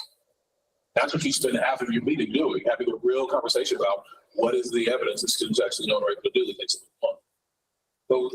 But how we have that conversation does matter. Like, the teacher can have that conversation with my kid. I go, well, AJ, you ain't nothing. What's wrong with you? How come you didn't do what you need to do to pass the test? But they'll be like, hey, look, you definitely failed this test. You definitely bombed it. With your hard work and my support, we're gonna put in some time. We're gonna get you where you need to be. It's a direct conversation, but it's one that's grounded in continuous improvement. That's the same nature of the conversation. So we're going to coach toward happening. They're not designed to be comfortable. Notice nowhere in this is an expectation for comfort. The nature of the conversation is not designed for your comfort, and it's definitely not designed for his comfort. It is designed for continuous improvement. Let's be very real about current performance relative to the community priorities. And what are we going to do to move in the direction of honoring those priorities? Yeah. I want to cycle back to what Lola had asked, kind of piggyback on what she was talking about, the required thing with operational items or something really important. So with not only just your board, but also with the boards that you had worked with in the past, and like you said, this is not a recommendation, we have to work this out among ourselves. So did they eliminate consent agendas altogether or modify them in some way? We've had a lot of community outcry about so many things that used to be separate items on agenda that are now lumped into the consent agenda. And, it's been hard to deal with those external, shall we say, concerns. Yeah. So here's the concern that you need to calibrate around. How are we creating radical transparency around the operation of the district? That's set the mechanism aside. People complain about this mechanism or that. That's not what's important. The first thing to be important about is how do we create a culture of radical transparency where the things that the community has a right to know is readily available for them. It's not obfuscated in any way. That's the thing that you have to solve for. When you solve for that, how you address everything else won't be the focus. As long as you haven't solved for that, people are appropriately going to complain about however you conduct your business. When you solve for that, people will have less reason to complain about how you conduct your business. So it's not about, are we using this tool or that tool? That's why I said, we're not offering you recommendations right now. We're just putting ideas out there. What you need to focus on is the task. Just how do we make sure that this is incredibly clear and transparent for our community, and that we as a board are organizing ourselves in a way that we can focus the majority of our time on things that matter most. Solve for those things. And when those are solved for, then if there are still community concerns, then we'll come up with a solution.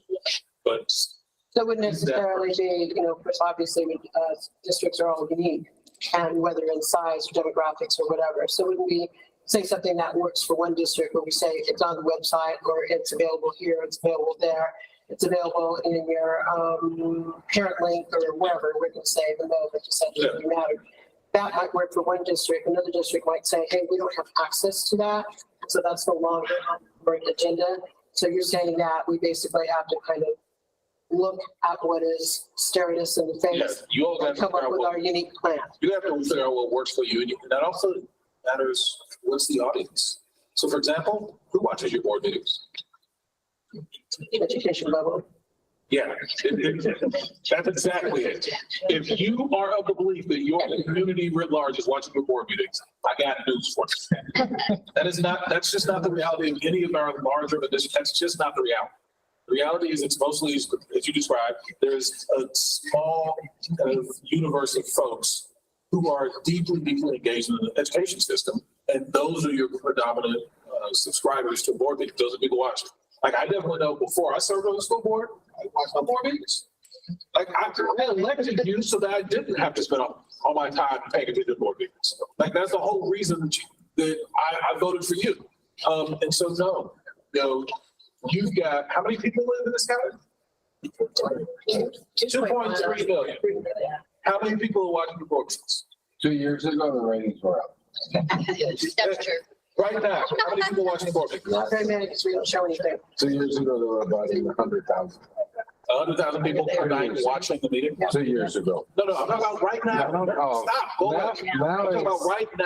How many people watching very the board little. meetings? Nobody. You can ask the tech guy. No, it's very little. It's probably a small. Yeah, so imagine it's a few hundred. The reason that's important is we're going to tell you there are people that you need to communicate with, that your board meeting is never going to be the way to communicate with. That's the insight. And that it's not, so even if you did have so-called the perfect board meeting, if the people aren't watching, then you haven't accomplished radical transparency.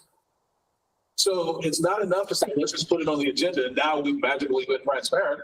If the people who need the information weren't watching the meeting, then you haven't got a job done. So part of it is being really intentional about what needs to be communicated, to whom, and then figure out what is the most optimal way to do so for them. And sometimes that's going to be the best way to do that is to put it on a board meeting agenda. A lot of the time, that won't actually reach the people that you're trying to reach. And so you just got to be thoughtful about what is the job we're trying to accomplish. Not what is Twitter saying we need to do today. What are we actually trying to get done as a governance team? And then once we determine what we're trying to get done, what is the most optimal route to that? And that will be your job to uncover. We'll certainly help support you and brainstorm, and we can tell you with everything that you do, I can show you 20 different ways to do it. And so it'll be on you to sort through all the different ways and say, here's what makes the most sense for our. We can't tell you that. We can just give you a bunch of options, but you'll have to choose from them. But don't get stuck focusing on, what social media is saying. Don't get stuck focusing on, well, this particular tool or that particular tool. Focus first on what are we trying to accomplish, and then work backwards from there. What is best going to help us accomplish that? Like if your goal is to communicate a really important message to all your parents, is discussing that at the board meeting going to be the best way to make that happen? No. What you do is you figure out what would be the best way to make that happen, and let's do that instead. That's going to be the consistent coaching, is get away from this myopic focus and pull back and say, what is the job we're trying to do? What are the best tools for the job, and let's use those. And for some things, your board meeting is going to be the best tool. For a lot of things, it won't be. And that's part of how you're going to decide. If we're going to spend half of our time at the board meeting monitoring progress for our goals for student outcomes, what do we spend the other half on? What are the highest leverage things that really need to happen at a board meeting? Because that's the best way to meet that audience. And what are things that wouldn't be the best way to meet that audience that we could just utilize us? Thank you. That's really important, because I know that people always assume that all 7 and 11 of us are involved in the agenda planning. And as past president, I know that what it is it's the president, the vice president, the superintendent, and various other support personnel that are there who set it all. And that they have a lot of questions about getting items on the agenda. And like you said, it can't just be like one community member, the values and what they really prioritize. So I think it's really important to be an explanation that you just gave, because, we just elected officers and, people are constantly asking, so are all three officers involved in that? Is the president and vice president are along the superintendent? And then we have a lot of the operational items that are brought to us by the superintendent staff because they're necessary, as the superintendent pointed out. So I think it's really important that as we kind of let the community know what's going on after we decide what changes we're going to make and what the best direction is for us, is that we keep in mind the two values of transparency and accountability, because I don't know about my fellow colleagues, but that's what I hear most often. Yeah. To clarify, the complaint coming from the community is that the things that are operational in nature and that are typical, like grant applications, for instance, are under consent, and they would like to talk about them all individually. So the complaint is that they have access to the information. I 100% agree that we should find ways to convey information in a transparent manner, but I also recognize the fact that the agenda was restructured. Items removed under consent that are not student outcome related intentionally. Like that was an intentional shift, and it's hard to get some members of the community to recognize that that was like in an intentional manner to refocus our energy on student outcomes. So after looking at your agendas, I don't have confidence that that's incredibly accurate, but because I don't see agendas that I would describe as being intensely focused on student outcomes. But I would grant you that that is a strategy, absolutely. I can see it as a reasonable strategy, say, not for the board, for this purpose. I don't see that that's what's happening today, but I definitely see that that's what you could do. And to your point, whatever decision you make, somebody ain't gonna be happy. And so your rubric can't be were people happy. You've got to decide what are the things that are most important to try to accomplish. What I'm suggesting to you is, first and foremost, attend to the student outcomes. Secondarily, attend to transparency. But ultimately, y'all got to decide what you want to prioritize, and then we will help you figure out how to get there. And whatever it is that you land on, somebody ain't gonna be happy with it. And that can't be the reason that you do or don't do something. Your purpose has to be the reason you do or don't do something.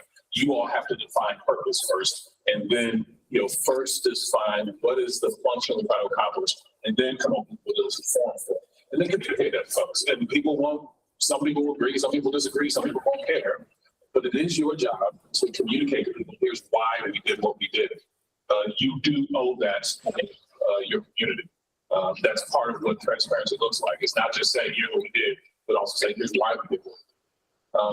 And when you do that, it won't make everybody happy, but that is what we recommend. The bare minimum is just getting really clear. What are we trying to accomplish? What is the function we're trying to perform here?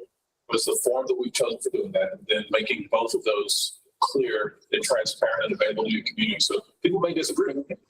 They may disagree, but at least there's some opportunity for them to have some voice in it. There's some opportunity for them to have some clarity. In your experience, when the conversations are on student, did you see, or have you seen an increase in engagement and voting from the public? Because I would love the time where the public comes to want to talk about AP scores or SAT scores or with us. No, I've not seen a relationship between those two.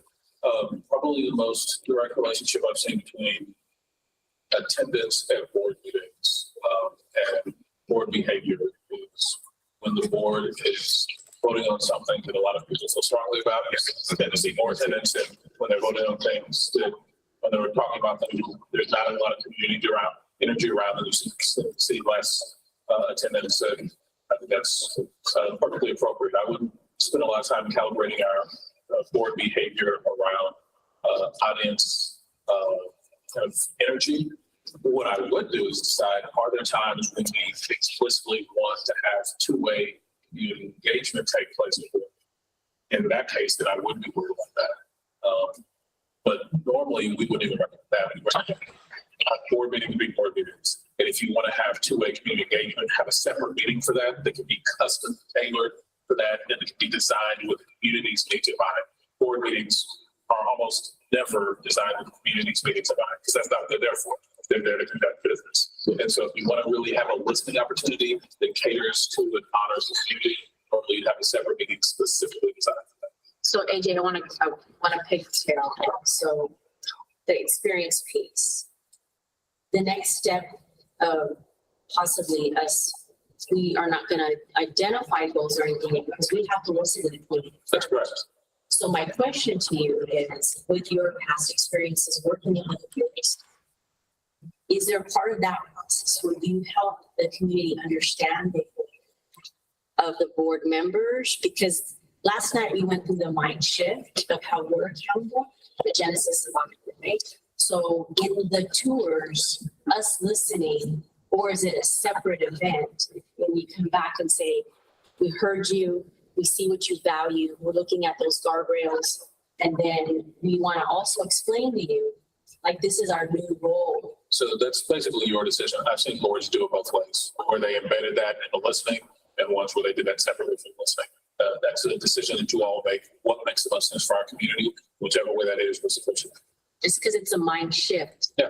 for the community to understand that that's going to fit. Yep. I'm really fascinated by the 50%. I know I keep harking it back to, but it's actually, So do we. yeah. So that 50% that we spend on student outcomes, when I'm thinking about what I'm taking information from the superintendent and seeing about the 50%, it's the outcome that we're seeing. Really, so the questioning that we then have at that point, should it be around like, why are you doing it this way? What do you expect to see differently?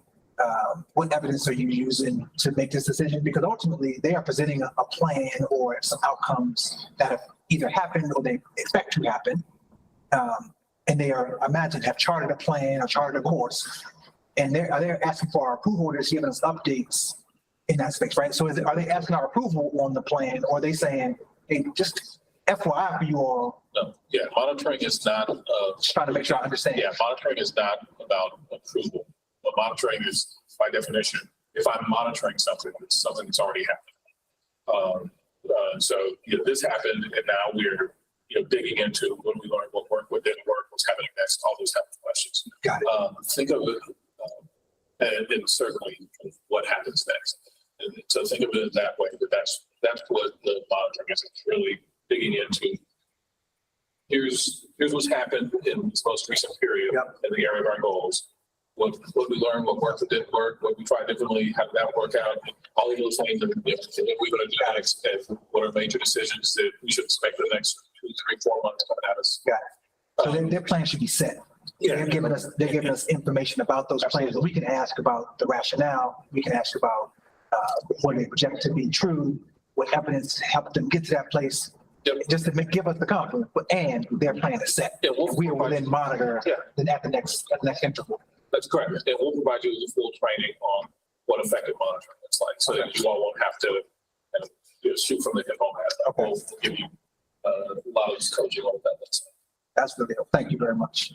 One of the distinctions that we're establishing here is between what happens in a board meeting, and not just any board meeting, but particularly the board authorized public meetings.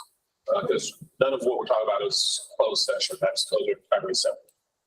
So we're distinguishing what happens in the board authorized public meeting and then what happens everywhere else. So that's one major decision the board gets to make is how are we going to spend our time in board authorized public meetings versus how does everything else that we have some accountability for get into it. So that's one distinction we're drawing. To strengthen that, we need to draw another distinction. The distinction between board work and superintendent. What are the categories that make up board? Any guesses?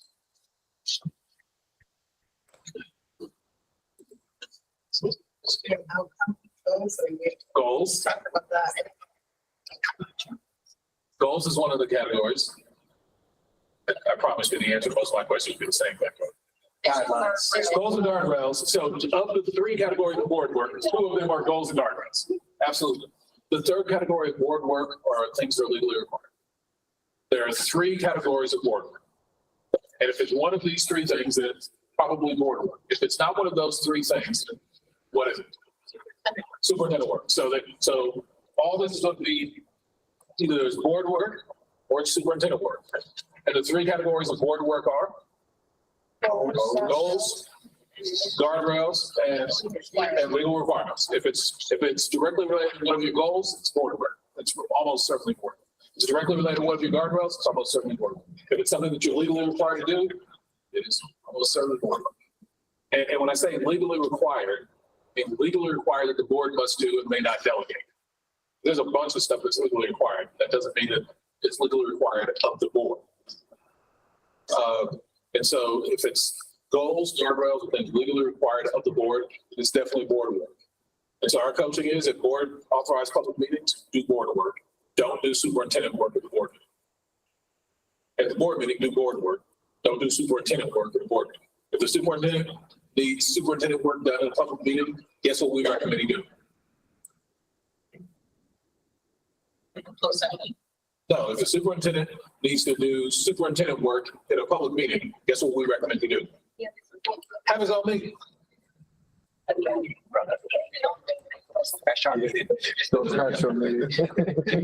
got a job, do great, do your job.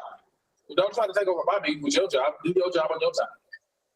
So he comes to our board meetings and we can go to superintendent meetings. Hey, so go join the public comments and superintendent. Sign on before the agenda. No. Yeah, superintendent needs to have a public meeting. Does superintendent have a public I meeting? like that. I like it. But don't bring There is superintendent. public comment too. Don't bring superintendent work to the board meeting.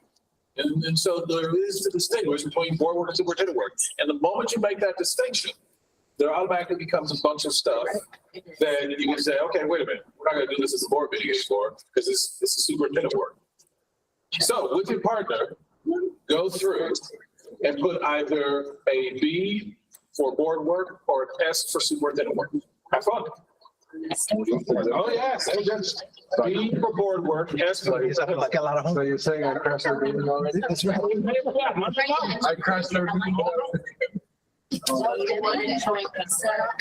Yeah, that's.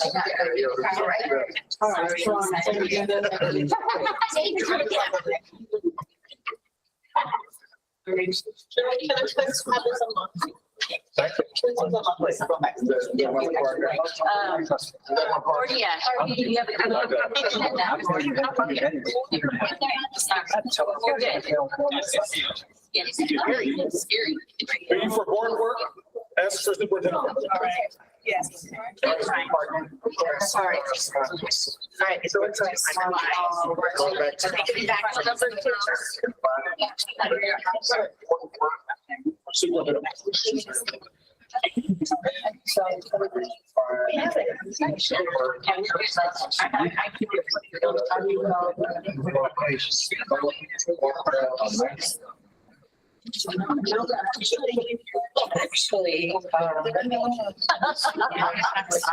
Actually, there's the board reports, which is.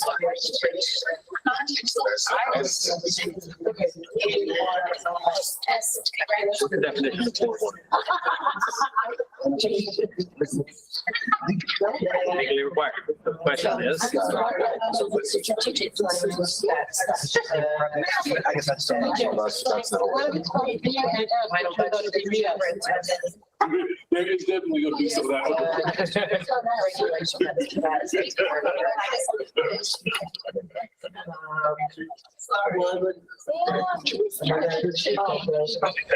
B for board work, S for superintendent work. Well, so we talked about what the rules are.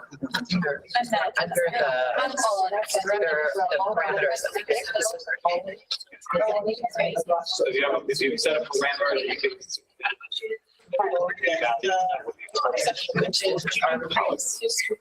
Frankly, like, how's it? Policies are much broader. That's the regulations. So when we talk about, like, so. Operational class action, we are restricting. We're gonna set it up. Could be, if those are not in place. That's fine.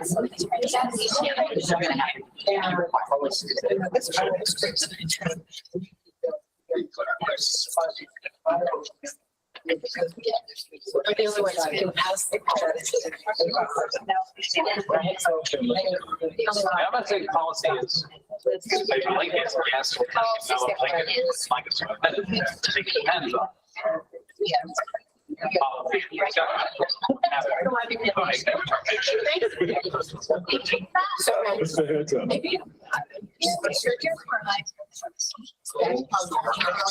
I know.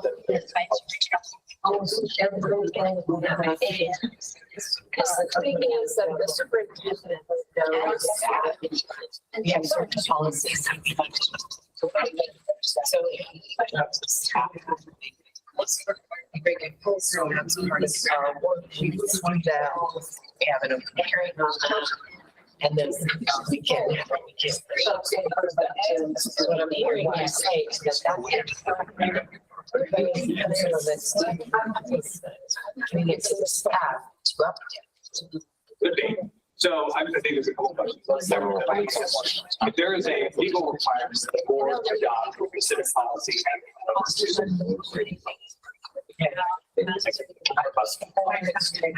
That board worker superintendent. The board is not able to. But that's correct. Yes, it's a legal policy. If the board says, if you want to set a policy on that, you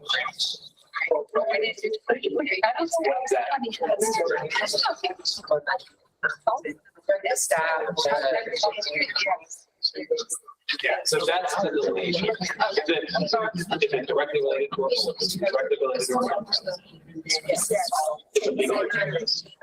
So the TPI meeting, that was legally required. That. Yeah, I just waited. Yeah,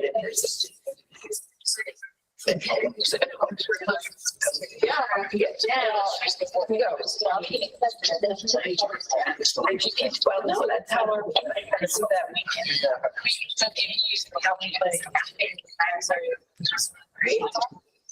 Okay. But these are big.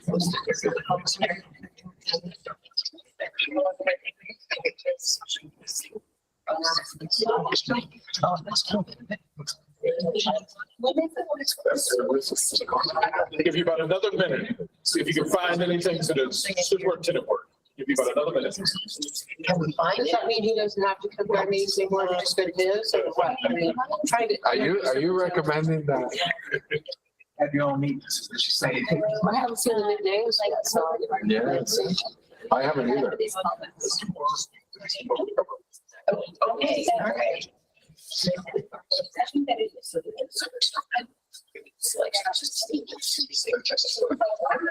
We don't cover that. Just in the board agenda.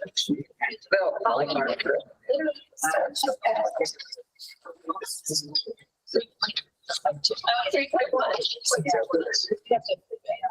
So. The American Rescue.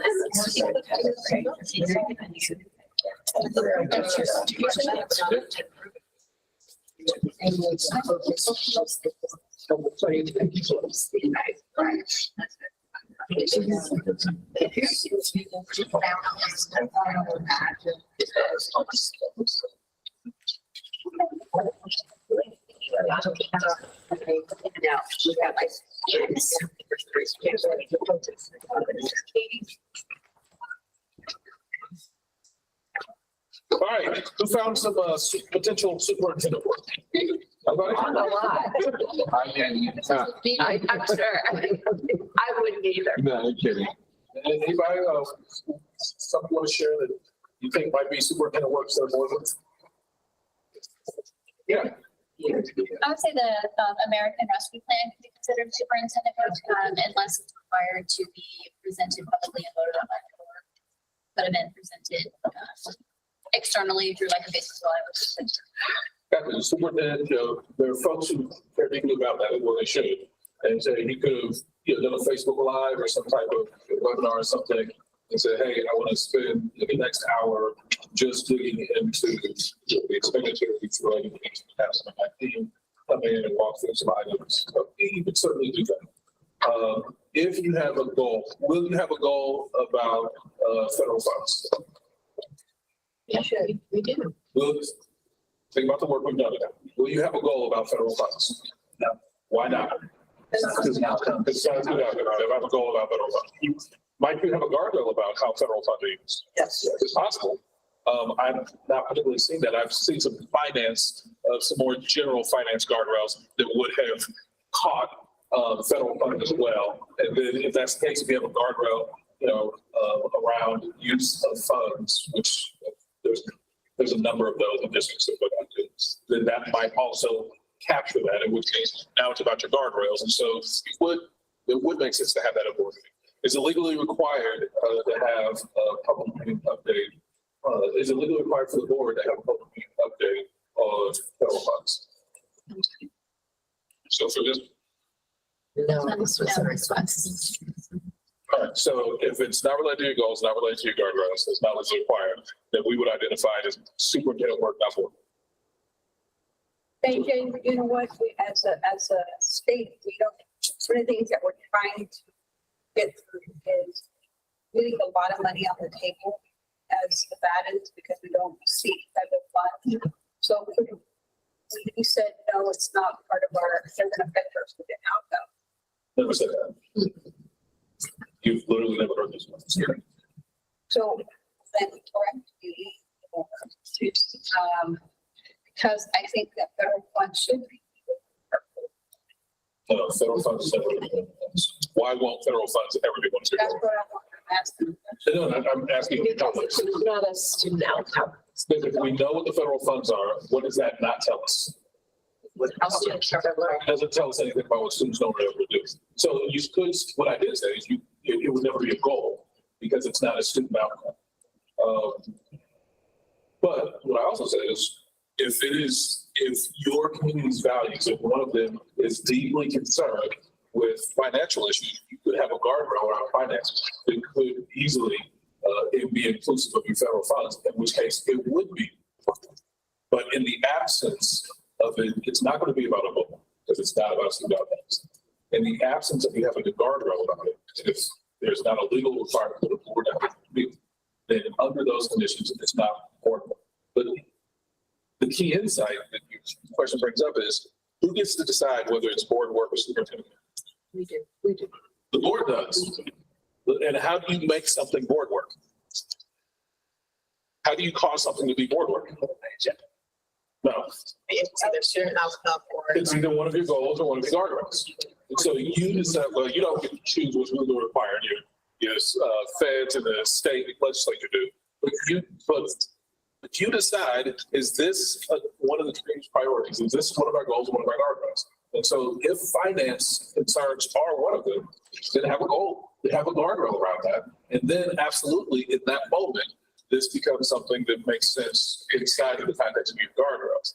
But what I'm saying is if that's not one of your community's top value priorities, then no, it wouldn't be. At that moment, it becomes superintendent work, and it's on him to go figure out how to make that information publicly available in the most appropriate format, which could be a website report or it could be a webinar, YouTube, something like that. Is that explain the difference between what you said, which was this doesn't impact student outcomes, which that is definitely not what we're arguing.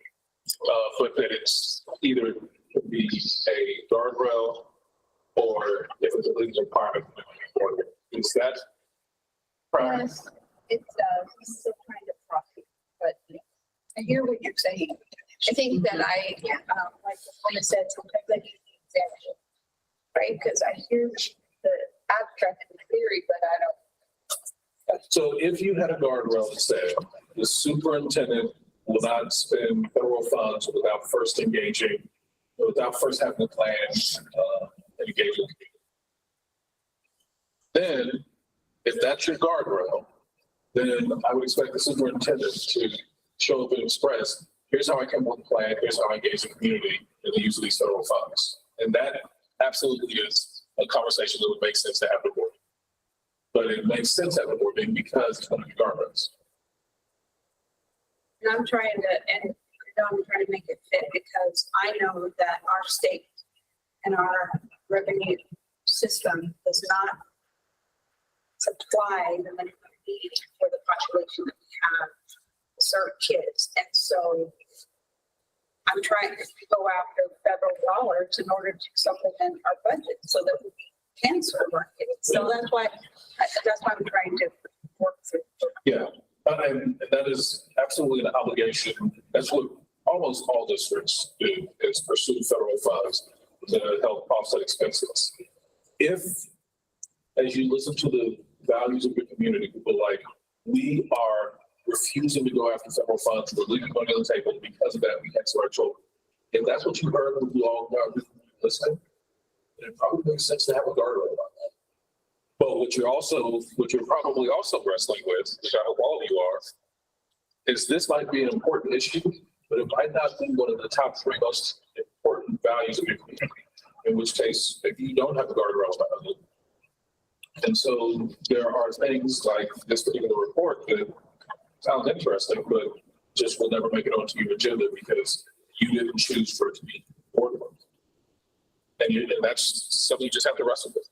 And not having a guardrail, does that mean, if I don't have a guardrail around it, does that mean that the school system will not do this? Are you going to have a guardrail around we should feed, don't let children go hungry at lunch?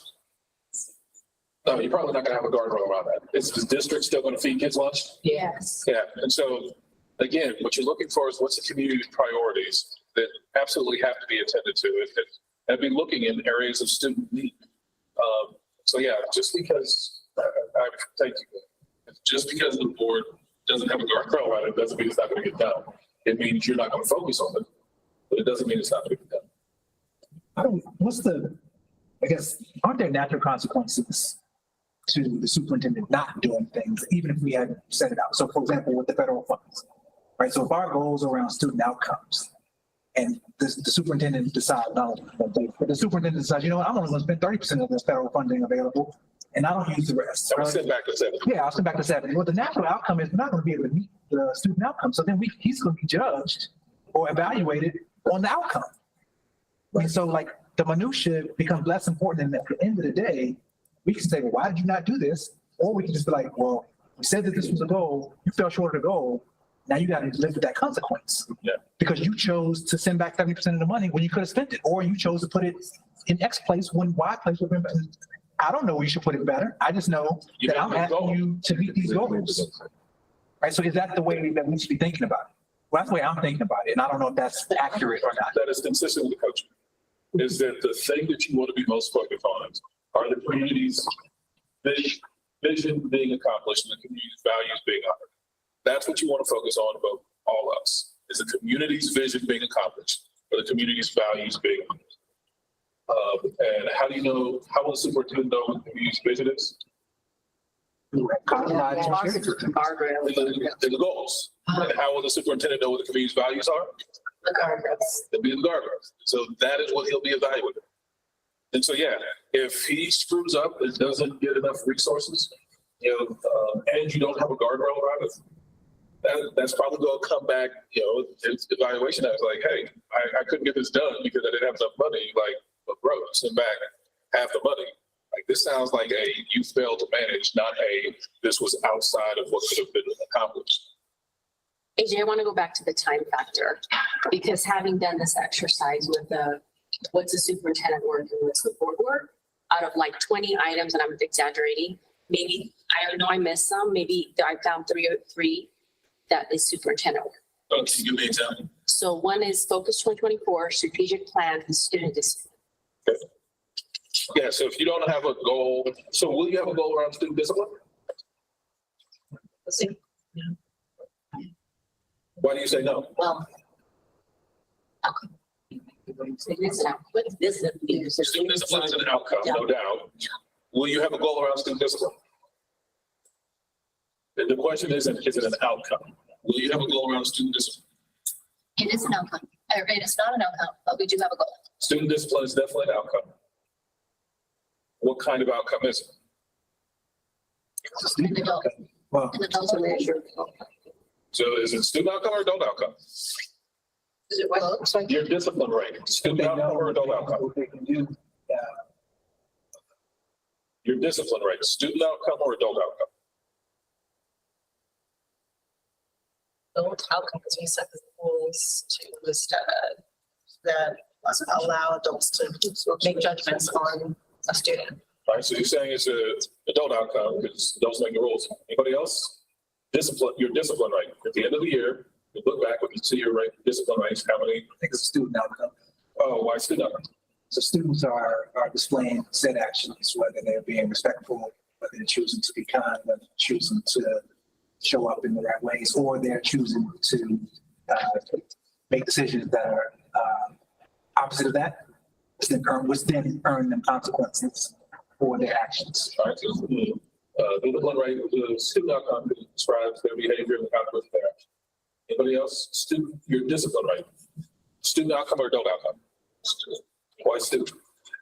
Very similar because they chose to actions that have been contrary to policies that. Why adult outcome? Because I think it will show what kind of support we're giving to students or resources to the students. So it's more a measure of the support resources that adults provide. So one of the things you'll have to figure out is you have to decide as a board, is this an adult outcome or student outcome? That's your first step. Once you figured out, is it an adult outcome or student outcome? If you arrive at it is a adult outcome, will you ever have a goal about it? No. So it definitely won't be a goal. But you have a guardrail around it.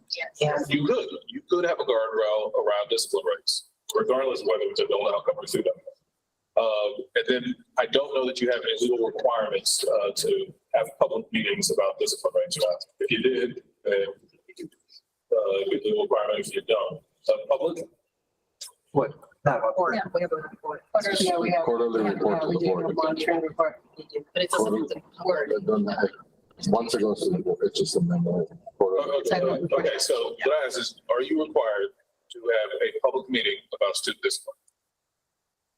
No, but we held a pay because that's where that's our most required. If you look at our public record requests, I think superintendent backed me up on this. They asked for the number of suspensions, expulsions, hearings, and especially recently. And so that's out there. So even though we're not choosing to do those public record requests, they ask for the number of violent incidents by school. Yeah, but people making public requests is not the repercussions of using how to send a public meeting agenda. So the question was, are you legally required to have a public meeting about student discipline? No. Okay, then in the moment, it's not a goal, it's not a guardrail, it's not a legal requirement, and it's a board work or superintendent work. And it's definitively superintendent work. And that does not mean that the board shouldn't know about it. That doesn't mean the board should have information about it. That doesn't mean that the board shouldn't care about it. What does it mean? The moment we identify as superintendent work, what does that mean? Yeah, don't do it at a board meeting. That's the only thing it means. And that was my kind of follow-up to what I'm asking you, knowing how this is not 50-50 as is. No. So here's an assumption. So if you get to a place where it becomes that, because that's the aspiration, then you probably reduce your request for information from the public because you have more transparency. And maybe it's not a board meeting item or discussion. You have a town hall situation instead to address and have those things so that people have those needs met. Or superintendent portal, Yes. right? Oh, no, I think it's a superintendent meeting. I'm excited about the superintendent meetings. You're interested, there it is. Yeah, there's any number of ways that this can be solved. The only thing relevant to this conversation is that we've resolved that if it's not board work, then where should it not be handled? We're not- At a board meeting, that's all. That's it. So not saying the board should receive information about it. Even if your discipline rates are not board work, that doesn't mean the board should receive information about it. We're just saying, what? Just like with the board meeting. If it's important enough to you as a board because it is a priority community value, then what is that, coach? It's their value, it's a guard. Yeah, then create a guardrail around it.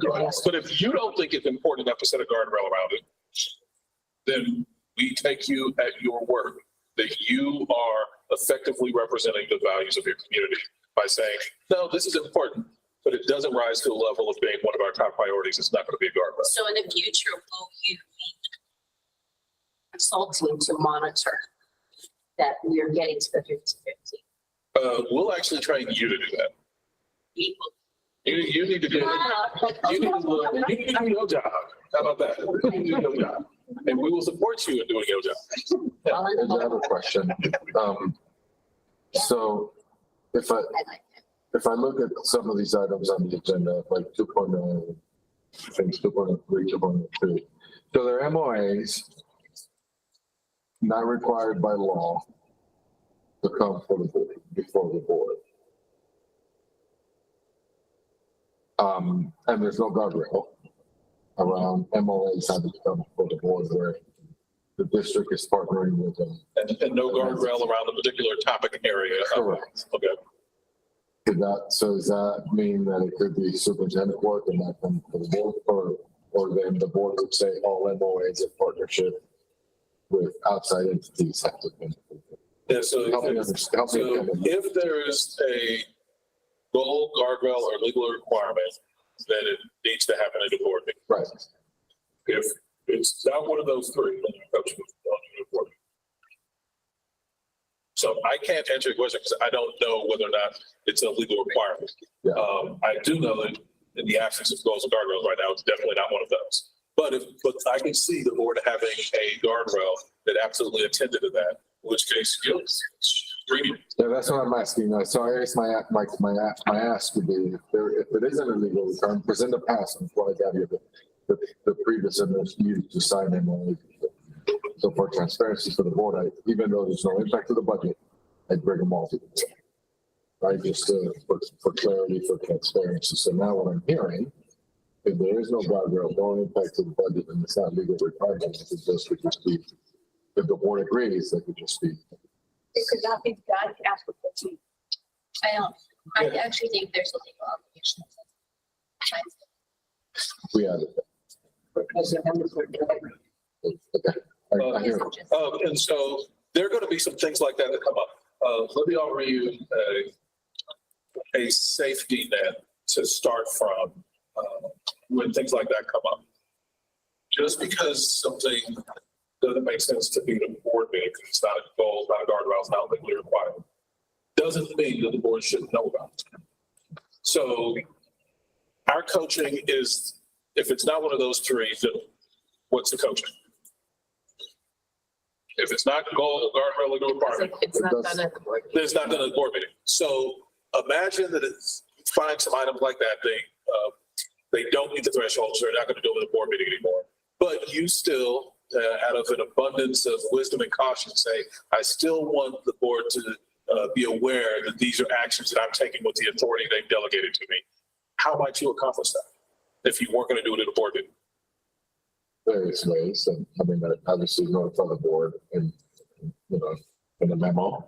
Yeah. It would be my one-on-ones, a lot of different ways. Yeah, you find a way. And so the thing that people sometimes get twisted, we're in no way suggesting that there's any information the board shouldn't have. Right. That is not the conversation. So if you're hearing that, you are mishearing. There is only one thing that we've been talking about for the past hour.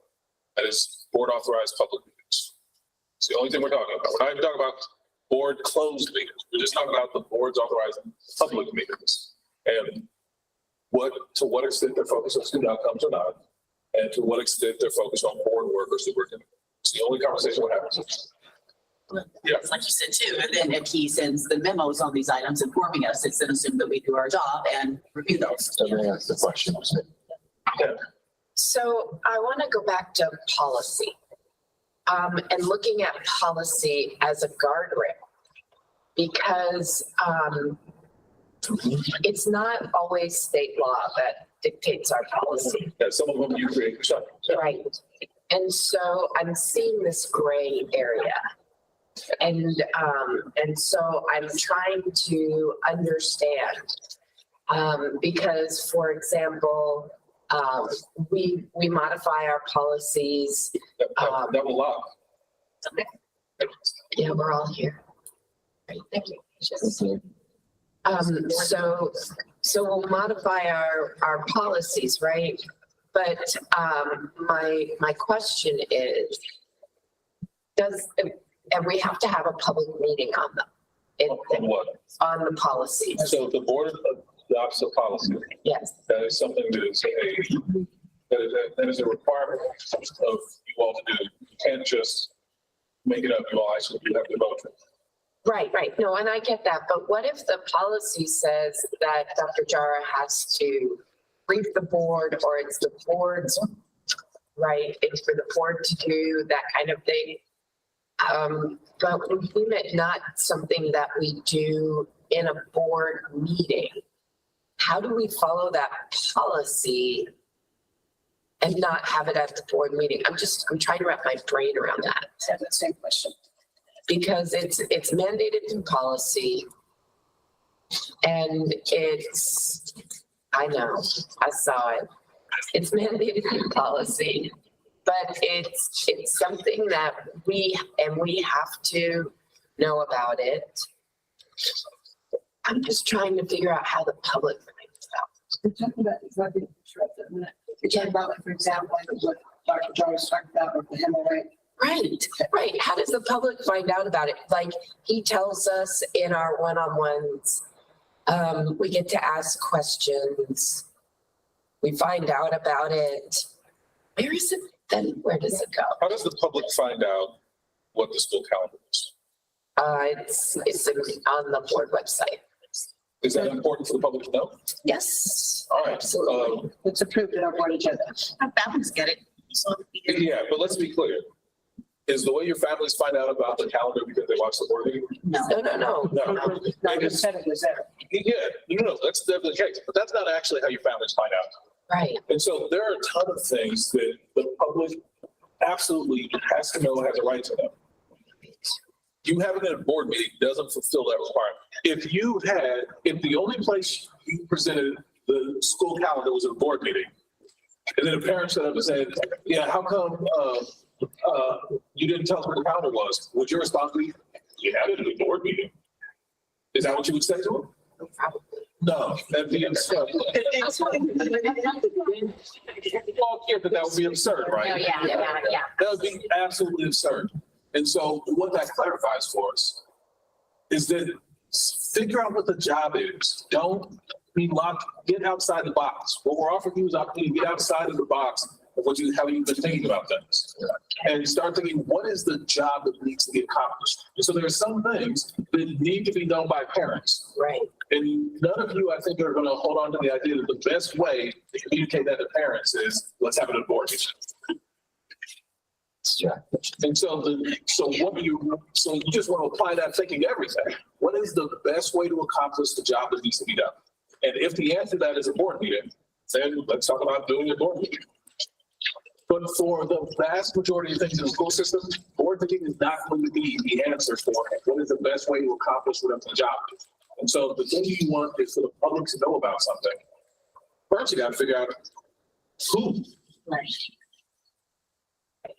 Like, oh, well, we want the public to know about something. So we put, a notice in the Sunday newspaper that there's a new calendar go to this link. Well, we've made it public. Is that an effective way of getting the news out to our families? No. So the job is figure out what needs to be done, who needs to know it, and apply the right tool for the right job. And right now, you have the profoundly misplaced belief that the best place to go to educate the community on things is the board meeting. And I'm just saying that is factually, that doesn't hold after you start to analyze a little bit. So then the job becomes, what is the best place to do? And for some things, it's definitely going to be the board meeting. Some things it is definitely going to be the board meeting. I say make those a focus. But for other things, if it's not the board meeting, that's fine. Even if your way of doing it in the past has been the board meeting. If you analyze it as a team to say, no, the board meeting is not the best place, that's not going to reach the people we need to reach. They just figure, okay, what would? And let's use that tool instead. This mandate around radical transparency means it will never be satisfactory saying, we mentioned it in the board meeting, if people didn't hear it, that's on them. That does not meet the standard of transparency. Transparency is about what is the message that needs to get to what people and what is the right tool to make that happen. And for the things where that's a board meeting, then let's go to the board meetings. And for the things that's not a board meeting, let's figure out the correct answer to that. And so it's all about figuring out what we're trying to accomplish and being intentional about that. Not just doing things the way we've always done it, because that's the way we've always done it. There are some things that you've done and they work. Let's keep those. There are some things you've done and you may like them, but that doesn't mean they're actually working. Let's rethink those. And that's part of why you're going to one example of an agenda and saying, all right, one of these is focused on student outcomes. No. One of these is actually superintendent work. Oh yeah, here. And then ask ourselves, is there any better way? Is there some things that won't be a better way? And so we'll just keep doing it the way we've always done. But for some things, we'll find a better way. And then the task will be, what is that better way? And how do we make sure that happens so that we are being more transparent tomorrow than we were today? Simply putting on a board meeting agenda does not meet the standard of transparency. And you understand that because you would never accept saying, hey, I mentioned the calendar of the board meeting. You know, did you send out to parents? No, but I mentioned it in the board meeting, so we're good, right? You would never accept that. And so I'm just saying, apply that same thinking to everything. And that is your new standard of transparency, which is a higher standard. What is the message? Who are the recipients? And what's the best way to connect us to them? I was just kidding about the calendar. Not about the MOAs. No, not about the MOAs. So we've been talking about your board meetings. This whole conversation has been about your board authorized public meetings. Why have we spent all this time talking about board authorized public meetings? Why have we spent all this time just talking about what makes sense to be at meetings, what doesn't make sense? Why are we even having this? Talk about, are they focused on, are items focused on student outcomes or not? Are they board work? Why are we having any conversation about board meetings?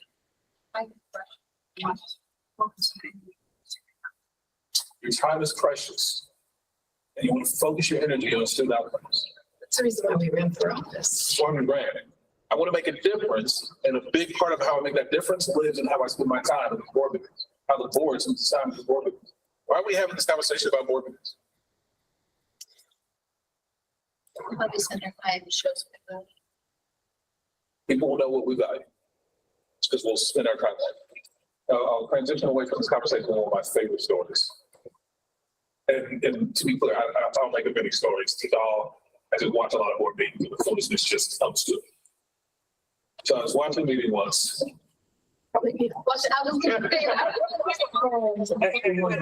Names and change technicality. Come on now, we ain't gonna put you on blast like that. And at the end of a 45-minute debate, a board member bangs his fist on the desk, says, I am philosophically opposed to non-yellow buses. That was not you. It's a 45-minute debate about the color of buses. Board members, I'm philosophically opposed to non-yellow buses. This is an actual board meeting. I didn't even know this was a philosophical position. But that's what went down. In the following 2 weeks, the superintendent staff started doing a lot of work. Was that work around student outcomes? Yeah. What was that work around? And during that same 2 week period, the teachers union put out a survey. Was it a survey about student outcomes? No. No, what was it about? School bus colors. It was about school bus colors. The local paper, they had an editorial related to the school system. Was that about student outcomes? No.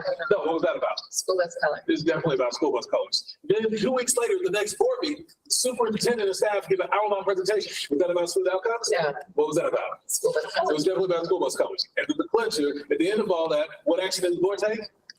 None. No action taken. Who allowed that? And now we get to the moral of the story. Everyone. Who allowed that?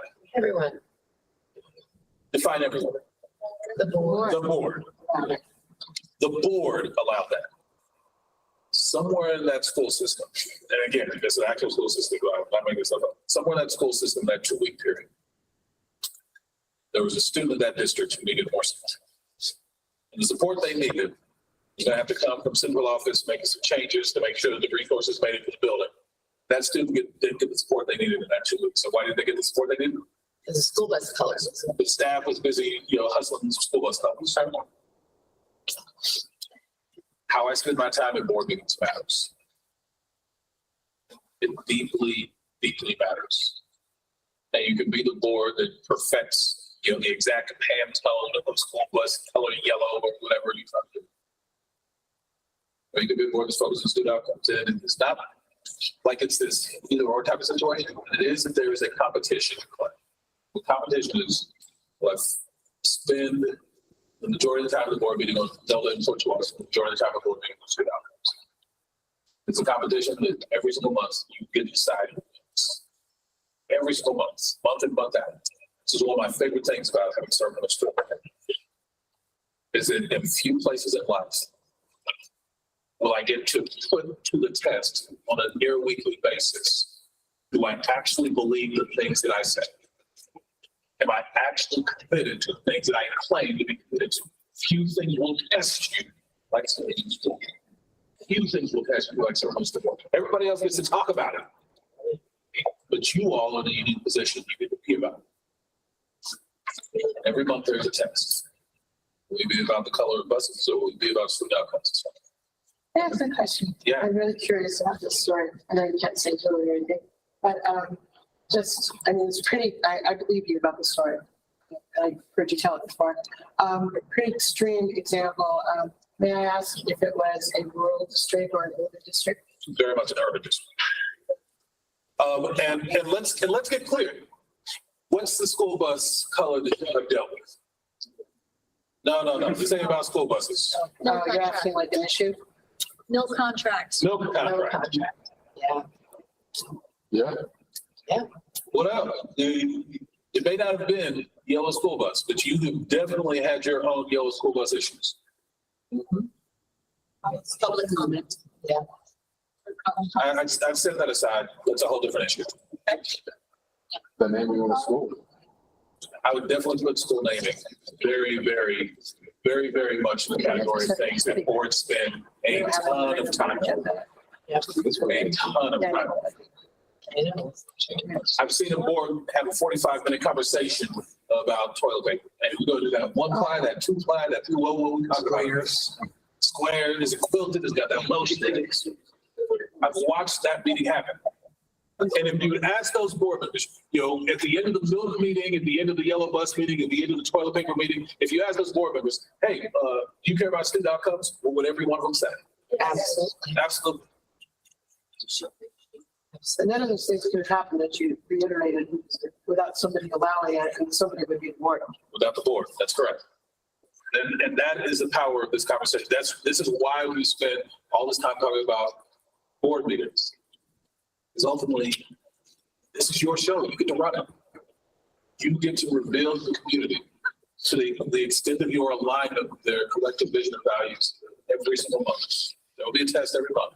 You will pass it or you will fail it.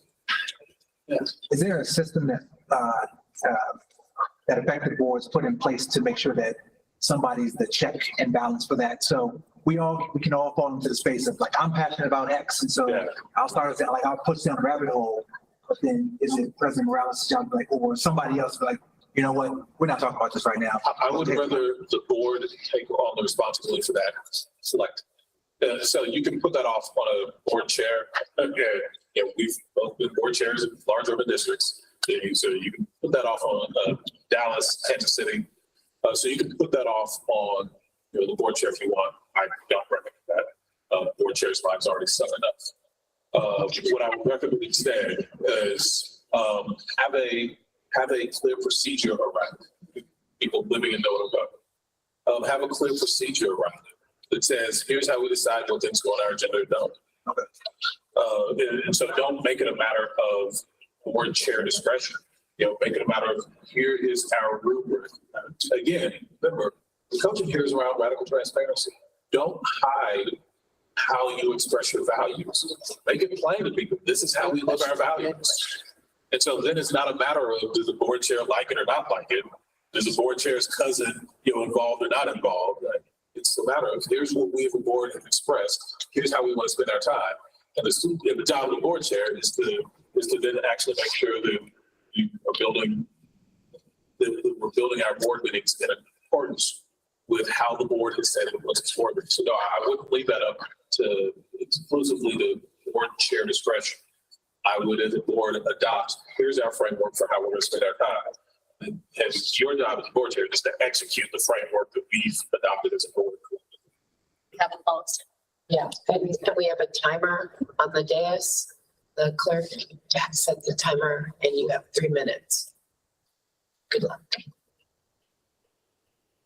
You're talking about the public comment. No, we're talking about when you ask questions and you want to go down the rabbit hole. Oh, I That's see. separate, yes, Sorry. yes, and the policy around how we get that. Before we transition, Take a break. that's what we're transition. Before we transition, there's a way of closing out this conversation about how do you spend your time with board members. What's something you're noticing, something you want to change? Make it an I statement. Take a moment to reflect. I'm not asking you about your colleagues, I'm not asking you about the board. As you reflect on the conversation we've had about board members, what's something you're noticing or something you want to change when you've got it in mind? Share an I statement. Who'll be the first to share? I will. I would like to change something that has changed since my first couple of years on the board. I've been on the board 6 years. And I would like to change the process by which if somebody feels that there's something really important, like something that is student outcome focused, but it's been put into the consent agenda, that the process not be so difficult and convoluted to be able to pull an item.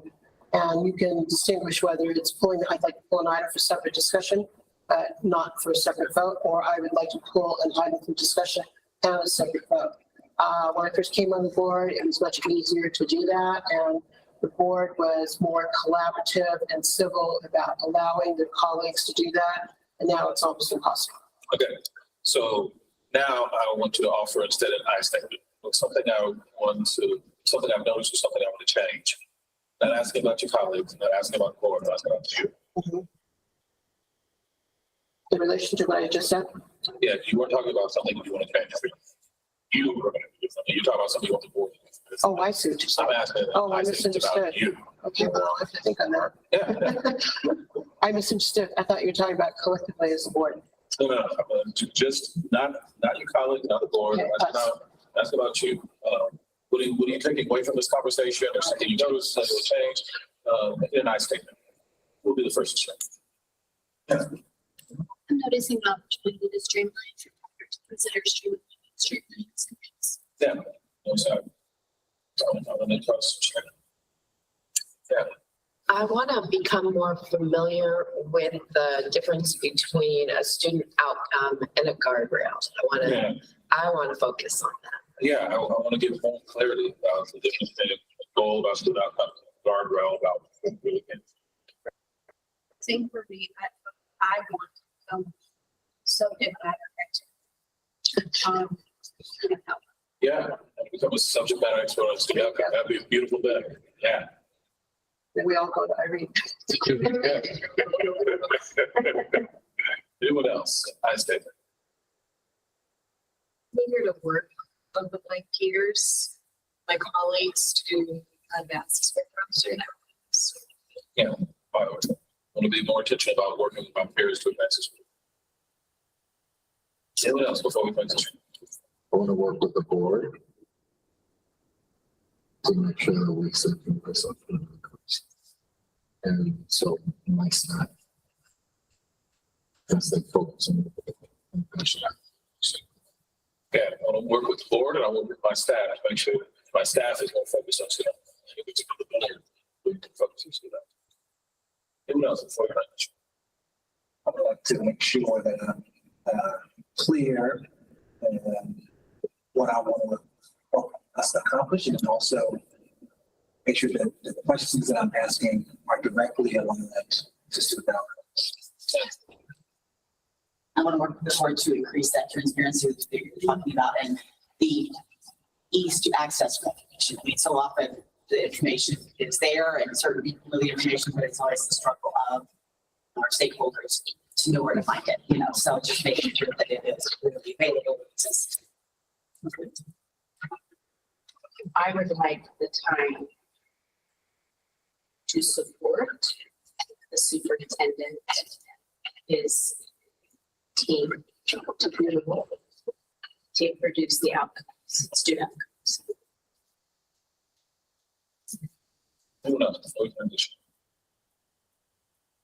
I want to be able to represent our community in alignment with the.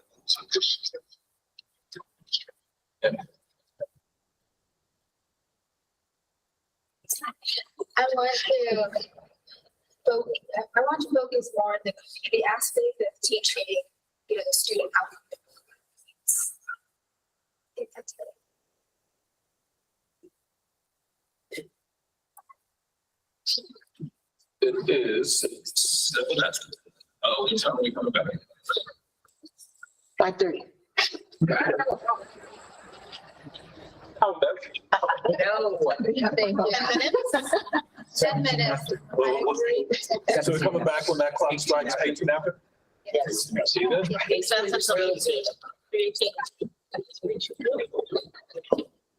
Superintendent, let me know when your first meeting is, okay? I'm gonna be there. No, we're not offering something. Two sessions of public comment.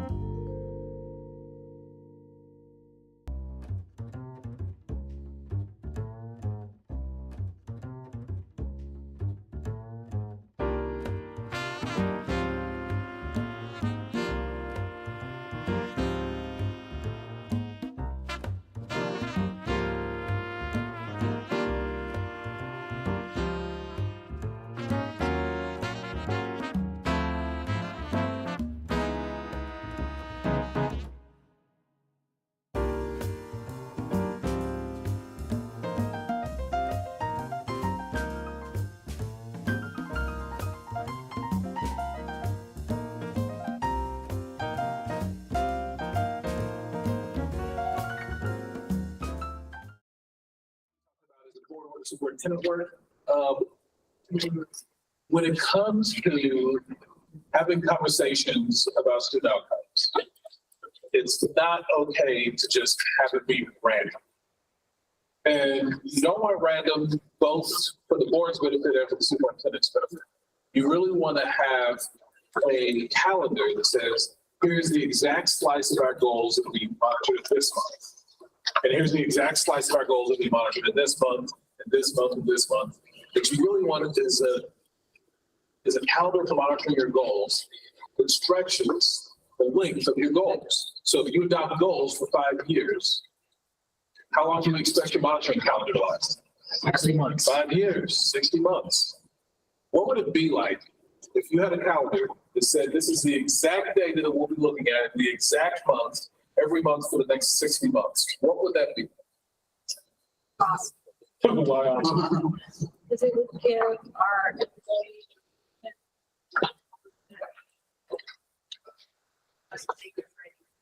Know exactly which data he had to show up with, but he'd also know in advance, I've got to show up with this data. I don't get to pick which data. It's already been prescribed. This is the exact data I'm going to show up. This is the exact data. What would it be like to have a monitoring calendar? You have crystal clarity about exactly which data is going to be brought to the board in which months for the next 6 months. What would that be? Well, those goals accountable, that you would be monitoring others. It accountability. Both for the superintendent, you got to stand and deliver, but also for the board. We can't get sidetracked because we already have planned for how we're going to spend half of every meeting, half of every month from now for the next 60 months.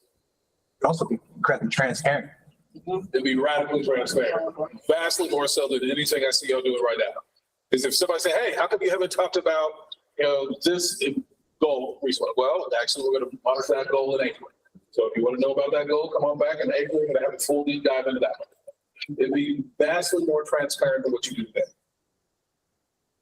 The other piece of that transparency is because the data is selected in advance.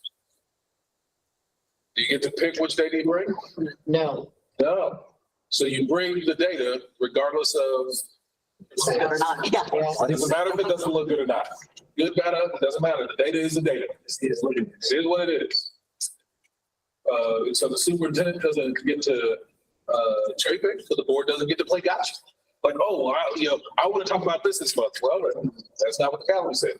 The calendar says we talk about that next month. We talk about this month. That's what the calendar says. Holds the superintendent accountable, holds the board accountable. Anybody else, what would it be like to have a calendar in place that describes exactly which data about which the community's vision and values you're going to look at every single month for the next 6 months? And then let's talk, what would that be like? And Jay, you said that it's far from what we're currently doing now. We have an undercurrent that almost So you have an undercurrent of this in place now. Forgive me, I didn't pause because you asked that. I just lost my we have an undercurrent of that, and I feel like it would be reminiscent to some degree with more focus on the goals that we adopt. And that brings me a level of relief because we have paved the way. We currently have a monitoring calendar. But what we're missing is student outcome goals. Yeah. And then the reporting on specific items that need withstanding, the length of the actual. So there's some things that are familiar to me, and I'm excited about what this looks like because it could be that's just like writing a crisis. Yeah, if you took some of the existing practices, but you plugged in data specifically about our goals and student outcomes, and plugged in data specifically about our community values and our outcomes. Yes. And I think for 5 years would be amazing. I mean, right? I mean, because we do annually, but we come up with a monitoring tool every January, February, and then we report it. 5 years. It's like a car payment. 5 years, when in 5 years you're going to be, it comes every 15th, right? I mean, it's like, and I think that would be great for staff and for everybody. I mean, the public knows. Yeah. Can we align that with the community values that we hope to, that we will be getting over the next 24 months? We'll get their input and their, and can, at that point in time, part of the tactical steps would be translated, this, we've codified it, and now here's somebody, whether it's the president and the superintendent, will work on like, all right, here's the board, what you can expect every month for the next 60 months. Yeah, and we didn't just listen for your vision of values, write it down and put it on a shelf somewhere. We took that vision of values and we have made this the centerpiece of every meeting for the next 60 months. And if you want the evidence of that, here's the receipts. You ain't got those receipts right now. But you can. And you study the patterns, you will. Yeah. In your experience, have you had boards struggle to, once the calendar is adopted, have you had boards that struggle to keep all members focused on this very monotonous process of monitoring? Yeah, this is an important question because monitoring your goals is probably not exciting by any stretch. And so you're probably not going to have people run up on you in the grocery store. Hey, man, I saw that goal monitor last week, man. That third grade literacy is on point, y'all. Like, that's probably not what's going to happen. I would love that. Yeah. If I see you all to we can shop together. I would love that. But while I say that, my district is actually somewhat close to that because one of the things that it's part of our monitoring practice is we'll have students, we'll recognize students who exemplify the growth that we intended.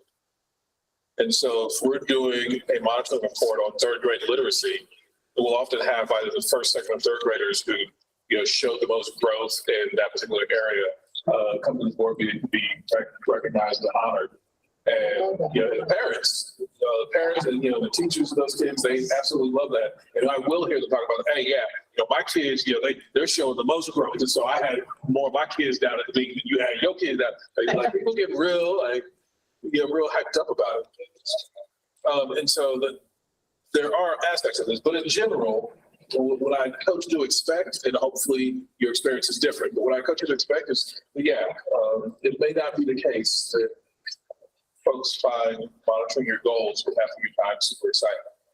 And so inside of that, people are like, well, why aren't you spending your time on X, Y, and Z? What will you say to them?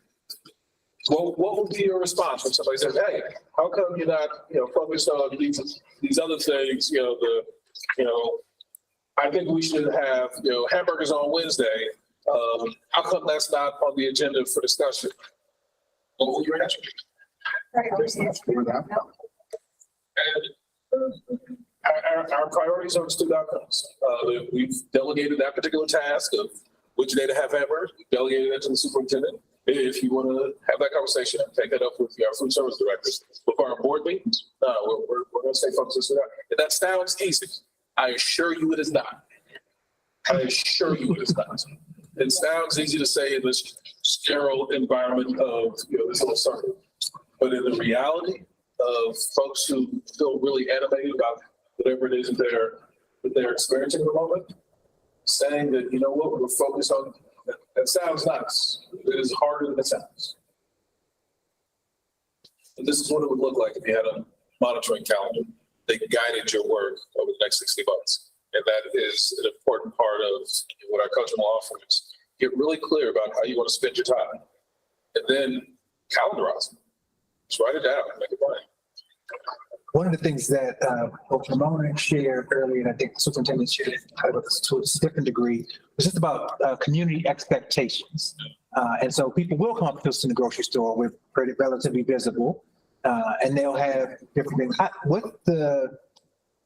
What's the best way for school boards to make sure that we'll share, like, these are the priorities, and we are working towards those, but also making sure that the community understands that we're listening to you, we are here for you, and but we're going to focus on X, even though I hear your concerns and I'm channeling you to the right places. How to make sure that we can still be responsive while still holding our students' outcomes at the core of the work without having to be at the whims of every parent who sees us at the grocery store and wants to talk our ear off about that, which is I'm okay with listening to, and then putting them in the right place, like send them to the right person to get it done without them feeling like, well, they don't care about our concerns. They only cared about what's maybe a good thing, but like, they only care about student outcomes. They don't listen to us about the chocolate milk. And so I can't get anything done about the chocolate milk, but they only care about student outcomes. Right? Like it could feel like we could be, some might take us as being dismissive or just like non-responsive if we are saying, this is our focus.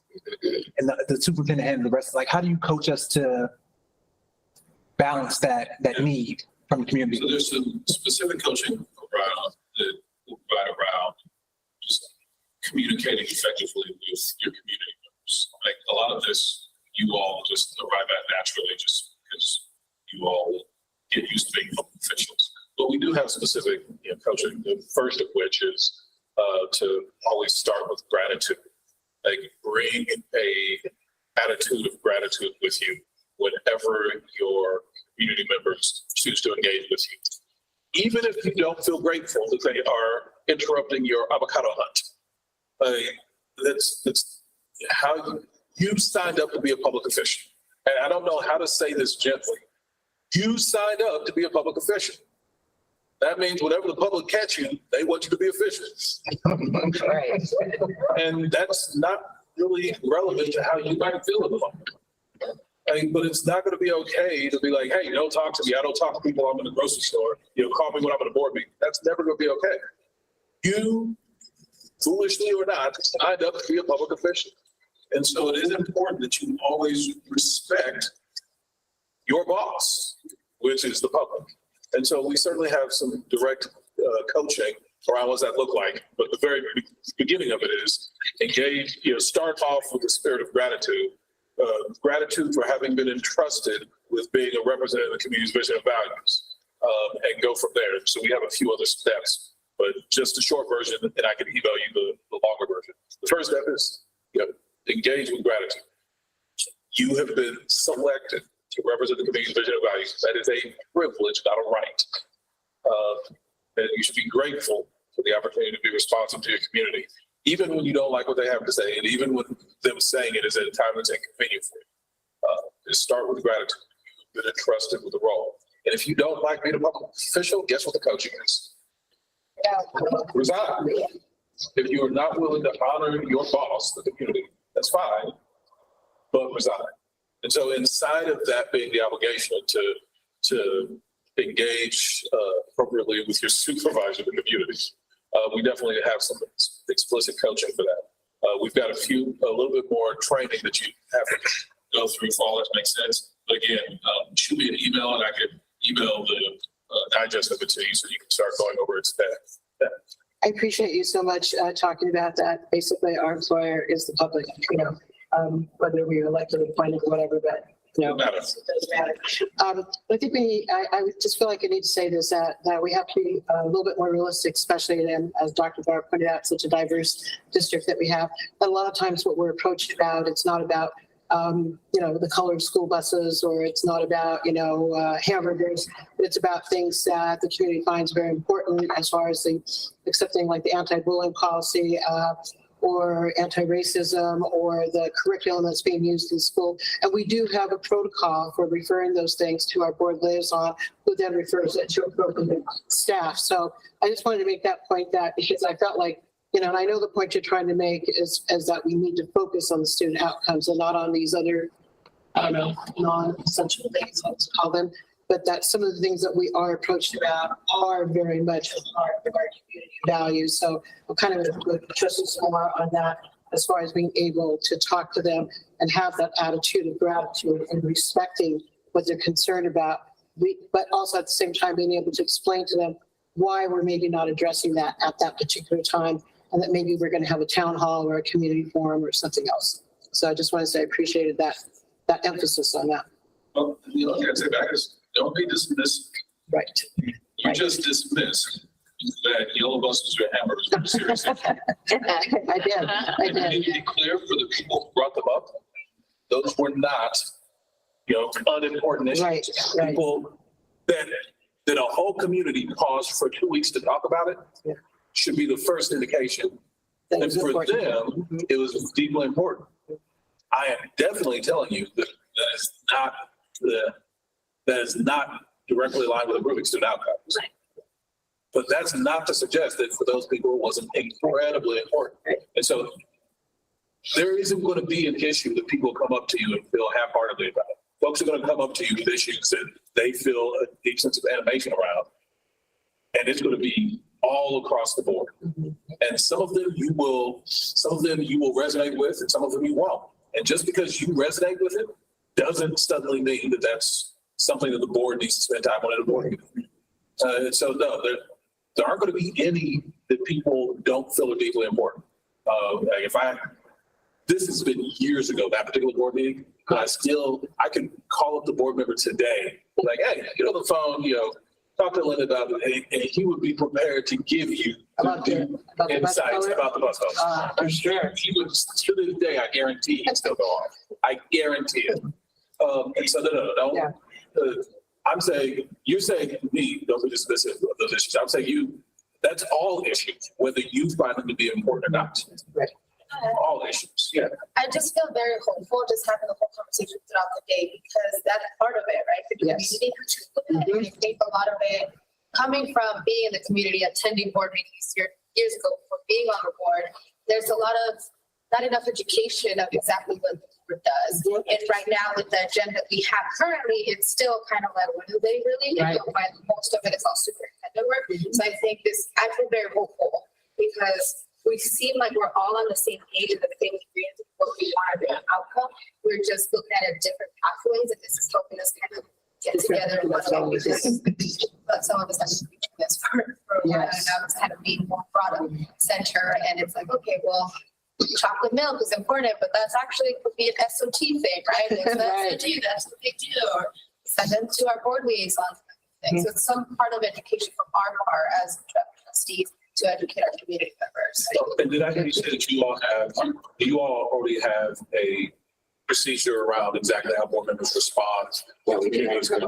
Yes.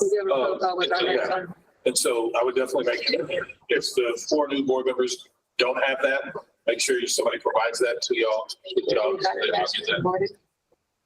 Yeah, we received that. We talked about it and we have on the onboard. Yeah, wherever that's written down, I would send that to your 40 board members so that they're on the same page as everybody else. Speaking of being on the same page, join me on page 2.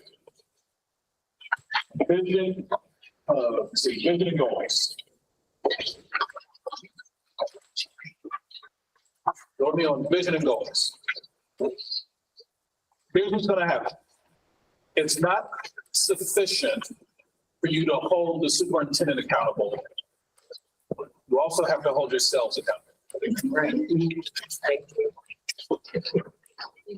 It's always great to hold somebody else accountable first, but that is not what we coach. What we coach is you got to hold yourselves accountable first. And there are essentially 3 tools that we'll offer you for holding yourselves accountable to. Are we fulfilling all the things that we intend? One of them is we have a very specific rubric around what a effective goal monitoring conversation looks like. The second is we have a rubric around what time use looks like. And Ramona asked a question earlier, who's going to track that? And I said, we're going to train you to track that. But this is the 3rd tool that we'll offer you for evaluating, are we as a board growing and being increasingly focused on student outcomes. And here's the way that this instrument works, because this is a board self-evaluation instrument. We haven't described it as such before now, but we're describing it that way now. Here's the way it works. You start in the far left column, the one that's red. And you find out, are any of these things true? And if any of those things are true, then that means, what is your score? 0. But if none of those things are true, then you go to the yellow column. And if all of the things in the yellow column are true, what score do you have? 10. If only half of the things in yellow are true, what score do you have? 5. No. 0. You go back to the previous column. 0. So then if everything in yellow is true and everything in green is true, and half the things in blue are true, then what score do you have? 5. That's right. That's the way this works. Now, if you have completed everything in all of these columns, and so you were blue in every page of the instrument, guess how many points that is? Made the math real easy. So if you are mastering a focus on student outcomes throughout this instrument, that reveals a score of 100. If you are not student outcomes focused in all of these aspects, that reveals a score of 0. So the instrument allows you to self-evaluate and figure out where are we at anywhere from 0 to 100. And the benefit of that is that when you self-evaluate on a regular basis, you then have formative assessment data that tells you during the year, are we moving in the direction of being more focused on student outcomes? The ideal being that over 18 to 24 month period, you go from wherever you started to ideally 80 points or higher on this instrument. This is a formative assessment. You absolutely would use this in a formative. Our recommendation is that you self-evaluate once per quarter. So that every 3 months, you pull this thing out, figure out exactly where are we. And if the superintendent is not moving the district forward, but the board is clearly becoming more and more focused on student outcomes, that tells you one thing.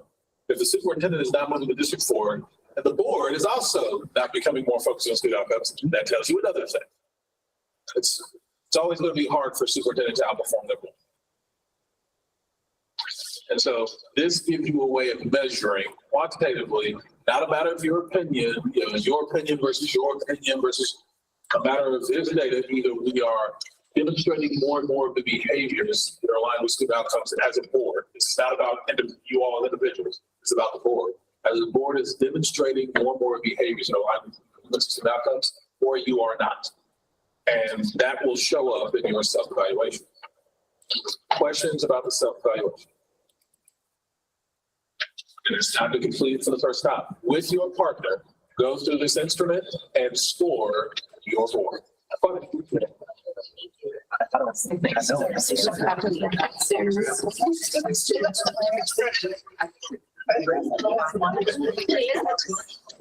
How many are? You do it all? Yep, do every page you need. That's the ones that you wrote every time. There are some. What's your current score? Page 1. All pages. Start on the first one. Keep on- Every page of each, I think there are, give yourself a score for every single page of each.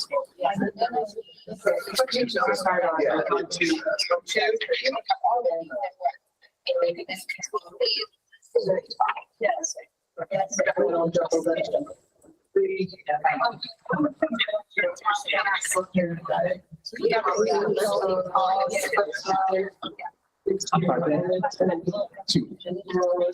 Front and back of this. Yep, front and back. So page 2. Yep, so that's a separate one. This is on value and guardrails. The other one is on additional goals. And you on, yep. So got it. Just start with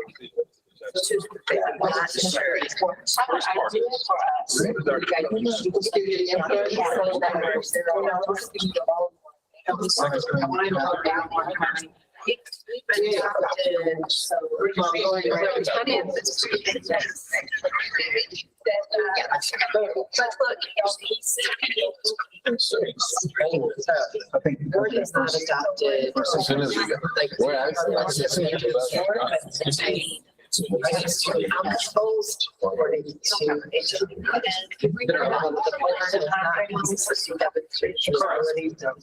Currently, yeah.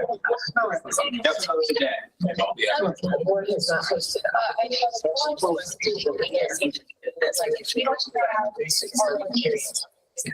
So I will tell you that trustee process, trustee board, but as. If. So.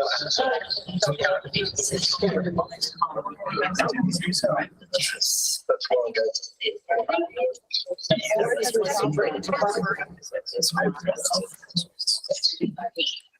So the first task, what's the score today?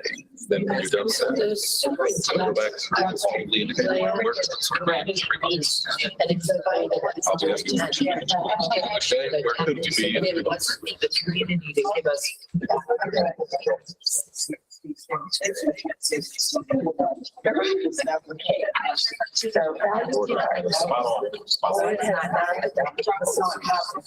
You'll have it on the board. That's absolutely.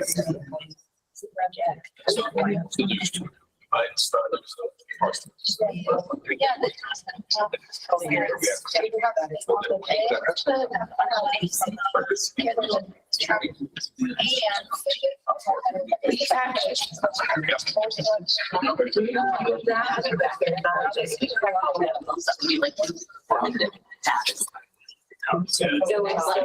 Not just about where we're going.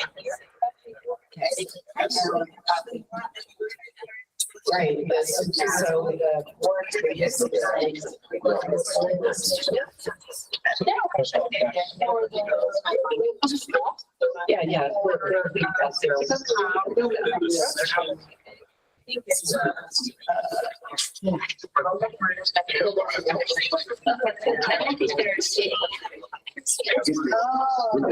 Okay, so now. Three months.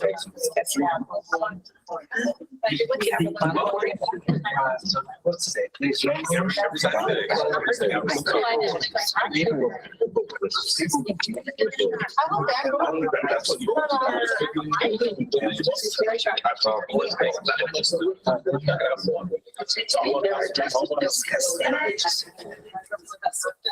we won't. I only have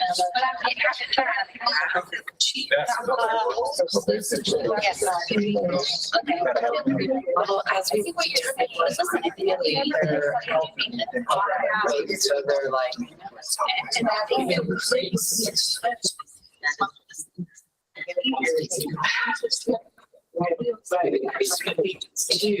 Like the magnets, like that, but yeah, but she's not reached. So we're big. So I don't think that it was. Well, we can do it. So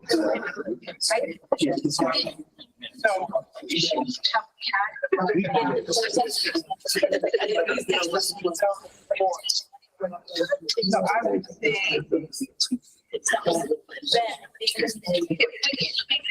Yeah, but. Yeah, so you feel like you said it. If it's we do. So to get them. If I. Oh, we do not get this. Of course, this is why you're This is also the longest word meeting. tracking both. People always have to slow down. Everything. There you go. 7-0.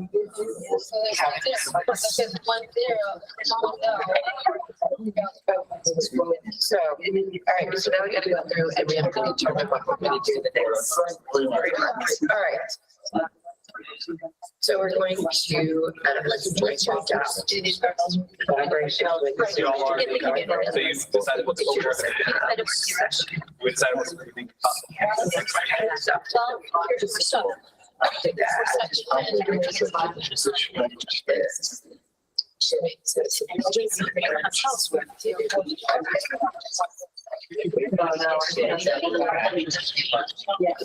Right, and we can do this. We haven't done it, so our first thing is, that's 0, but yes, we can get.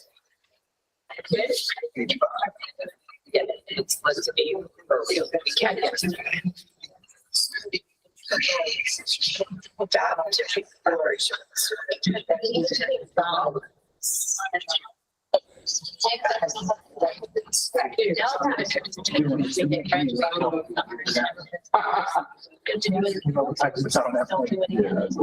we have, so we have the teams so far. We've been, well, I think. A lot of things that are important. Prioritize. If you think about the.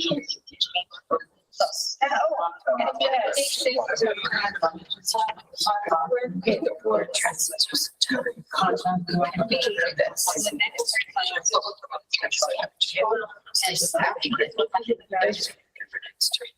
So, Intro, just a second.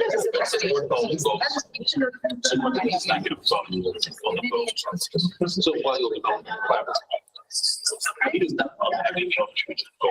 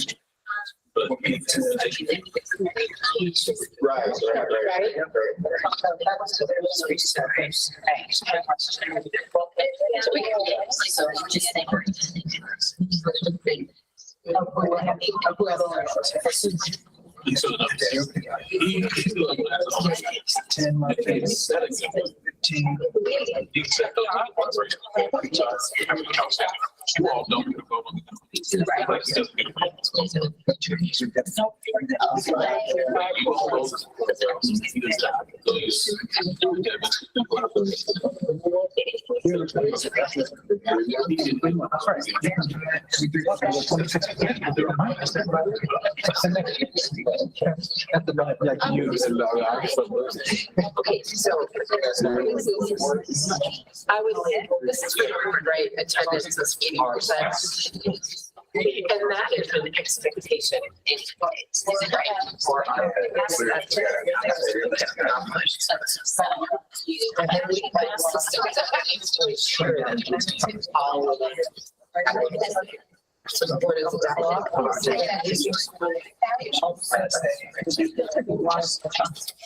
yeah, okay, we do have this policy. I love our.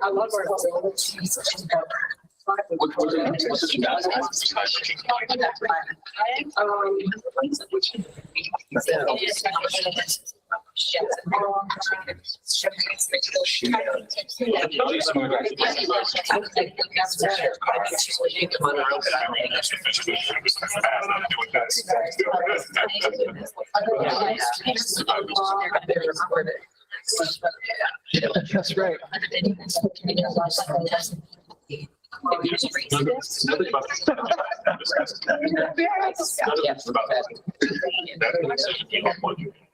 Actually.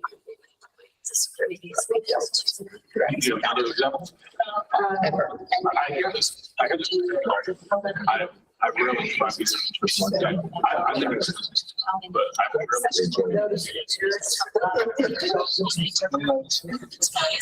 don't know.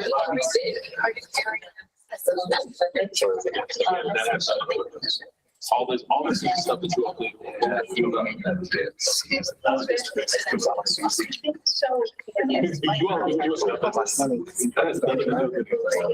So there's nothing about it. It's like, I don't have a car. You will come about your car? It's not on top of the. I used to. So it's never a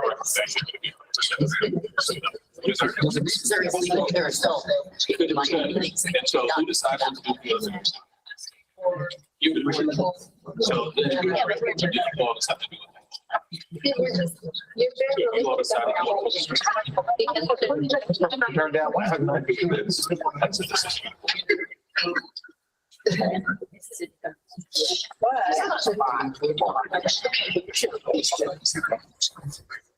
That's why. Again, yeah. Yes. We just have to have. The issue is that you have some just like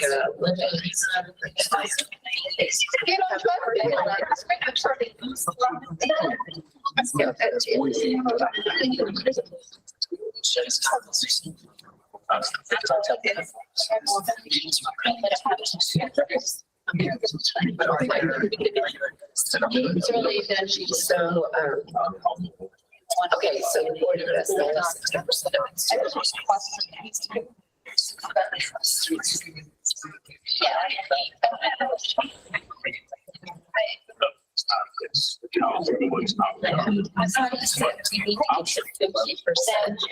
So I think we're doing that. Once we get this. It's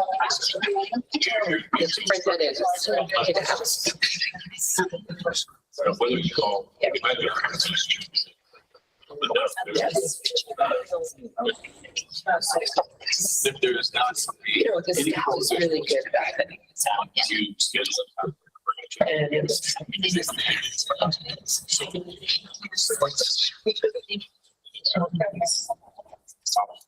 Actually. Yes. It's also in some places.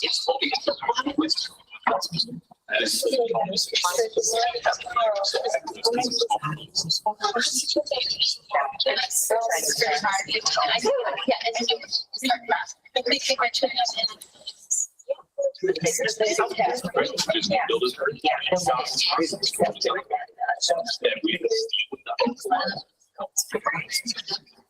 It's like this person. How'd you do it? Now?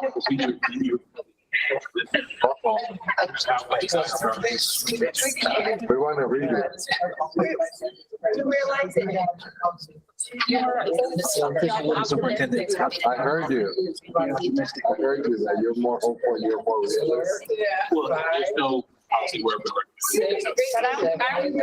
willing to express. We got two options over here, it sounds like. We got to, Look, we compromised full day.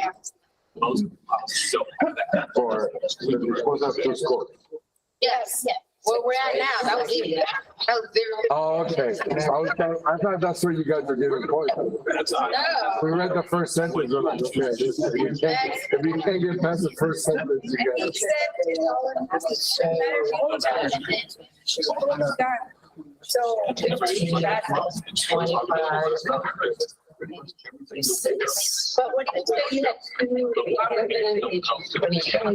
Waiting?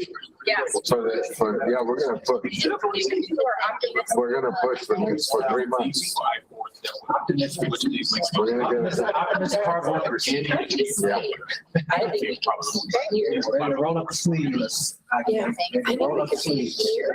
I think we need. 75. Where are we at? Yeah. You got both scores? I think I need a search. I got both scores. I got both scores. Yes. I got both scores. We did. The first one was 100 over here.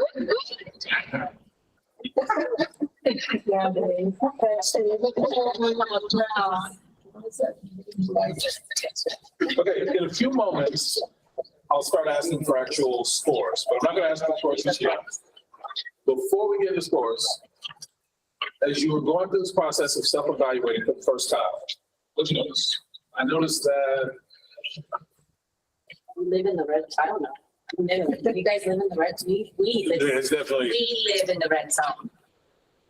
I noticed that we do some things in almost all these columns. Yeah. But I noticed that for us, we couldn't score based on how you told us to score. So I feel like this is doable. Yeah. Right? Because there are glimpses in all the. There's a lot of work that's already been done. Right. Like, how can we be more systematic? Exactly. Who else? I'm noticing that. Noticing that this is incredibly comprehensive. And I appreciate the level of detail that it provides. And I noticed that a really high performing board would need to work very hard. And work hard in the right spaces. I think, so that's not to say that we're not working hard today. It's to say that if we're going to be evaluated on a rigorous rubric, we're working hard and not working hard in the right direction today. You ever had maybe you all have seen this, somebody, a teacher in a building works like harder than everybody else. Like they grind, they put in the hours, they put in the time, like they are dedicated to those children, they're dedicated to their work in the future. However, they're a fourth grade teacher and they're teaching material that fourth graders are not accountable for that. Has anybody ever had this experience? If I'm teaching second grade material to fourth graders, will the amount of work I put in cause them to master fourth grade? No, No, absolutely not. it won't. And so it's possible that I can be working really hard. But if I'm not working on the things that are aligned with what I'm trying to accomplish, then the hard work won't result in my intention giving manifest, my impact manifesting my intention. That's part of the challenge. I don't question your hustle. Like, I know y'all know how to work. I know y'all know how to get things done. I know y'all know how to, I know you all are willing to put in the time, but basically nothing, to try to be transforming the lives of your children. No one anywhere, and be mindful, I've watched your meetings over the last several years. Sorry. No one anywhere could possibly convince me that you all aren't committed to talk to each other. Unconvincible. Like, I've watched enough of your meetings that even in the utter chaos of some of your meetings in the past few years, no one anywhere could possibly convince me that any of you aren't deeply committed to property. And you show that you're willing to put in the work. But if that work isn't aligned with your intentions, then all of the hard work and all of the desire for bringing up behalf of children won't add up to what your intentions are. That intention and impact aren't the same thing. And so what we're trying to offer you is a way to get clear about what you want to accomplish. Because we can't tell you what you want to accomplish. You have to go out and do the listening and then ascertain from that what you want to accomplish. And then once you ascertain that, we support you in implementing it. We can't implement it for you, but we can't tell you how to implement it. We can just guide you on that path, but you will have to do the work. That's all we can offer. But our belief is that your passion for children is already there. The work is already there. All we're just offering is what are the steps to take to really have that, be a fourth grade teacher, spending a significant amount of time on fourth grade materials. That's nature what we're talking about. It's not a question of, is it in your hearts to do the work? I noticed, is that what the question was? Yeah, what do you notice? I noticed when I go through this, I think foundationally, it reminds me of our entire system. And where we haven't had the structures and systems in place for construction materials, for curriculum, where now what I see is that now we have curriculum aligned to standards that this board is looking at. That's what I see. What happened to the board back to the classroom? A complete failure of systems in the board government leads me to not be surprised when I see a failure of systems. There's a culture of just don't systemize them. Just all kind of do the best we can, kind of shoot from the hip. What makes the most sense to me and try to serve kids where I'm at, but it's completely disconnected from the person in the next remote. Even though I'm the fourth grade teacher, they're the fifth grade teacher, completely disconnected. Not because we wanted to be that way, just because there's a lack of system. There's a culture of lack of systems. And my only observation is when I see that lived out in the boardroom, it doesn't surprise me that culture might permeate so many classrooms. I don't blame the teachers for that. We don't blame principals. That's board leadership. We could really make a difference. I'm noticing that. Anyone else? As you're going to this activity, what do you notice? For me, I noticed the different skill sets that each person brings, and I'm grateful that my partner, she was more optimistic. But I could support that because he felt like we could lose 25 pounds, and I was like, okay. 25 pounds then. So I needed that too, so because she thought we could get there. I love that. Working with a partner, it's like, look, we don't both have to be optimistic every day, just as long as one of us is. And today's my day to be optimistic. Tomorrow you have to be optimistic because I'm gonna feel like a hater tomorrow. So it's like, but as long as we're not all in hater mode all day, and somebody's booing us up, great team. Anyone else? I noticed that All right, well, let's start with team optimism. How's your board score today? Not where you can be in 3 months, we'll come back to that. How does your board score today? Total? Yeah. 0. 0. We will go with the community consensus. Uh-oh, y'all got generous. What'd you come up with? Zero. I thought you changed your answer. No, we didn't change our, we don't have nothing. All right, well, let's start this way and go back around. If the board really invests itself in getting intensely focused on improving student outcomes, 90 days from today, what could the board be? 26. 26? I'm gonna say 30. 30? 27. 27, big spend. Where are you putting them? What's that? 34. 34, all right. There it is.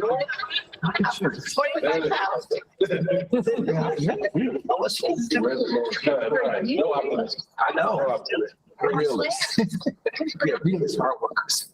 Let's change our. This is absolutely, this work is absolutely just. But there are some important next steps. I want to talk through some of those next steps.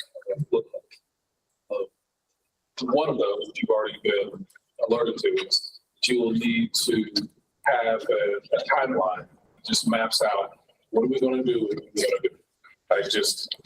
It's been our considered learning over time. If y'all ain't got a plan, then y'all probably ain't going to implement.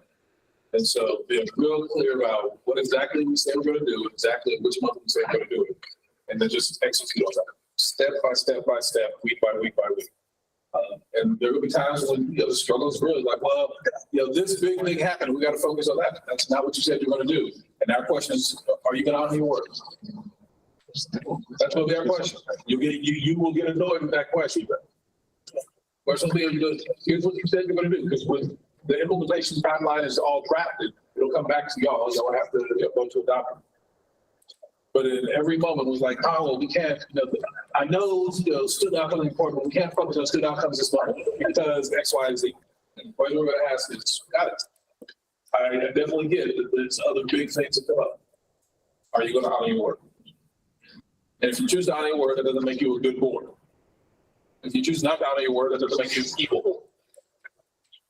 But there are consequences to actions. Those consequences are absolutely magnified at your level of leadership. And so when you choose not to honor your word, it will have an impact on your ability to access the goal. And fortunately, when you choose to honor your word, it will have an impact on your ability to access the goal. So the very next major step is we'll work with you to rough draft out what a implementation timeline looks like. The importance of that. I want to go back around the circle. What are some of the main actions that you see that this board will take on in the next 3 months? What are some of the main actions you see this board will take on over the next 6 months? So first we'll deal with 3, and then we'll go around a second time and ask about 6. So as you were coming up with your potential score for where we could be 3 months now, what were some of the key actions that you came up with that the board could really take on over the next 90 days?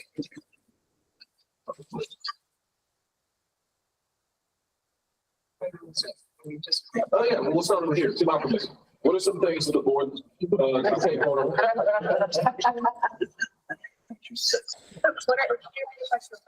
Give us one example, and if it's helpful, you can pull a specific indicator from here, if that helps.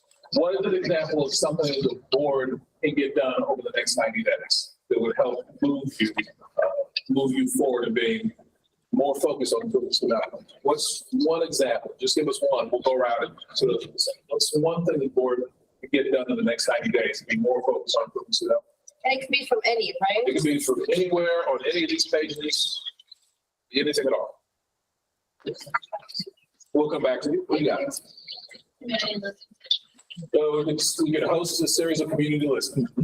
Is absolutely what we would recommend be part of your next 90 days, is start doing an aggressive community listening campaign to listen for the vision and values of the community. You can't represent the vision and values of the community if you haven't listened for them. So absolutely, that makes sense to be your next 90 days. What's one thing that y'all come up with? The board adopting in collaboration with the superintendent goals. Yeah, it's possible that you could do community listening and then draft goals based on that in the next 90 days. It'd be a little bit pushing it depending on how much listening actually isn't so much a function of days, but how hard you are willing to work. So I could see, if you all were really trying to hustle, I could see having 3 different community meetings in the same night in 3 different parts of the county. And then you do that for a week and you've done a lot of listening in a very short amount of time. Or you can do 1 meeting a week with all of you over a longer period of time. So how you all design it determines, could we get to the point of goal adoption in 90 days? The answer is yes, you absolutely could. The biggest variable in that would be, what is the intensity and quantity of listening? Yeah, what's one thing y'all can do? One thing the board could accomplish in the next 90 days. Superintendent has adopted in collaboration with the board, 1 to 3 interim guardrails for each guardrail, and each interim guardrail is SMART. Yeah, so once you all have come up with your goals and guardrails, which are outcomes, the superintendent will have to show up with some outputs that are aligned to those. In the same way you did in the activity earlier today, that's what he'd be doing. But the distinction here is the interim goals and the interim guardrails. He has to come back with some evidence that those are actually predictive of the goals. It's not okay to just have, oh, well, here's some data that thinks sounds nice. Like, we need evidence from you that if this indicator moves, you have reason to believe that the goal itself is not. And so that's what the interim goals and interim guardrails are about. And yes, it absolutely could be the case in the next 90 days. Realistically, though, to get at that final place of the interims, that might wind up in the 180-day rate. You might be more like 4 months out, depending on, but again, it depends on how quickly you all move. If you all get together next week and say, it is time to get moving on this listening, let's build a calendar, and before January's out, we're going to start having our listening sessions, then it might be 90 days, but it's really just depending on how fast you all want to move. What's one thing? Sorry, the goals come before the guardrails, right? Those are based on. So you'll develop your goals and guardrails in the same workshop. And then subsequent to that, you'll go and develop the interim goals and interim guardrails. Okay. Yeah, let's put one item you all put in. I want to work with trustee Ruth Amanda Adams and be a subject matter expert. Inputs, outputs, and outcomes. Absolutely. Exactly.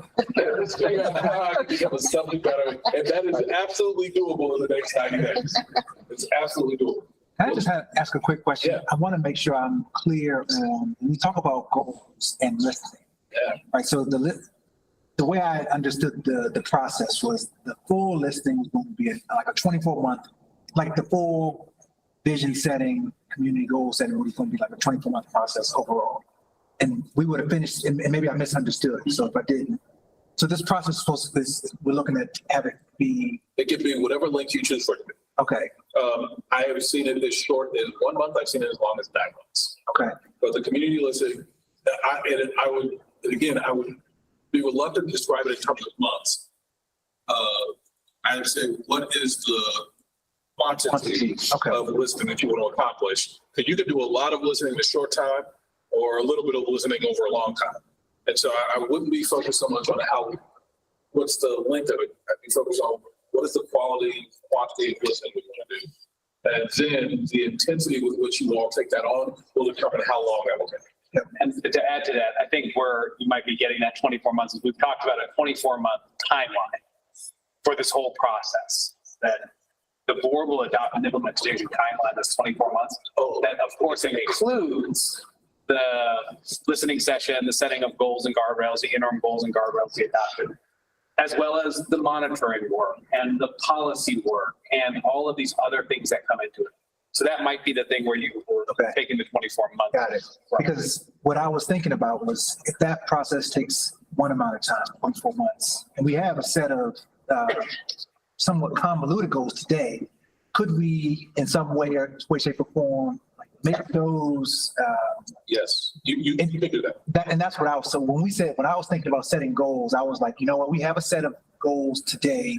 We could configure those to be monitorable. Yeah. While we go through the other process of doing a deep community listening, all the, I'm working with another board at this exact moment that is going through the same thing. And they said, we can't really set these goals for 5 years because we haven't done our community listening. We need to do that. And we don't want to just ignore the outcomes of our system currently. So they're going through a process where they're taking, what goals do we have? Let's do these as practice. These might be one year goal. Maybe we come back after community listening and some of those are the same. And maybe those don't even have a place. But we're going to practice. We're going to spend some time on, we know that reading, math, student ability to do, to be an agent for themselves. Here's how we're measuring them. Here's what we're going to do for this current year. And then as we finish this process, we will then transition to a new so system. that is what I think we can, so that first part of like taking what we have today and molding that into a measurable outcome that we can monitor as the practice can be done in 30 days while we simultaneously start the listening for our longer 60-month horizon of what will be our vision for what happens in 2028. So no, for most boards, getting the goal setting typically happens inside of the first 6 months. When we say this is a 24-month process, usually the goals and guardrail setting is very much front-loaded, sometime in the first 90 to 60 days. Okay. However, in order to overhaul the rest of your governance system and change your governance practices to be student outcomes focused, that tends to take the remainder of 12 to 18 months. Okay. Coming back to y'all, what's one thing that the board can accomplish in the next 90 days? The board has adopted an ethics and conflicts of interest statement, and all board members have signed a statement. So there you go. You got 11 board members and you all signed a conflict of interest statement. Well, it sounds like that might be on your horizon. There you go. Let's go back around the 90, or I'm sorry, 180. So those are some ideas of what you thought the board could accomplish in 90 days. Now, as you're starting to think about what are some things that you think the board can accomplish over the next 180 days, so the next 6 months. We'll start right here. Y'all got a 6 month idea? Yes, I'm kind of finding it. Here we go. I was thinking the board uses a process that includes students, parents, staff, and community members in a way that leads them to express ownership of the adopted goals. Yeah, if your students, families, community staff are not included in the goal setting process, you did it wrong. You absolutely did it wrong. So you have to design into it. How are we making sure that those folks are being heard and they're being included in the goal of our goal setting process? Yeah, well, what's something the board can do over the next 6 months? Definitely have a restructured agenda that helps us, meet our desired goals. Have a restructured agenda, absolutely. Then you got something for us? Not yet. All right, we'll come back. What's something the board can accomplish over the next 6 months?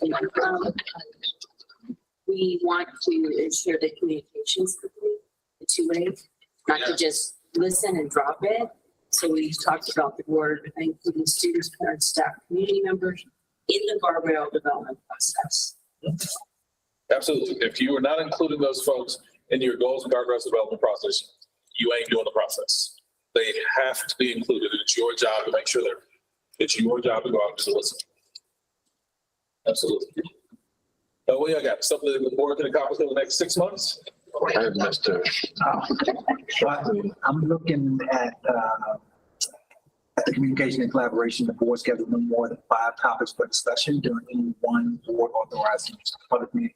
That is a steep hill to climb. Yes. Read that one more time. Make sure y'all heard this. 180 days. 180 days. The board schedules no more than 5 topics for discussion during any one board authorized public meeting. Why is that in this document? What is that about? That's use of time. It's about your use of time. It also gives us focus. This is about focus. The major problem that you have with the board is that it's all it's about the humans. And it really is. That's challenge. Like, if we could replace you all with AI, we might not have this problem. But as long as we have a bunch of humans on the board, there's only so much you can do before you start to wear out.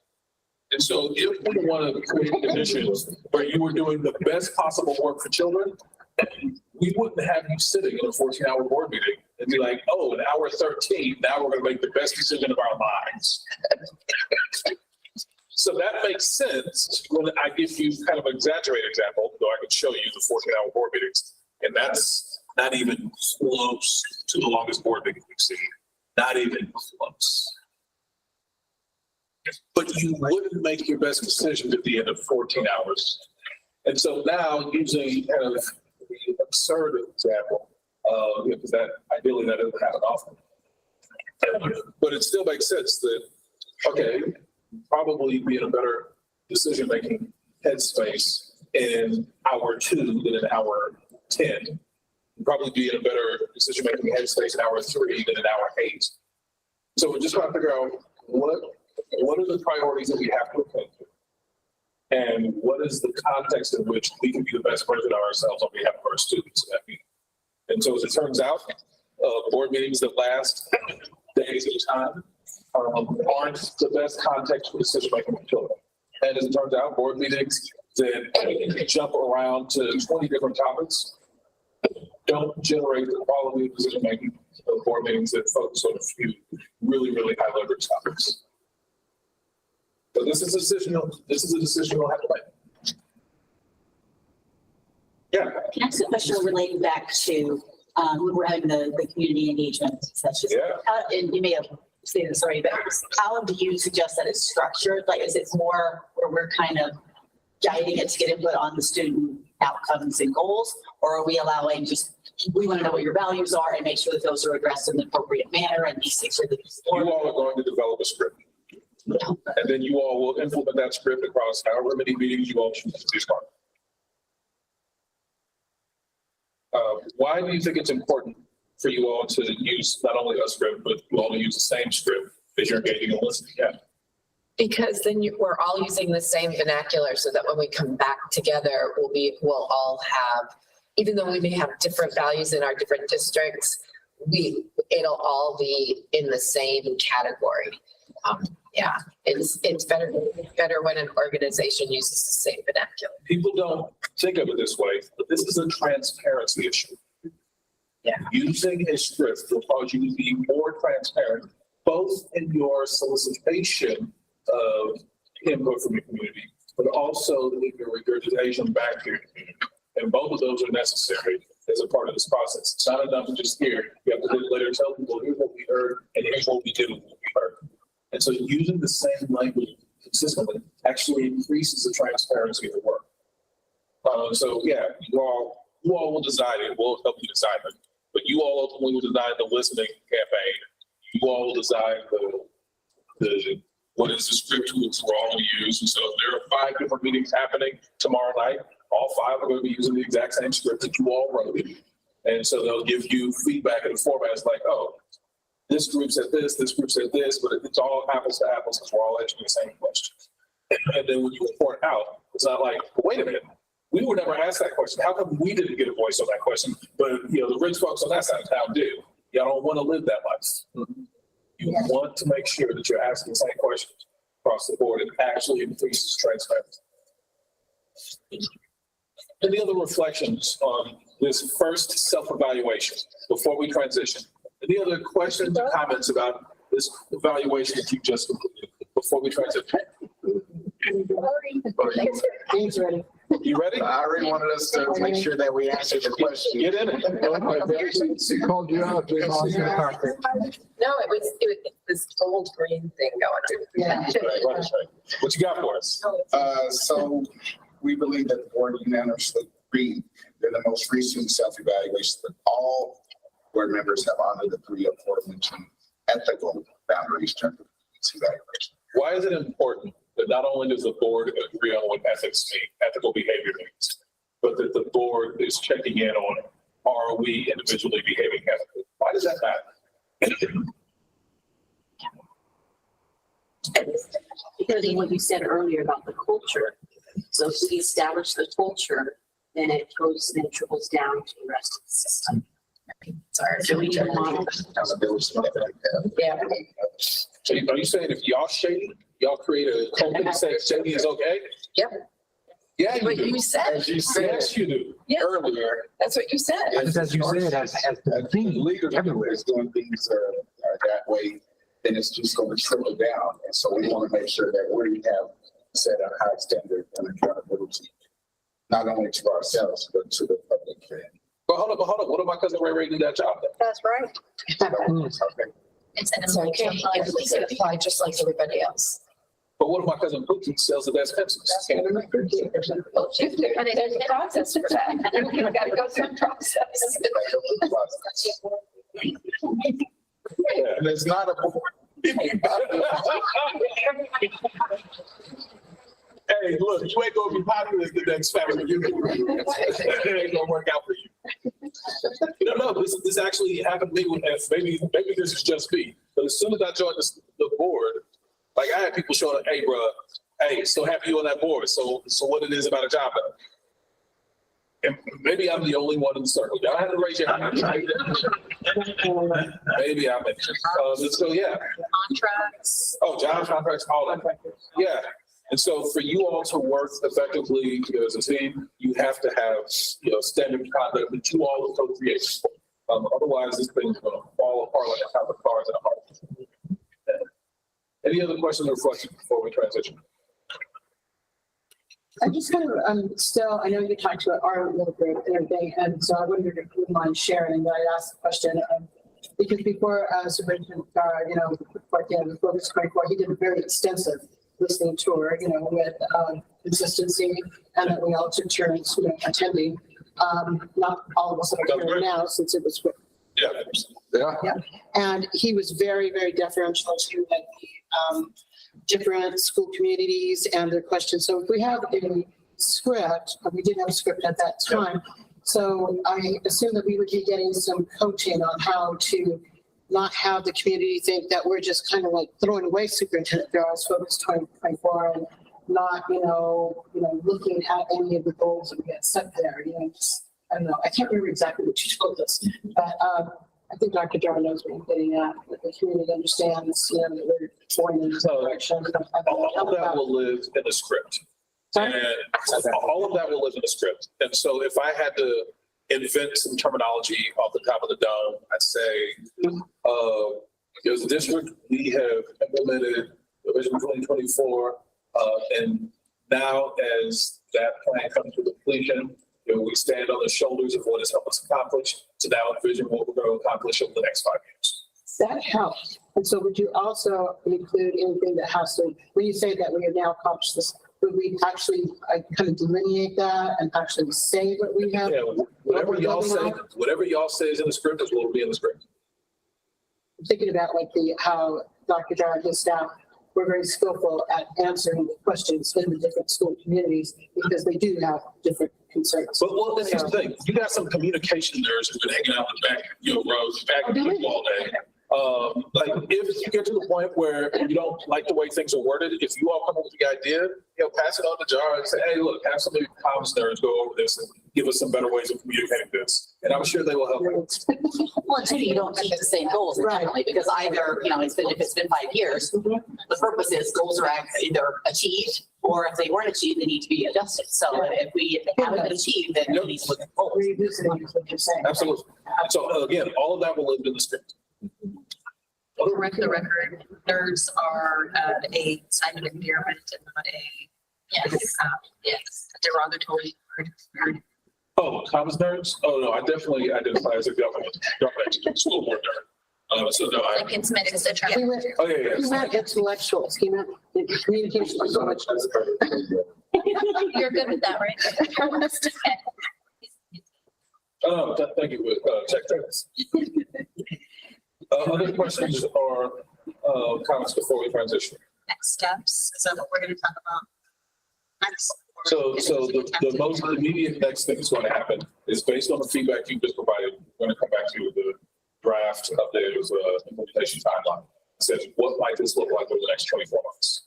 That is the most immediate thing. And then you all have to decide, is this what we want to do or not?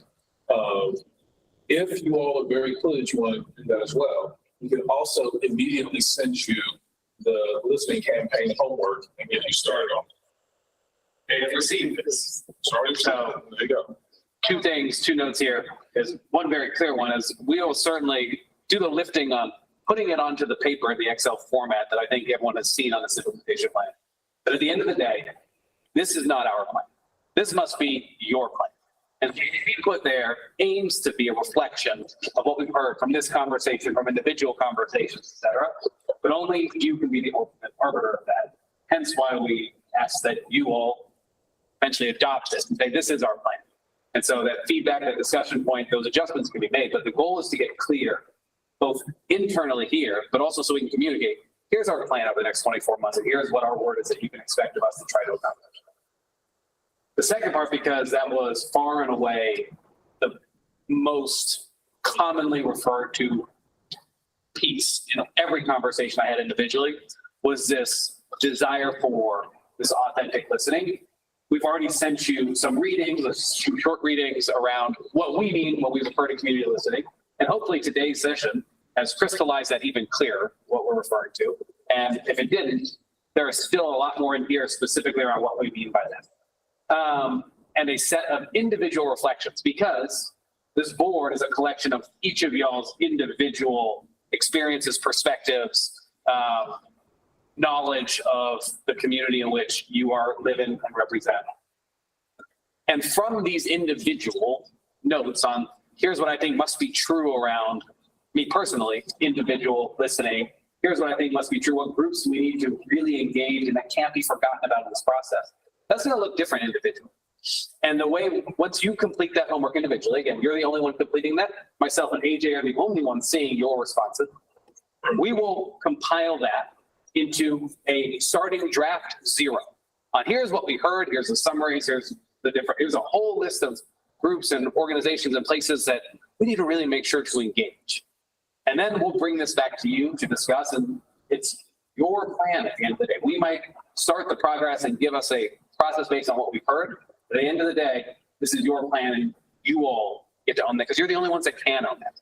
That is your role and responsibility as a trustee, is to represent that vision and values, and only you know what's best. And so we will bring those documents, and anytime we bring you a document like that, it is simply meant to be a reflection of what we've heard, but we are not the perfect reflectors of that, and you have to take ownership of that.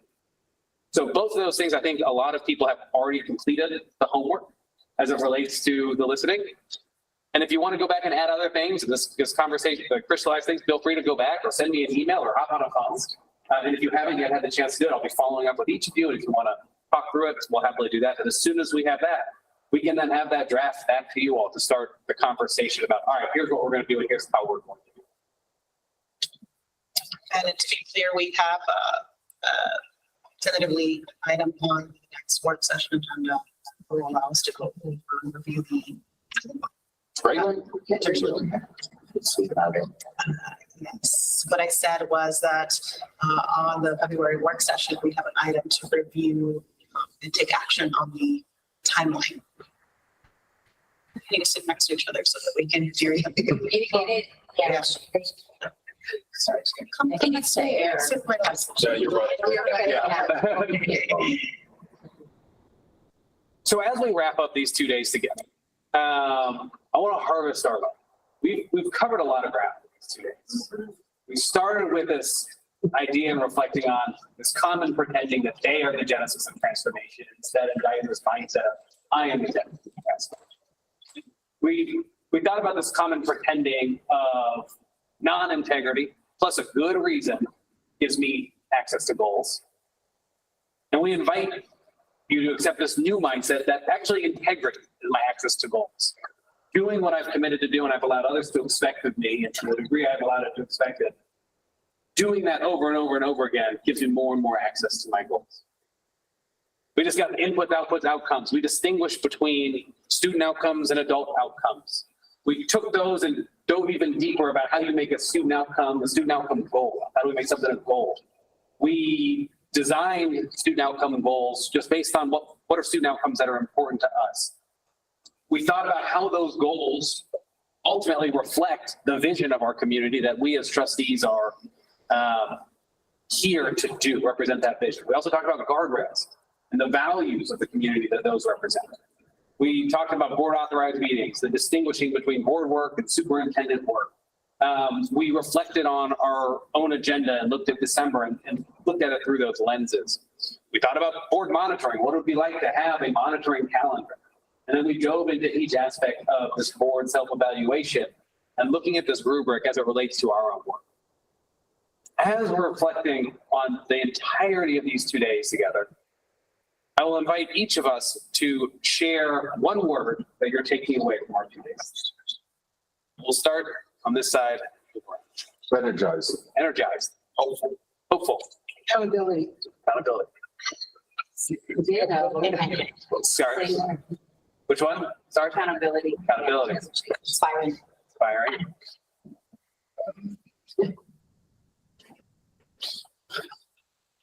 Hopeful. Hopeful. Focused. Focused. Energized. Energized. Optimistic. Optimistic. Awesome. Awesome. Relieved. And as we reflect on these 2 days, what are you taking away? What are you taking away from these 2 days together? What did you get out of our time here? Who will share first? I am so grateful to City investment. So. And I'm just so inspired that we put ourselves on this trajectory. Can we make a nice statement? I am so excited that we have made it together in ourselves, put ourselves on the trajectory. I'm inspired. I made a nice statement that I am so excited that I put ourselves on this journey and put myself on this journey. Sharon, what else are you taking away from this? Make it a nice statement. I'm looking forward to the work. I know it's going to be challenging, and I know we have a good foundation to build on, which is helpful. But I'm definitely looking forward to propelling us forward. Looking forward to propelling us forward. What are you taking away from today? Make it a nice statement. I'm grateful of having this breakdown of the input, output, and outcomes, because now I feel like I have a role of communicating that back. Also.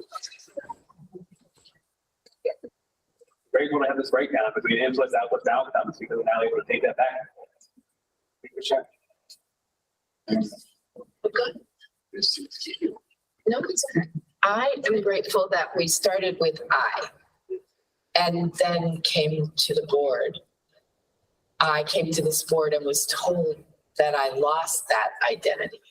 And so I'm grateful to have that identity back. Grateful to have that identity back. That started with I. Thank you, Sharon.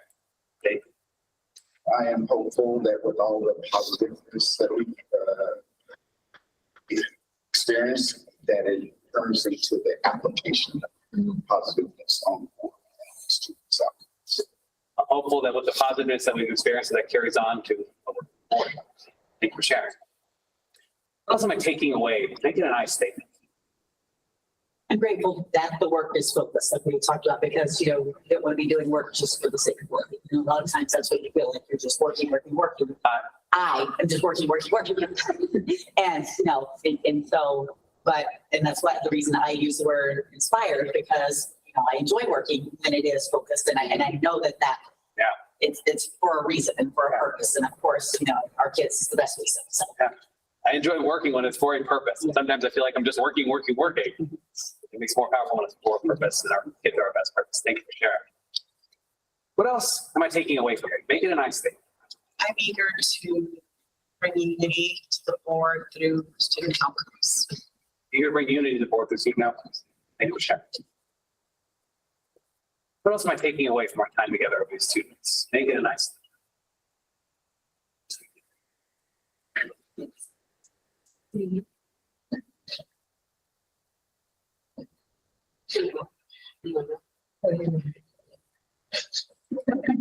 Okay, because I was trying to condense it. I am taking away hope that the work that we're going to be doing is going to lead to sometimes very hard conversations, but some very much needed inclusivity and better communication. I'm hoping this work will lead to more inclusivity, better communication, hard conversations. Thank you for sharing.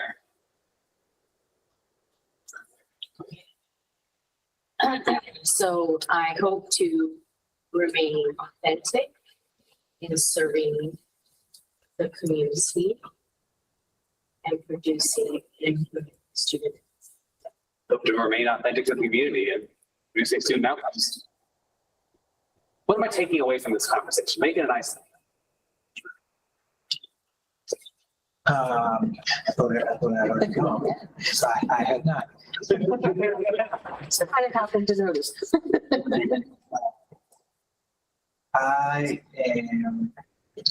appreciate the simplicity of tools that we've been given. Because my brain works pretty systematically and linearly. And so to have a set of tools allows me to do my best work. And it also, this validates for me that the work, while difficult, is not complex. I appreciate the tools. It validates for me that this work is difficult, is not complex.